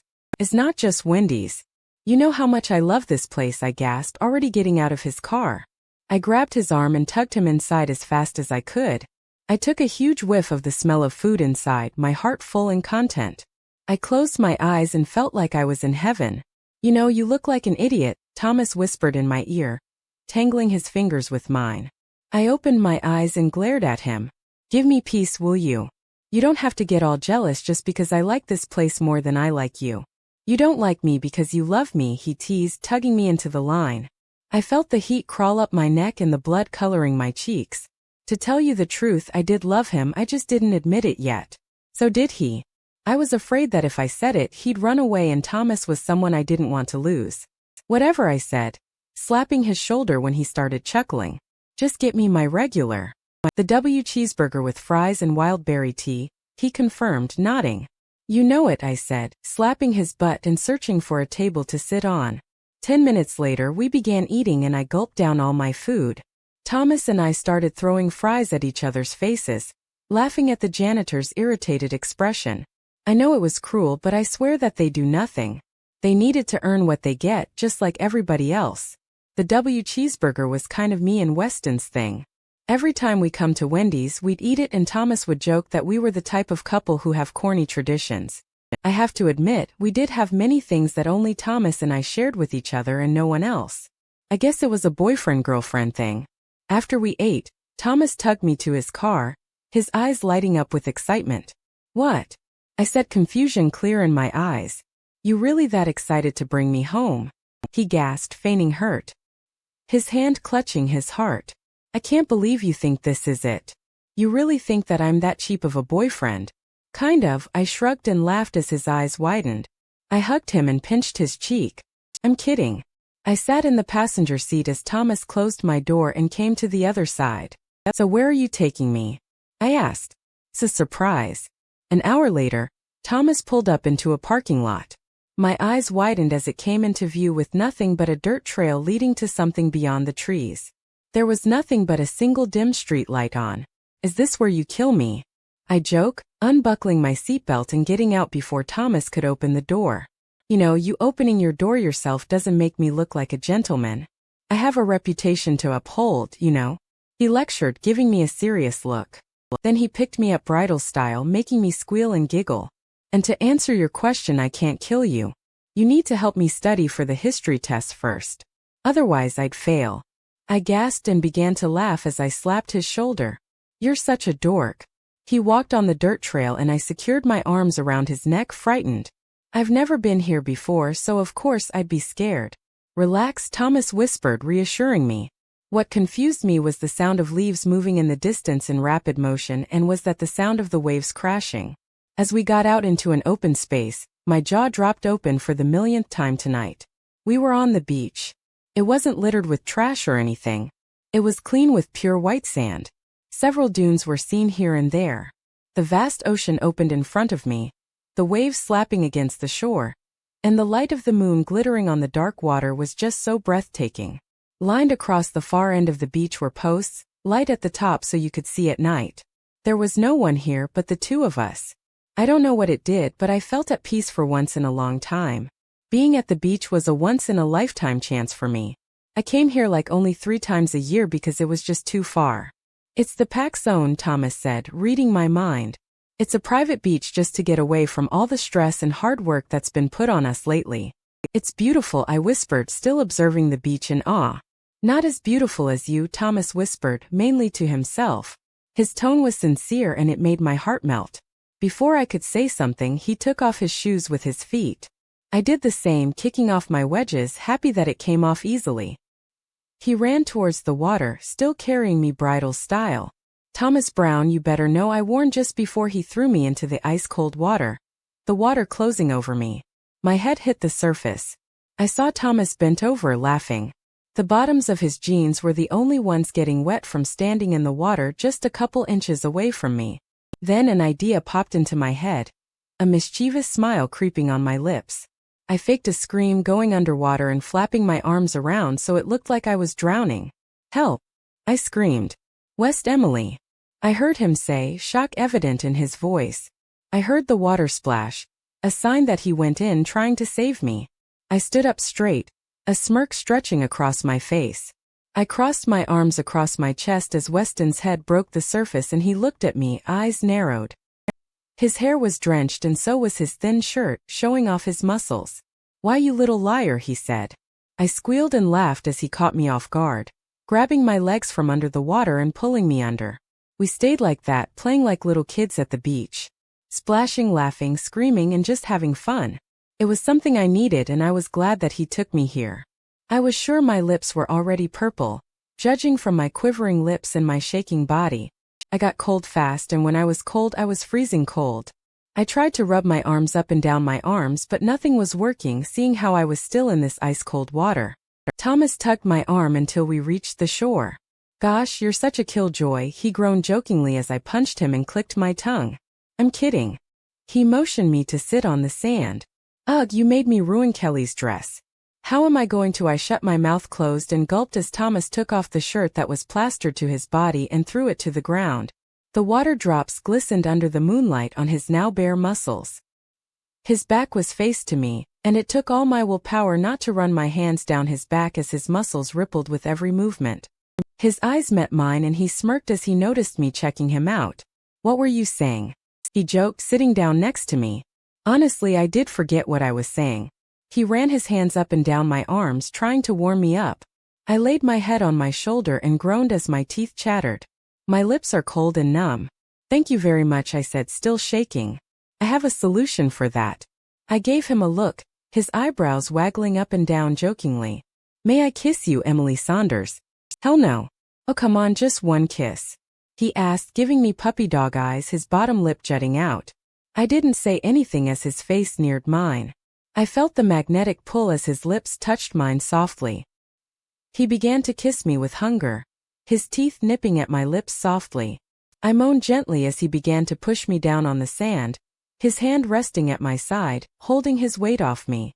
When he was literally on top of me, all of his body touching mine, I began to become breathless. The heat was inevitable, making me crave more of him. He ran his hands up my arms and up my face until it tangled into my curling hair.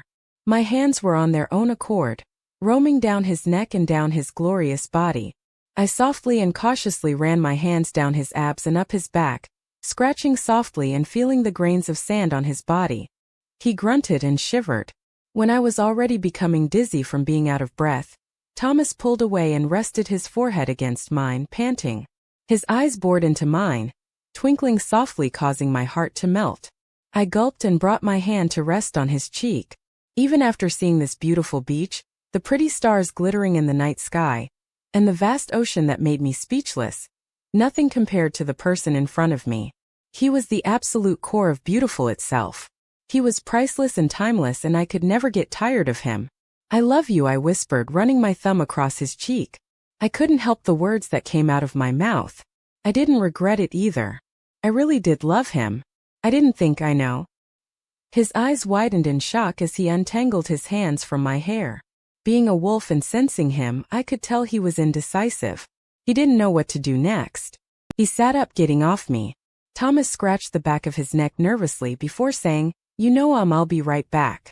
I'll just get the towel in the car so you can warm up." I sat up too, a frown making its way on my face. I could feel the tears forming as I watched him walk to the car, his back muscles tense. Wrapping my arms around myself, I scolded myself for being so naive and actually thinking he'd say it back, or thinking that he actually did love me. I was right, he was running away. The echo of a gunshot interrupted my thoughts. My eyes flew open in shock.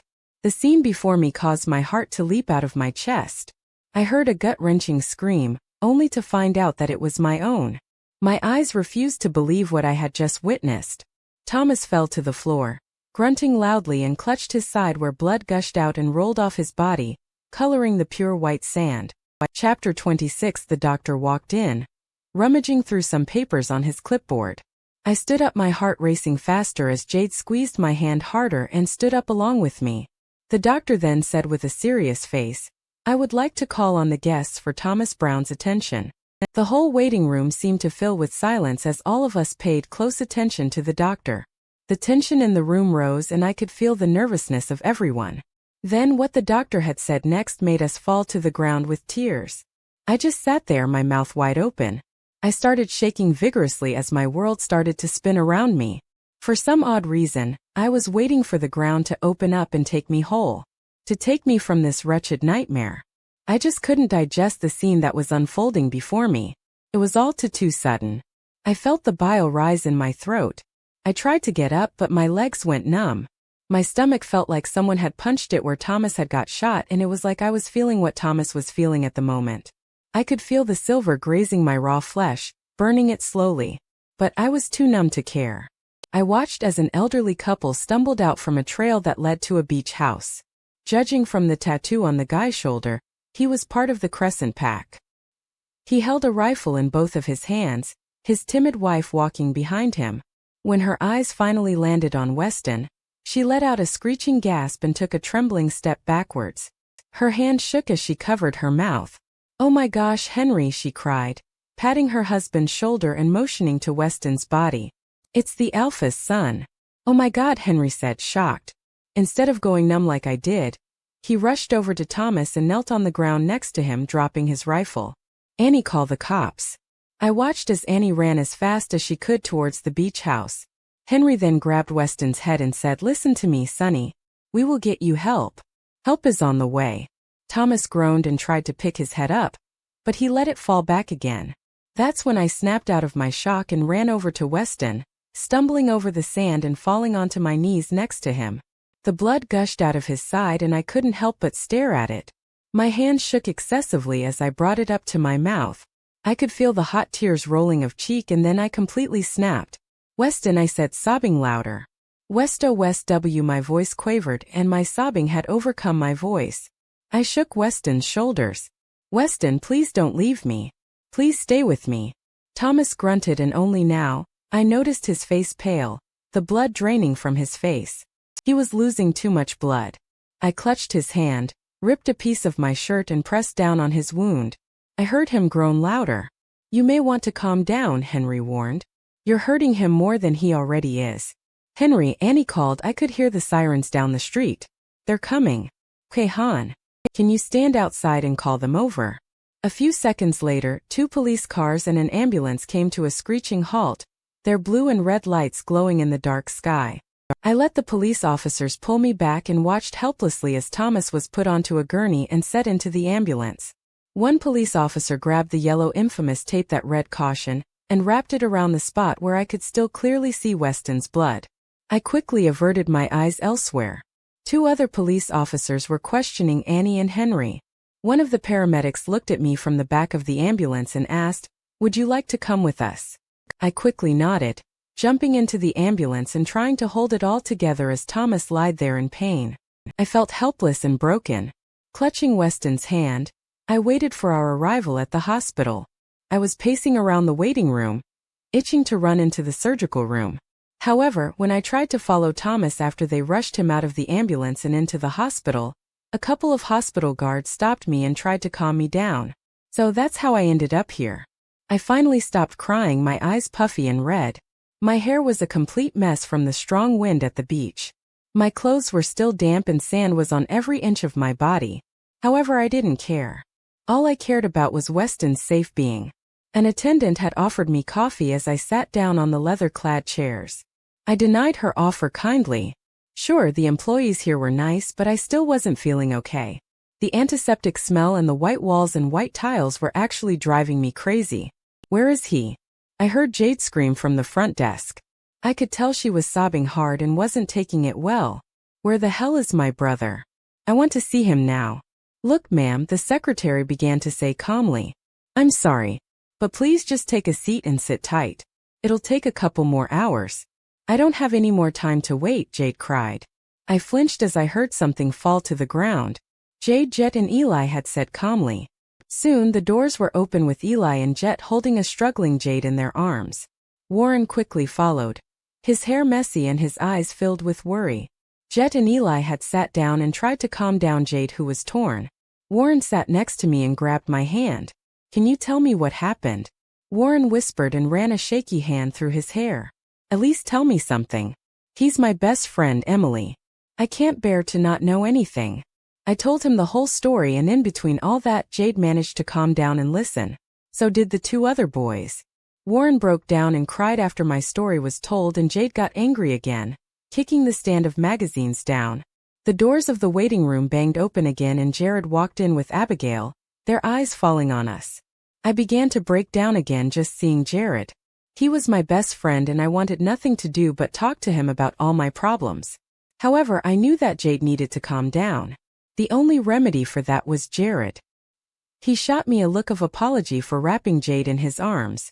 At first she started hitting him, but he never let her go. She eventually gave up and slumped into him, crying into his shirt. Abigail had cuddled with Eli the whole time, probably sensing that he was hurt and broken.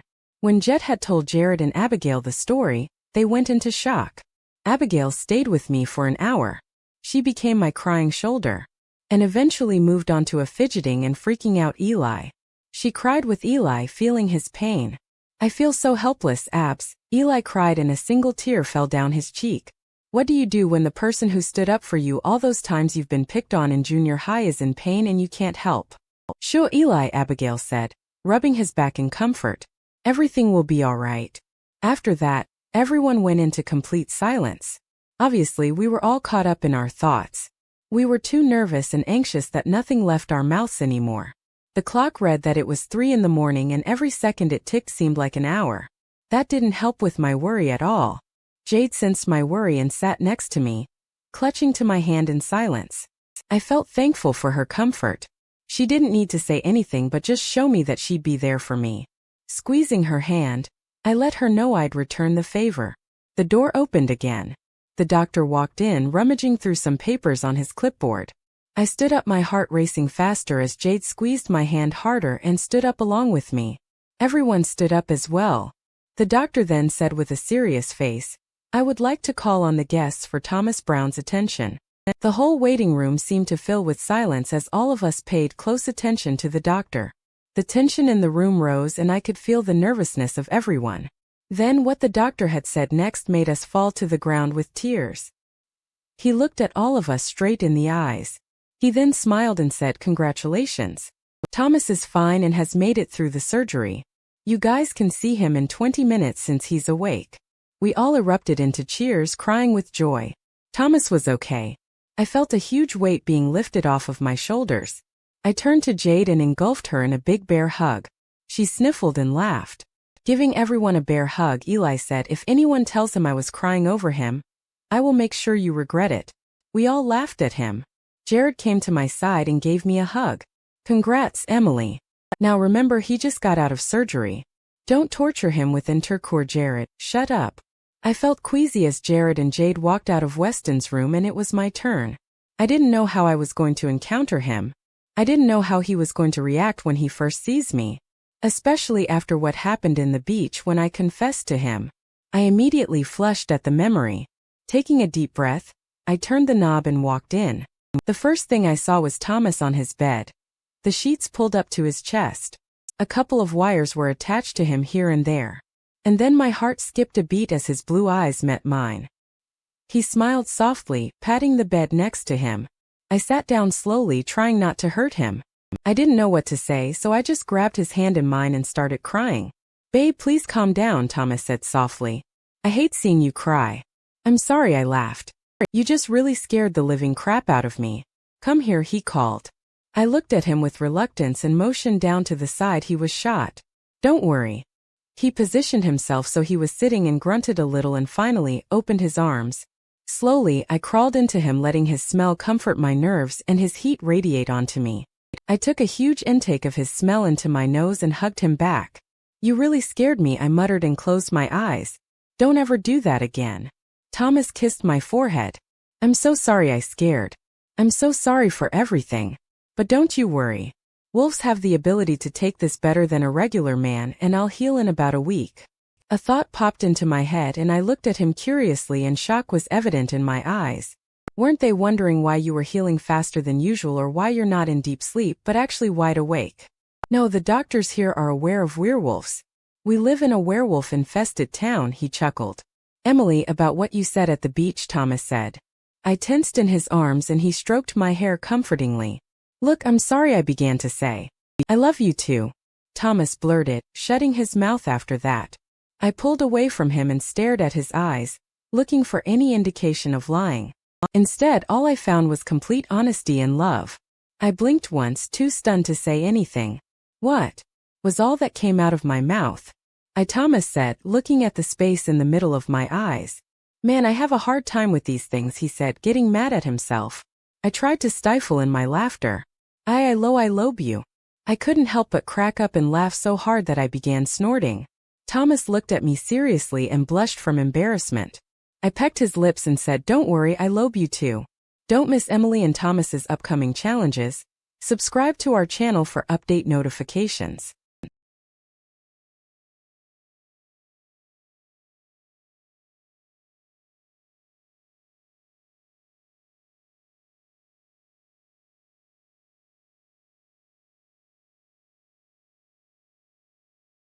Emily's identity as a healer is gradually revealed, and she must face and learn to control her powers. However, a mysterious enemy kidnaps her mother and threatens her not to look for her. How will Emily deal with this crisis, and can she successfully save her mother? Follow Emily's heartbeat, subscribe to the channel, and don't miss a single thrilling moment.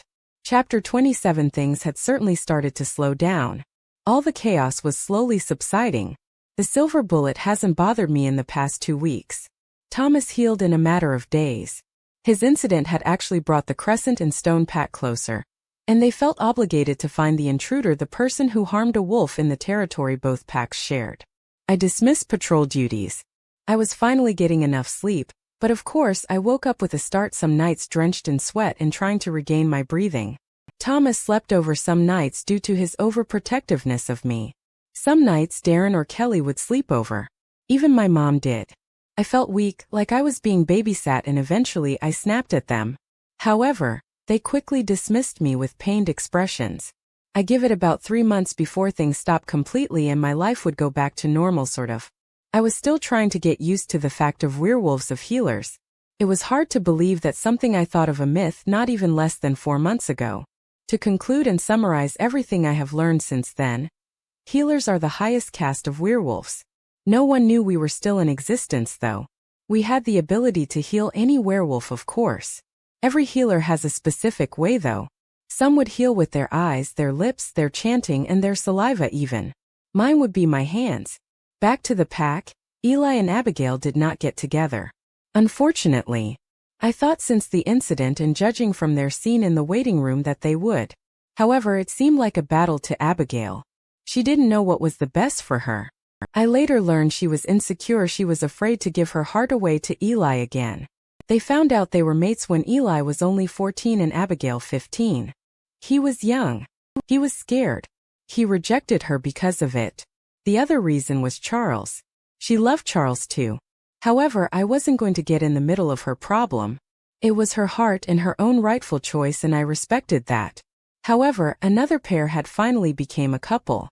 Jade and Jared were probably the most cutest, but the couple that showed the most public display of affection. Thomas would cringe, flinch, and his eyes would dilate every time the two would start to make out.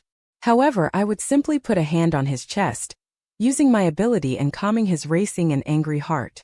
Basically, the two finally became a couple after Weston's incident. It brought them closer somehow. Jade gushed about how she found out Jared was her mate since she was 16, but was too slow to actually give his heart to him. This was due to her mother's death, of course. You're probably confused on the mate thing. Well, I am too, sort of. A werewolf pair finds their mate unexpectedly even if they knew that person for the longest time. Another curse was put on them for killing most of the healers. A twist of fate would happen at any random time, leaving a stunned girl and a speechless boy. Oh, what a cruel world we live in. Back to the present, I never liked to talk about Weston's incident. It scarred me for life. However, I forbade it to enter my brain. Sometimes Thomas would joke around about it. Obviously, being alpha and all, he's used to these kind of things. And today I was going on another date with him. I told you I have hands and could open the door myself, I groaned, slapping him across the head right after I exited my house. Ouch, Thomas said, narrowing his eyes at me.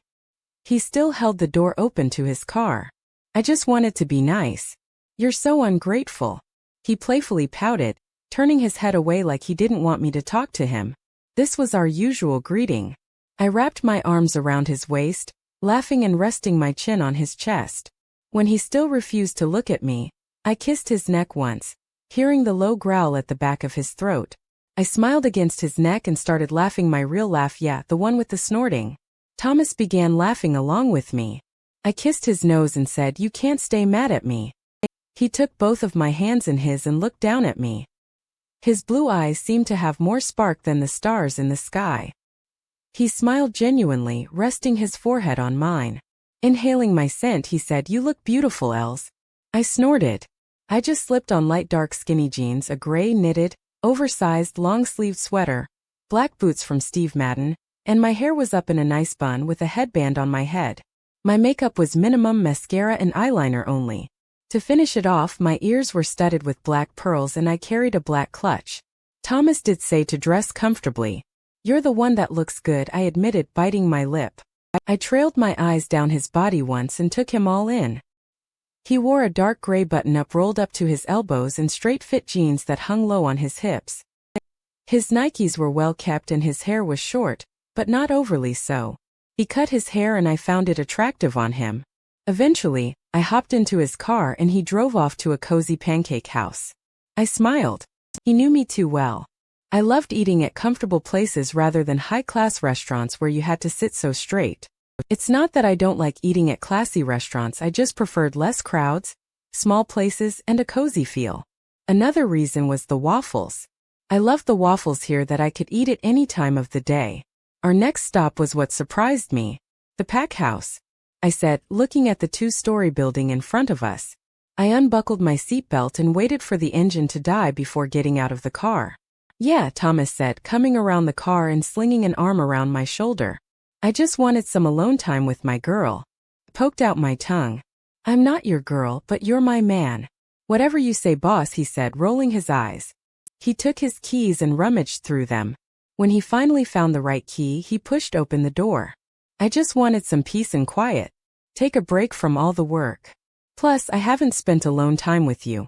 I just want peace and quiet with my mate." I simply nodded. We decided on popcorn, a warm blanket, cuddling, and a movie. After debate on what movie to watch and many insults back and forth, I had one. With a grin, I happily skipped to the DVD player under the flat-screen television and pushed Captain America in. Eventually, after the part of his transformation, I got bored. I had to admit that we watched this particular movie way too much. This was all due to my obsession with Chris Evans and his nicely sculpted chest. I started to trace circles on Weston's stomach, my head leaning against his chest. I could feel his muscles underneath the fabric of his button-down. Looking up at Weston, I found him fast asleep. His mouth was slightly agape and his head dangled off the back of the couch. I chuckled at the scene. I pushed myself off the couch a bit and pressed a lingering kiss on Weston's soft and full ones. I giggled as his arms tightened around my waist. Pressing another kiss to his neck, his weakness, I smiled as I heard him groan. I stifled in my laughter. Watching him sleep was actually peaceful. Thomas was truly handsome. I trailed my finger down the side of his face softly, tracing the side of his closed eyes, high cheekbones, his strong jaw, and finally, the scar on his lips. His eyes fluttered open as I lingered my fingers there. "What are you doing?" Thomas eyed me suspiciously but kissed my fingers. "Nothing," I said, looking at him straight in the eyes. "I just think you're really handsome," I said bluntly. His arms pulled me closer to him. He smirked down at me and pressed a quick kiss to my lips. And he said, giving me a peck, "Your peck. Beautiful. Peck." He rested his forehead against mine, gulping and still looking at my lips. "You're really cheesy," I smiled, brushing my lips against his. I pressed my lips against his in a soft, tender kiss to show just how much I loved him. However, it quickly turned into the ones one of us had to end before we couldn't stop. But this time none of us stopped. Thomas pulled me on top of him, my legs going on each side of him on the couch. I pressed my chest close to his own, running my hands through his short black hair and locking them behind his neck. He groaned as I tugged at the bottom of his hair. He ran his own hands down the curves of my body painfully slowly. Somehow my thick sweater ended on the ground and all that covered my body from his hands was the thin fabric of my inside shirt. Thomas trailed kisses down my neck and jaw, casually nipping and grazing his teeth here and there. He went as far as to kiss the top of my breasts that were exposed at the top of my shirt. I moaned loudly, clutching him closer to me. I felt him smile against me. While he ran his hands up and down my legs, my hands found its own way to the buttons of his shirt. Slowly, I unbuttoned them until the front was completely open. Thomas returned to my lips, shivering and grunting under my touch as I roamed my hands down the tight skin of his chest and abs. He shrugged off his t-shirt, standing up from the couch. I wrapped my legs around his waist and felt as if I was the only one supposed to be there, like a puzzle piece. When I realized we were in one of the rooms, I felt my heart skipping a beat and kneed in between my legs. I started whimpering, wanting him more than ever. Thomas laid me on the bed, kissing me painfully slow. He took off my inside shirt, massaging my breasts through my bra and moaning loudly against my mouth. He pressed his whole body against mine, keeping his weight off of me at the same time. He left my mouth again, leaving kisses all the way down to my hips, which caused me to buck my hips forward and moan. When he returned to my face, I trailed my hands really low, tracing the edge of his jeans. His hips bucked forward, grinding against my bottom half.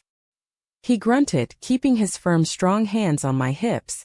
Every place he touched me was set on fire. His body was flushed on mine. I shivered with delight under his touch and kisses. He too felt the same. I knew, and I was sure now that I wanted him. I tugged on Weston's belt buckle. He pulled back, a pained expression on his face, his hands tracing my face softly. "Are you sure?" he whispered in a pained voice, his eyes a steady black. I nodded, and I was sure my eyes held the same darkness. It reflected the same want in his eyes. That was all it took before his lips crashed down on mine. Our clothes were shed and were now on the floor, our naked bodies flushed together. "I love you so much, Els," Thomas whispered in my ear, smiling against it.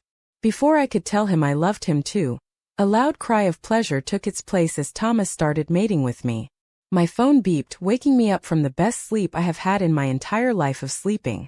I smiled, stretching and feeling the pain in between my legs. However, it was all worth it.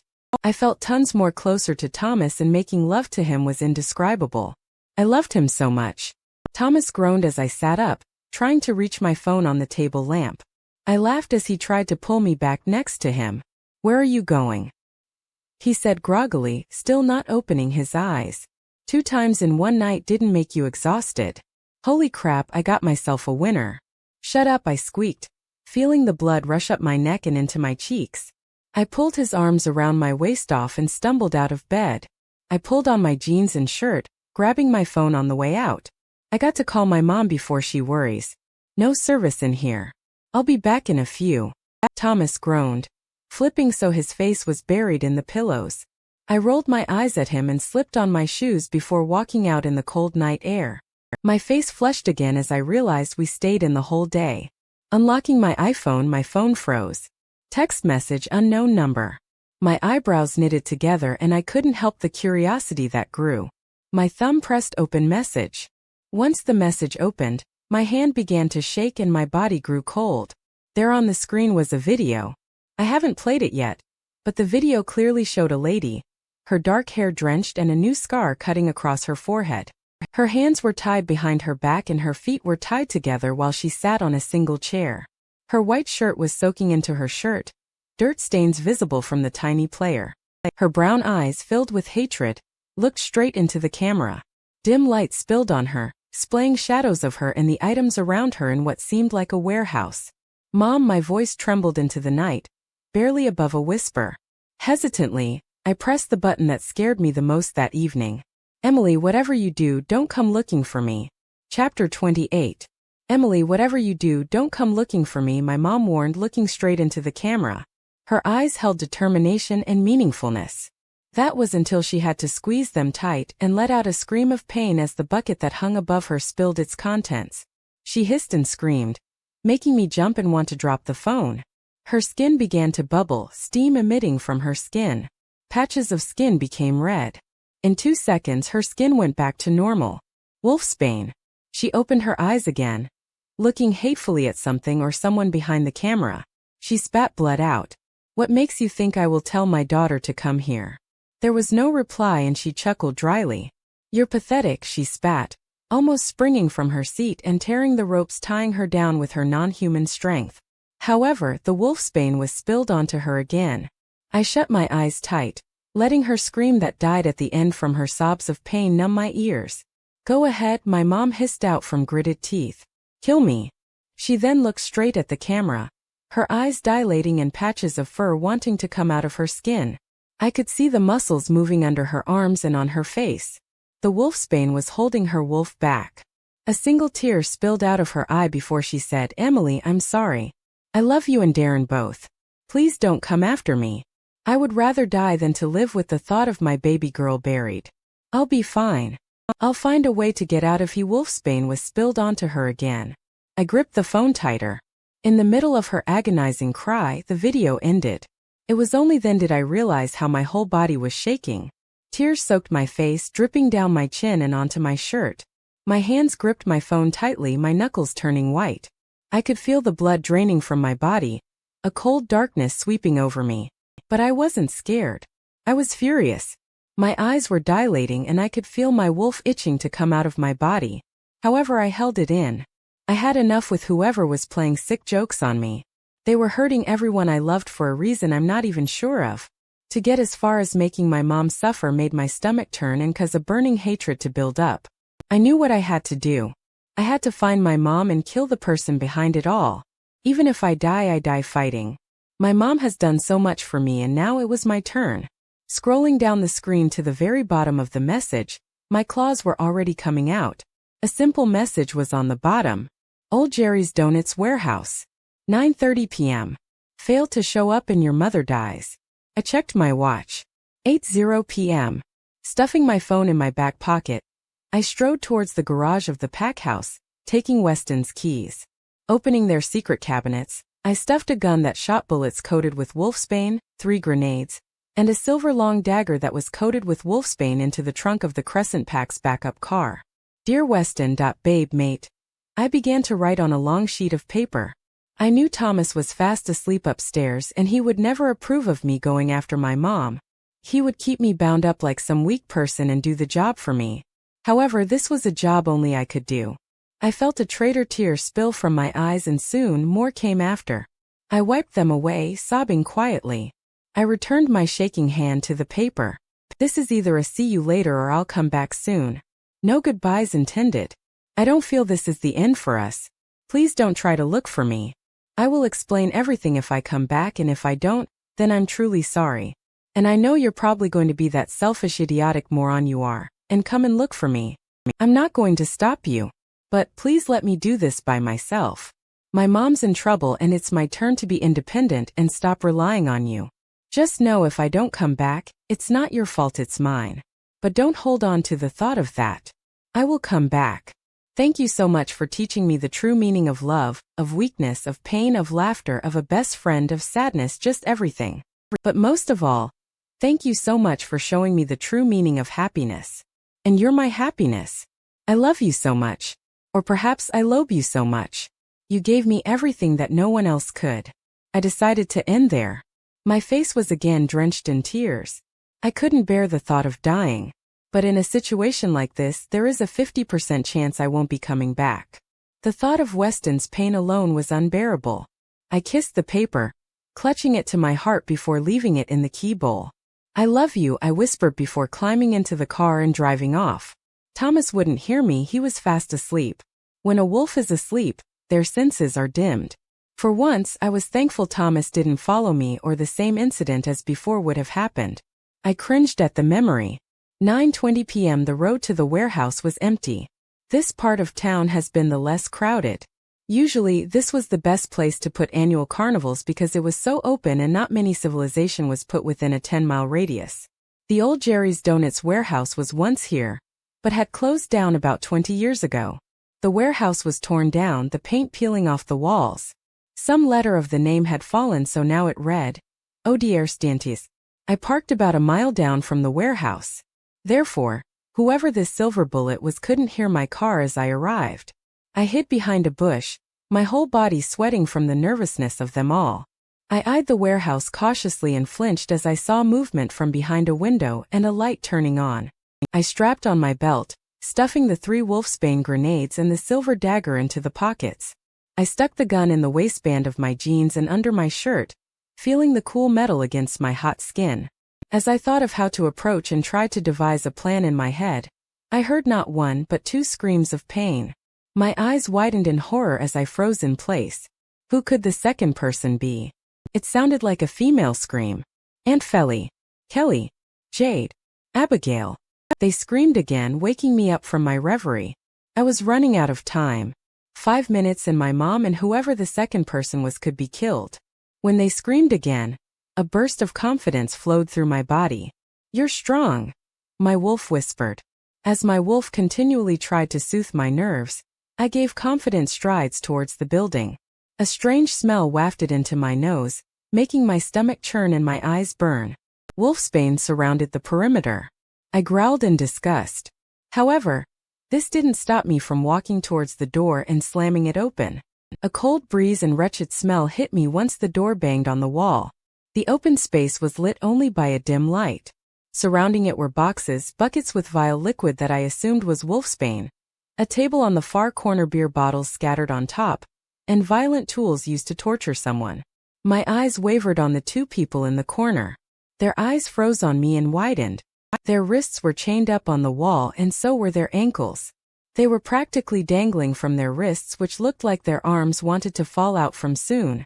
The places the chains were touching were red, new skin surfacing every 1 second, only to be burned again by the chains. The girl looked about my age, her sapphire eyes looked at me in agony. Her platinum blonde hair was a mess. Dirt smudged her perfect complexion. New scar wounds ran up and down her arms and legs. She was only in a nightgown. I only realized now that they abducted her from her sleep. Her eyes red, run now as she shook when a breeze swept across the room. Stacy, my voice quavered as I recognized her.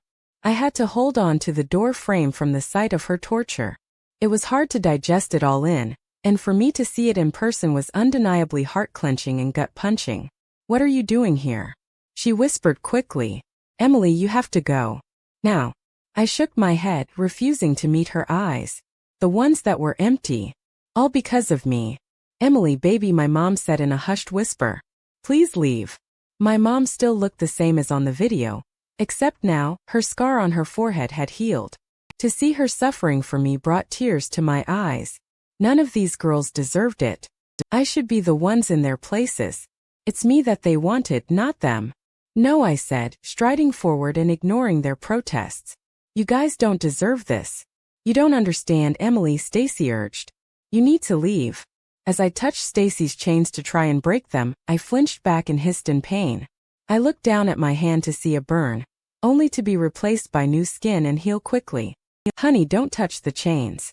They're covered in wolfsbane, Mom warned, moving towards me as if she could take me away from them.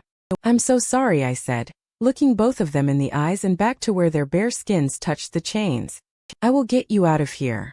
I heard an applaud from behind me. I jumped backwards in surprise, backing up towards the wall on instinct.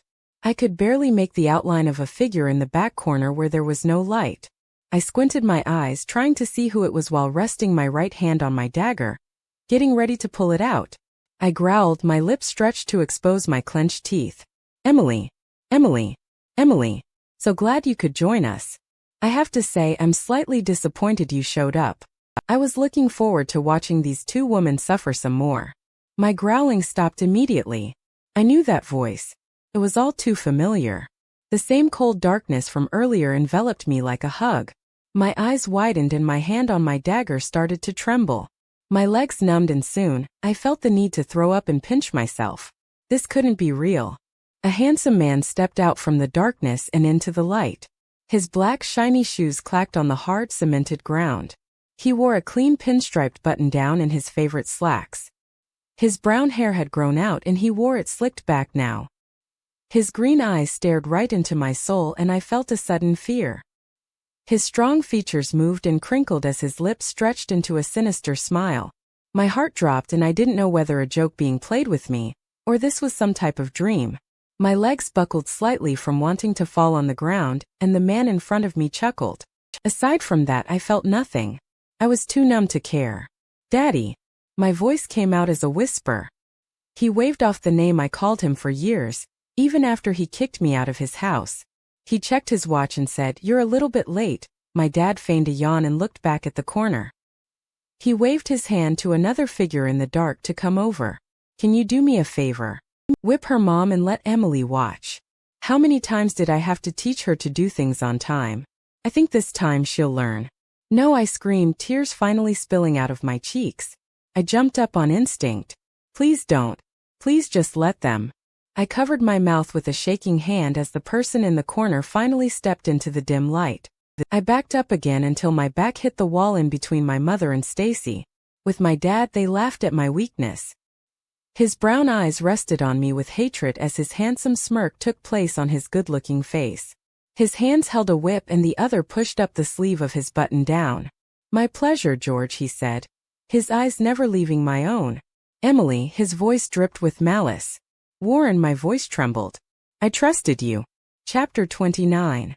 "You see, Emily," Warren sneered, taking small steps toward me.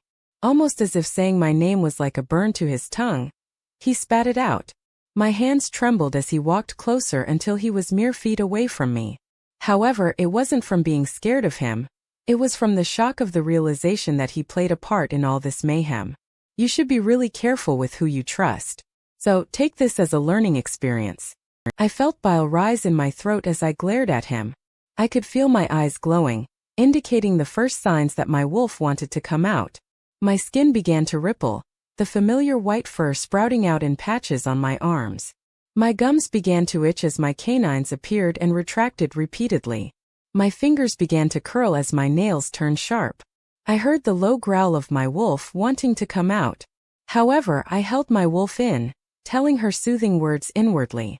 My father and Warren just chuckled, sending chills up my spine at how sinister it sounded. "Well, would you look at that? She can barely control herself," my dad snickered. "I thought healers were strong, huh, Emily?" Warren said, almost angrily. He obviously hated my kind, the ones who were able to heal and only wanted to help the werewolves. "She'll be stronger than you'll ever be," I heard my mom defend. She struggled in her chains, trying to break them loose. She gritted her teeth as wolfsbane burned her flesh. "Shut up, you weak imbecile," my father shouted, coming up close to her and slapping her hard across the face. My mother growled, baring her canines. My heart dropped and clenched as a few tears escaped my eyes. I was too shocked to react. This couldn't have been the same father who tucked me in at night and kissed my forehead. The same father who taught Darren how to play baseball. The same father who would kiss his wife and murmur words of affection to her as he came home. You touch her again and I swear I will slap you harder than you ever slapped her, I threatened, wiping my tears away angrily. Ouch, your words hurt me, he said sarcastically. Is that any way to speak to your dad? You are no father of mine, understand? I said, pointing a finger at his chest and feeling my wolf wanting to come out again. For a split second, I saw the hurt flash in his green eyes. However, I let it slide. He deserved it after all the crap he put me through. What kind of father puts his daughter in danger? What kind of father kicks his daughter because he found some tramp? What kind of father teaches his son the proper way to treat a woman when he can't even do it himself? You're not a bastard. I made my way in front of my mom, standing in front of her protectively. A lady. My father snorted. She's an animal and because of her my kids are too. I bared my teeth, already fed up. I took a fighting stance, trying to ignore the constant growl of my wolf wanting to jump out of the tight skin encasing her. That's when my father flinched back a little, and Warren took his place protectively. Now it was my turn to chuckle. Oh, I forgot he's human. Weak and powerless, I said confidently. So tell me, George, why come here as an easy target? Wouldn't you think I would come for you right now? You wouldn't dare touch a single hair on my head, Emily. My father's voice never quavered. That's just in your nature, and if you did dare to, Warren will not hesitate to kill you. Is that right, son? He patted Warren's shoulder fatherly as Warren nodded. So now you're calling him son. Better watch out, Warren, before he abandons you too. This statement caused him to tremble. He snapped at me with his now bared canines. I rolled my eyes. Somehow I didn't feel so scared anymore. It's as if there was a calming presence around. Can I ask one question for both of you? Why? They seemed to know what exactly I was asking and smirked. Easy. I hate you creatures. You're the creatures who killed my brother, remember? George stated. When I married your mother, she knew all about it, but hid her identity for a long time. That was until Darren changed for the first time. Then I got into a fight with the bitch. She got angry and turned before my eyes. That was the real reason for the divorce. I didn't want to be married to an animal. So why not come after us then? Why not kill us? I said, trying to swallow down the information that angered and saddened me. It wasn't the right time. That was until I found Warren. Again he patted his shoulder. This time it was for Warren to continue. All the while, Warren glared at me until he unclenched his fists and crossed it over his chest. It happened 2 years ago when my mom and dad attempted to exterminate a pack they hated for good. They were doing it for the sake of the Crescent Pack. However, they were too weak. That same day I lost both my parents. And you know how they died, Emily. Warren shouted in my face, his whole body trembling. For a brief second I felt his pain. He lost both his parents. I couldn't imagine life if my mom died. It was a terrifying thought. He continued, one word. Healers. The fucking healers killed them, leaving me alone and broken. I was 16 for Christ's sake. I had no parents, I was lost. To make things worse, Alpha Thomas did nothing about it. All he did was tell me to calm down and that he would find a way to abolish healers for good. But going for the kill wasn't smart enough. We'd only get ourselves killed. They're too strong. We need to think about this first, he said, quoting Weston's words. Then he looked away angrily.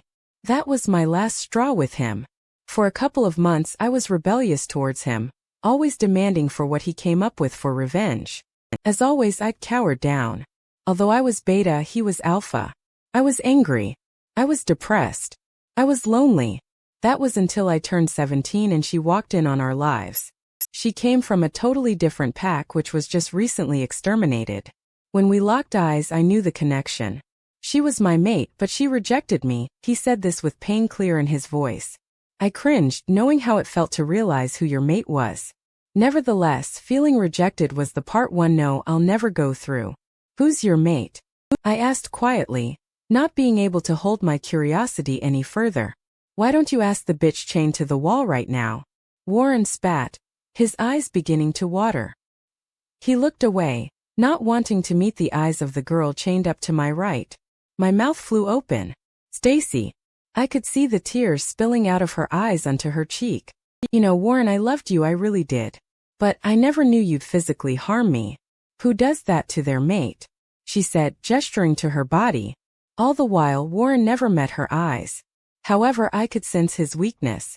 All I did was refuse the idea of killing Alpha Weston, Warren. That's all I did. You completely went mad. You said I was weak, but forgive me for showing respect to someone who has welcomed me to their pack. I left you in 2 months after on your 18th birthday. I came over to wish you a happy birthday, only to see you with George. I knew something was wrong and I was right. You were planning to kill Alpha Thomas so you could step up in his spot, she said, her sapphire eyes blazing with anger. I could see her wolf wanting to come out, but quickly stayed safe in the confinement of her skin when she smelt wolf's bane. Then you kidnapped me, afraid I was going to tell someone and punished me for it. Shut up, you animal, George snapped, gesturing to Warren to let him finish. Warren cleared his throat before saying, I learned how to shut down all my feelings, Emily. That's worse than feeling nothing at all, but better than feeling the pain. Along with that, I learned how to shut down the connection to my pack. And because of that, I had the strength to kill the Alpha and the healers. This is all thanks to George, of course. He found me and took me in. I owe him my respect. I felt my blood run ice cold. Thomas dead. I couldn't even imagine it. Just the thought of it made my wolf howl in agony and my heart clenched tight. A snarl rippled in my chest. George chuckled and said, We forgot, son, that it's the bitch's mate. Did my father just call me a bitch? What makes you think George isn't going to kill you after he kills all of us? I snarled at Warren for being so stupid. I mean, you are part of what he hates most of all. I saw nervousness flash in George's eyes before Warren turned to look back at him. He smirked at me as if I was the stupid one. He wouldn't. I'm his son. Enough with the chit-chat, George sighed, obviously irritated. She's just trying to buy some time to figure out a plan.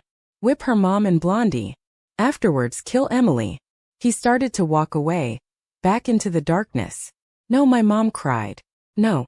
Emily, run. Just as Warren picked up the whip that had fallen onto the ground, I snapped.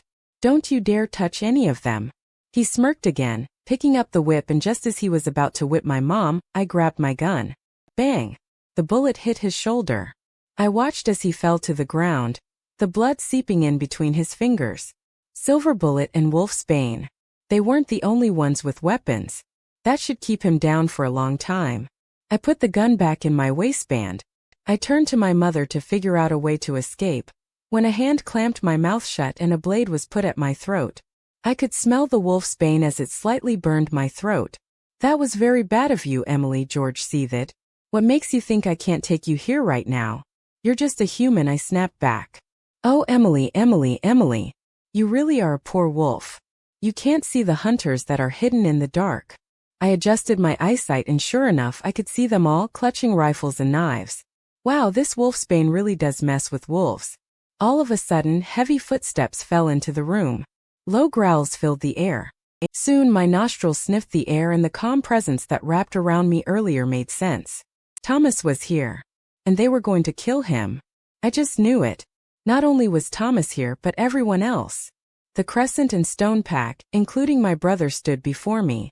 They snarled and growled, baring their canines. All of their eyes dilated into a dark black. Isn't this a sight? George chuckled, tightening his hold on me. The Crescent and Stone Pack actually standing together. You know, Warren told me so much about you people.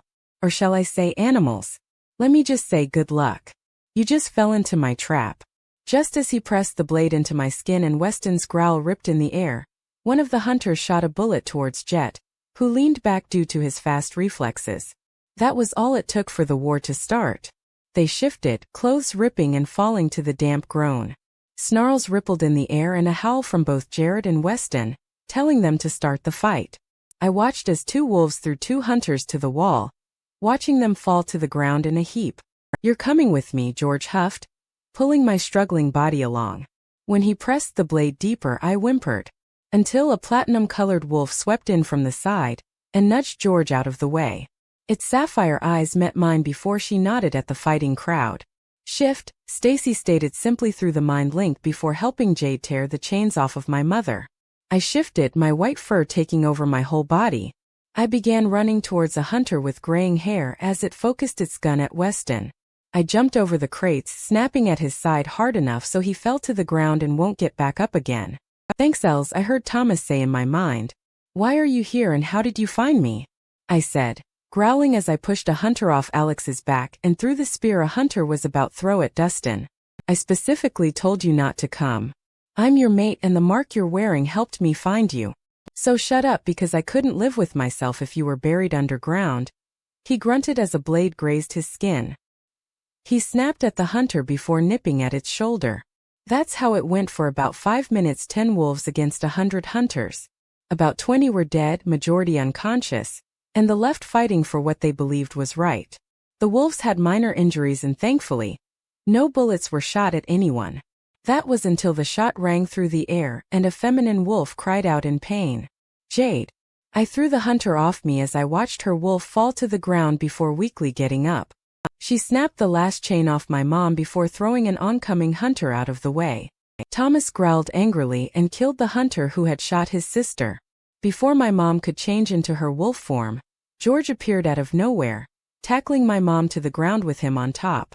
I started running towards her when George picked up his dagger ready to plunge it into my mother's heart, when a searing pain took over in my shoulder. With teary eyes, I saw Darren fly over my mom and threw George to a nearby wall, hearing a sickening crack sound. However, I squeezed my eyes shut and tried to run when the searing pain in my shoulder got worse. Someone stabbed me. I heard Jared, Weston, and Darren growl at the same time before they all came running to me to help. I felt as 2 hunters tried to push me into a crated box. Another one came and then another. I stopped struggling as another piercing sound struck the air, and watched horridly as Darren fell to the ground with a whimper. Then I snapped at the hunter that was in front and bit into his leg, liking the sound of his cry. I threw him off. Another one was thrown off of me as I shook my body angrily. The other one was pinned down by Thomas, and just as he was about to shoot him in between the head, Thomas bit into his neck, killing him. I felt the spear on my shoulder get pulled out immediately before it plunged into Jared's side. I turned my head to the hunter, hearing Jared's howl, and immediately killed him with my teeth. I felt the warm blood stick to my white fur and shook. My first kill. I wasn't in shock long before I heard another shot and Eli's cry of pain. Abigail and Jet killed that hunter immediately. As one of the remaining hunters went to kill Abigail, Stacy stopped in with Charles to finish him off. The remaining hunters ran away, seeing as they were weak and outnumbered in strength. Everyone shifted into their human forms, groaning in pain as they did so. I felt the pain in my shoulder and squeezed my eyes shut as I left my hand heal the wound. Thomas came over to me, pulling a big shirt over my head to cover my body. He put his arm around my waist and pulled me towards the group. Everyone was helping each other fix their wounds. Everyone was weak. Those who were infected by wolfsbane were pale. Each one of us were covered in dirt and blood. When we get back, Emily will heal all of you. As you can see, she's a healer, Thomas said to the group. I refuse any one of you to kill her or to touch her, understand? Why would we? Eli said, struggling to take the bullet out from his shoulder. Sure, we hate healers, but Emily proved us wrong. I'm pretty sure we'll all accept the healers. We need them, Wes. The whole group nodded and turned to my mom, whose sobs grew louder. I'm so sorry, baby, she said to Darren, trying to pull out the bullet on his leg. He grunted in pain and stopped her fumbling hands. We'll have to clean our wounds at home, where it's less likely to infect us some more, Darren said. But in the meantime, I'm sorry, Emily. For what? I questioned. I should be the one sorry. I led you guys here. I was the one who. Darren raised his hands up to stop me. No, Emily, not for that. His eyes softened and a tear trailed down his cheek. Dad's dead. Chapter 30. As I watched my father's coffin slowly descend into the ground, a tear rolled down my warm cheek. Thomas kept a warm arm around my waist for comfort, which I was greatly thankful for. My hand clutched my brother's own tightly as he kept a straight face, not sure how to deal with all this quite yet. My mom sent us a sympathetic smile, rubbing our backs. There weren't many people here at the funeral. In fact, the only ones here were my mom, Darren, Kelly, Weston, Sandra, and me. The sound of the heavy sobs of Sandra filled the silence as she trembled and collapsed onto the floor. I rolled my eyes. Just earlier today, she snapped at the lawyer for not giving her the amount of money she wanted. You may be thinking, why am I crying? Well, he was still my dad. I grew up around him and his morals. He was there to wipe the tears off my face when I had a scratch on my knee. He was there as I learned how to ride a bike. He made me my favorite cocoa and marshmallows when I had a nightmare. He was there like any other father. And just like that, he was gone. He left this earth with the memory of me snapping at him, refusing to be called his child, and refusing to spend some time with him. Sure, he caused me great pain. He watched as I suffered, almost killed my boyfriend, and tried to kidnap me for hopes that he would find both the Crescent and Stone Pack and the healers. But, again, he was still my father. We left the burial and headed for my house, where we all just sat on the stone bench in the garden and looked at the stars that littered on the black stretch of canvas. My mom excused herself to help Aunt Felly whip up something to eat. Thomas and Kelly went inside for a bit to give Darren and I some alone time. How's the pack? Darren asked, his voice loud in the silence. Good, actually. I was strong enough to heal the wounds just a bit, but wolfsbane still infected it. Other than that, it won't be too serious. In fact, they're up and at it, trying to train harder this time around. That's my little sis, Darren smiled proudly, ruffling my hair. What did I say? You are strong. Tell me why again. Because you're my brother, I laughed, reminiscing in the times he used to tell me that when I was feeling down. What about Warren? You haven't updated me on that kid. After the fight with the hunters, we found that Warren disappeared. It wasn't hard to find him, though. Thomas just sniffed his scent trail, and the blood on the floor was a huge indication. He wasn't too far off either. Apparently, George did try to kill him. Go figure. One hunter stabbed his leg with a spear, and he was limping into the forest where we found him washing out his wound in the river. Thomas kind of noticed Warren's connection to the pack being broken, but dismissed it because he thought it was his way of dealing with his parents' death. Thomas was also angered by the thought that Warren tried to kill his mate, so on instinct he tried to kill Warren right away. That was until Stacy stepped in and stood up for him, although the crap Warren put her through. Warren had a mental illness where his wolf shut him off because of going against his pack and hurting his mate. This caused him to go crazy. Therefore, he was admitted into a wolf camp and won't be coming back until he had the proper treatment. Until then, Thomas promised to welcome him back to the pack because they were best friends. Eli will be taking his spot as beta from here on out. It went silent for a while, the crickets making noise in the night sky. The silence actually comforted me, but I felt Darren's tension. I looked at him, but he refused to look back. It's all my fault, Darren sighed, running his hand through his dark hair. I looked up at him in question and laid my head against his tense shoulder. Dad's gone because I killed him. I froze. This is what he was tense about. He felt it was his fault that our father is gone. He was holding this all in and not knowing how to cope with it. I flicked his ear, watching as he flinched and turned to look at him. Darren Saunders, don't you dare say or even think that. You protected Mom. Just think, if you didn't save Mom, she'd be the one dead, and possibly Dad too. I tried convincing him, but it sounded as if I was convincing myself as well. You're right, he finally gave in. I'm just sorry, Emily, that he treated you that way. Again, the silence engulfed us before he cleared his throat and threw an arm around my shoulder, trying to change the topic. So, my sister being a healer isn't that exciting. It has its ups and downs. The thing that sucks is I have no background. I can't even train properly. I don't have any sources. For example, I can't just heighten my senses like regular wolves. I can't shift like regular wolves. It took me a while to figure it out, and that's not even half of it. I groaned in frustration and replayed the words my dad had said to me. Oh, Emily, Emily, Emily. You really are a poor wolf. You can't see the hunters that are hidden in the dark. So what are you going to do about it? He asked, nudging my shoulder. I've talked to Mom, I said, dumping the bombshell that I was too afraid to tell anyone. She said the only way I could do this was to go down to South Dakota where the rest of the roads are. So, are you going to do it? I looked at his sad face before nodding. I have to, Dar. It's the only way I could become better. It's the only way I could stay alive. He flinched. What did you say? Part of being a healer is to heal people properly. I myself can't even do that. Mom told me that the ancient healers will take my life if I didn't know how to use my powers correctly. It's the prophecy. When do you leave? You do know that's pretty far from here. We live in Alabama, for Christ's sakes, Darren said after a while. I could tell he was trying to digest all of this. Did you tell Weston? In a week, and no, I haven't told Weston.